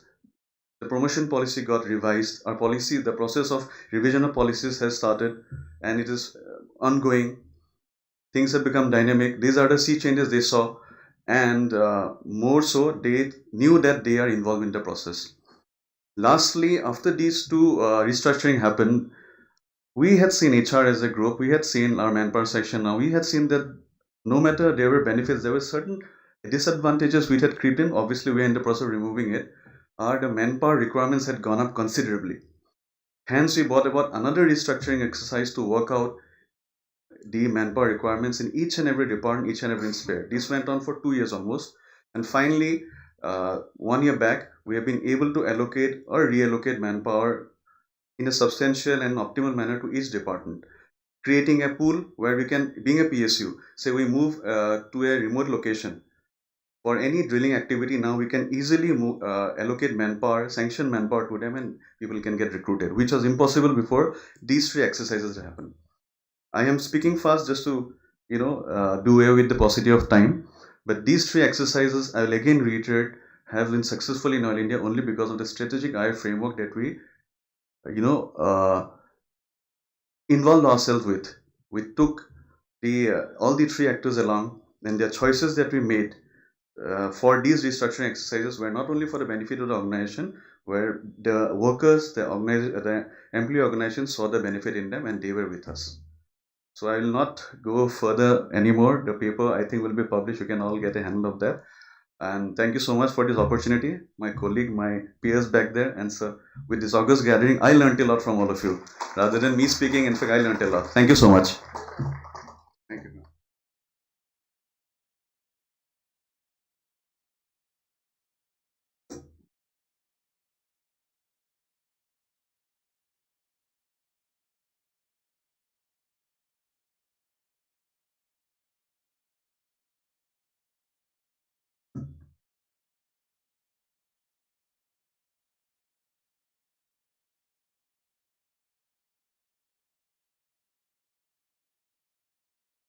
Good afternoon, everyone. Firstly, I'd like to thank both the AIOE and FICCI for allowing me to engage in this small research capacity in whatever modest way that I can.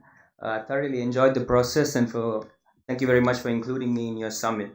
So in the interest of time and of course our lunch, I'll keep my comments extremely brief. My paper basically broadly spoke of ways in which the employment relationship more broadly can be strengthened. And it argued that actually the nature and management of the employment relationship is contingent not just on the labor laws itself, but also more informal workplace practices.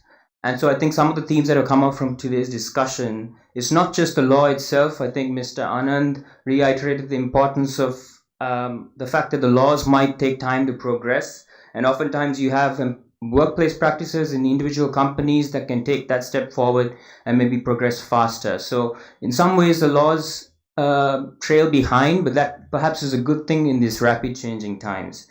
So firstly, I highlighted the importance of setting out a clear agenda for the law in terms of legal provisions, because they serve a primary role in regulating the employment relationship. And I use the example of the recently introduced IR code as an example of a law that is progressive and arguably in keeping with the times and the nature of employment. So I highlight certain provisions. In the interest of time, I won't go into all of them, but I highlight the provisions on having grievance redressal committees, work committees, the appointments of conciliation officers. All of these provisions are broadly focused on a human-centered approach to the management of the employment relationship, a focus on this sort of symbiotic association between employer and employee. And I think that's sort of the key theme that you find in the IR code. Equally, I think the IR code does well to stress the importance of grievance avoidance, and not just grievance resolution, dispute avoidance. The fact that they actually have working committees in place tasked with trying to amend the employment relationship before it gets to a point of no return. Oftentimes you find labor laws, labor reforms focus purely on dispute resolution, which of course is important, but in this day and age, and in trying to avoid the number of labor disputes or workplace disputes you can have, I think it's extremely useful and poignant that the labor laws have been able to actually make a focus on unique dispute avoidance. It also does well to appoint a conciliation officer. Now, of course, I speak in theory and perhaps I don't have any practical experience, of course, so I'm not sure how all of this works in practice, but in theory, I think the appointment of a conciliation officer is a great step towards inducing parties towards amicable disputes. Once again, a focus on a human-centered approach to employment relationship management, which I think is progressive and again in keeping with the nature of the world of work as we see it going forward. I also compare, just to give a comparative legal perspective, I compare the recent development in the United Kingdom, where in 2021 the United Kingdom sort of broadened its employment provisions to include not just employees but of course independent workers. Now the suggestion I make is not that this exact provision be implemented in India, because there are idiosyncrasies that are unique to each country, and India and UK perhaps cannot be compared. But just like India, I think even the United Kingdom has seen the need to expand its employment protection and is sort of cognizant of the fact that there are new category of workers that are coming about, new models of work, new forms of employment, and the law needs to take into account. And if the law doesn't, the informal workplace practices of the companies need to take into account. And I think it's a signal for a way forward, in that you have a very, very focused agenda of keeping the employer and the employee in sort of this balancing of interests and a crucial symbiotic association. I highlight the research report on the good employee relations conducted by the AIOE, where they actually measured certain companies and surveyed companies where companies themselves could talk about some of the things that proved effective in managing during this COVID pandemic. And the companies ironically highlighted exactly the measures that the law had stipulated. Companies said that actually one of the most effective ways of managing employment relations in this COVID times was to have maintain effective communication channels with their employees. So this may have been making investments into Zoom, Microsoft Team meetings, informally, sort of broadly making investments into the virtual space. And this is exactly what the IR code stipulates. So you can sort of see how the workplace practices of the companies and the law itself sort of operates in tandem, in that one can't survive without the other, which is to mean that the law informs the workplace practices and the workplace practices hopefully informs the law. And I think as long as those two things run in tandem, employment relations going forward can be more human-centered and in keeping with the times. So I'll end there in the interest of time, but broadly I think the IR code, which was discussed to great lengths by all of the experts here today, is a reflection of India's clear understanding of where it is with regard to its industrial relations and where it needs to go. And I think going forward, the key would be to have a human-centered approach in addressing employees' concerns and maintaining effective communication channels throughout the process. So I thank all the organizational stakeholders once again for allowing me to engage in this research capacity, and thank you very much for your attention.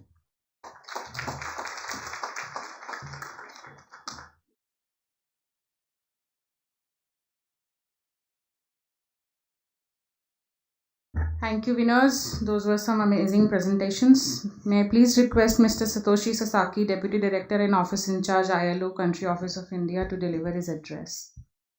Thank you very much. Well, first of all, I would like to thank everyone for participation for the last 2 days. And, well, I would like to congratulate the AIOE and FICCI for completing successfully this was the first IR summit. And as you know, that what the world is increasingly rapidly changing its economy, the forms of economy, and also the political situations urge us to adapt ourselves to the changing the situation. And in this context, it is critically important that the economic sectors has to cope with the situation by maintaining the good for the IR relationship. And towards the better productivity, and also contributing to the countries for the economy, which is critically important for the factors contributing to the achievement of SDG.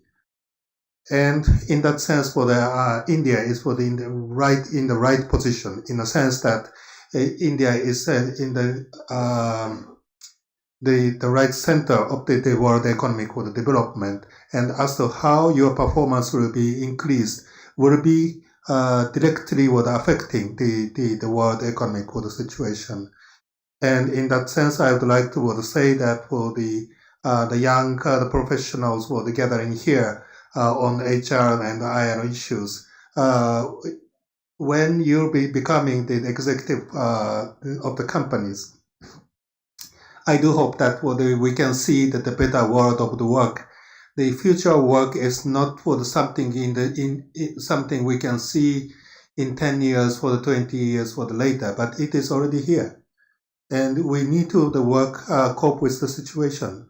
So your subject, the academic subject, is the right to cope with this situation, and I do hope that at the time you'll be becoming the executive level, the world will be changing for the better. With this word, I would like to thank you again, and for my commitment from the ILO that will be supporting the employers organization, workers organization, and the government together to the better productivity and so supporting the world of work. Thank you very much. Thank you so much, sir, for your eloquent words. I request Mr. Arvind Francis to please come and give vote of thanks. So before Arvind gives the vote of thanks, I have a small but important and pleasant task. We would like to give a small token of our appreciation from all the participants to Hina ji for all she's done to put this program.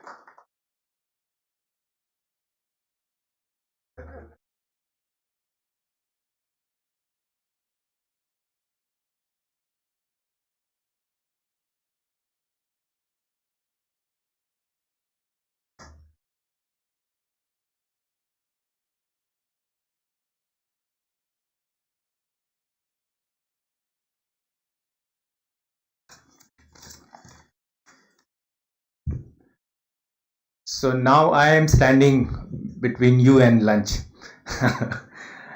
So Satoshi ji, Mr. Satoshi Sasaki, Office in Charge, Country Office, ILO Delhi, Mr. President, AIOE, Alok Shriramji, SG FICCI, Veena ma'am, and all of you who are present here, ladies and gentlemen. We have come to a close of our 1.5 days IR Summit. I'm sure you all will agree that the first global summit was very successful.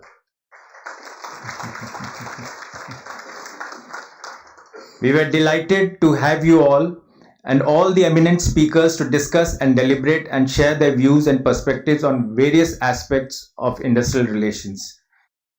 It is my proud privilege to propose a hearty vote of thanks to the chief guest who was Mr. Satoshi Sasaki in the inauguration session, and he also agreed to be in the valedictory session.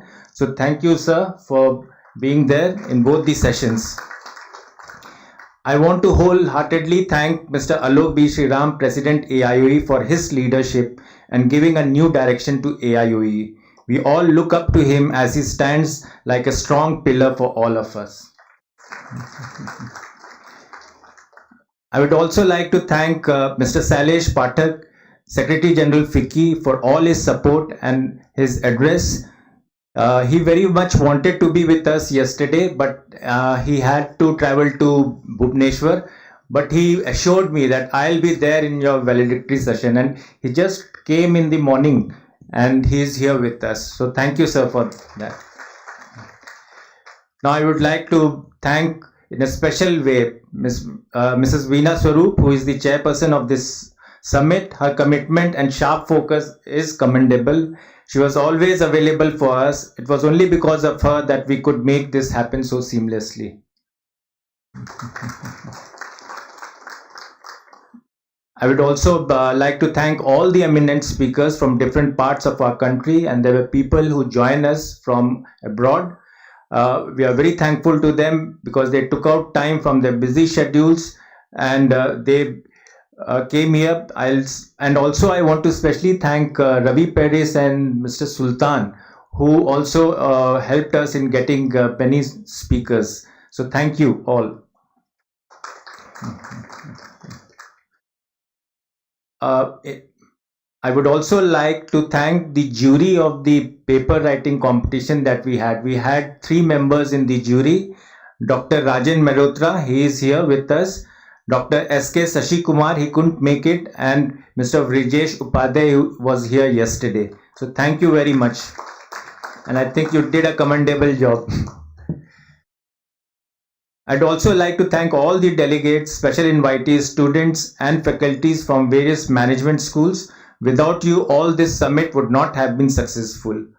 Last but not the least, I want to thank my team for working tirelessly to ensure that summit is a great success. Thank you, team.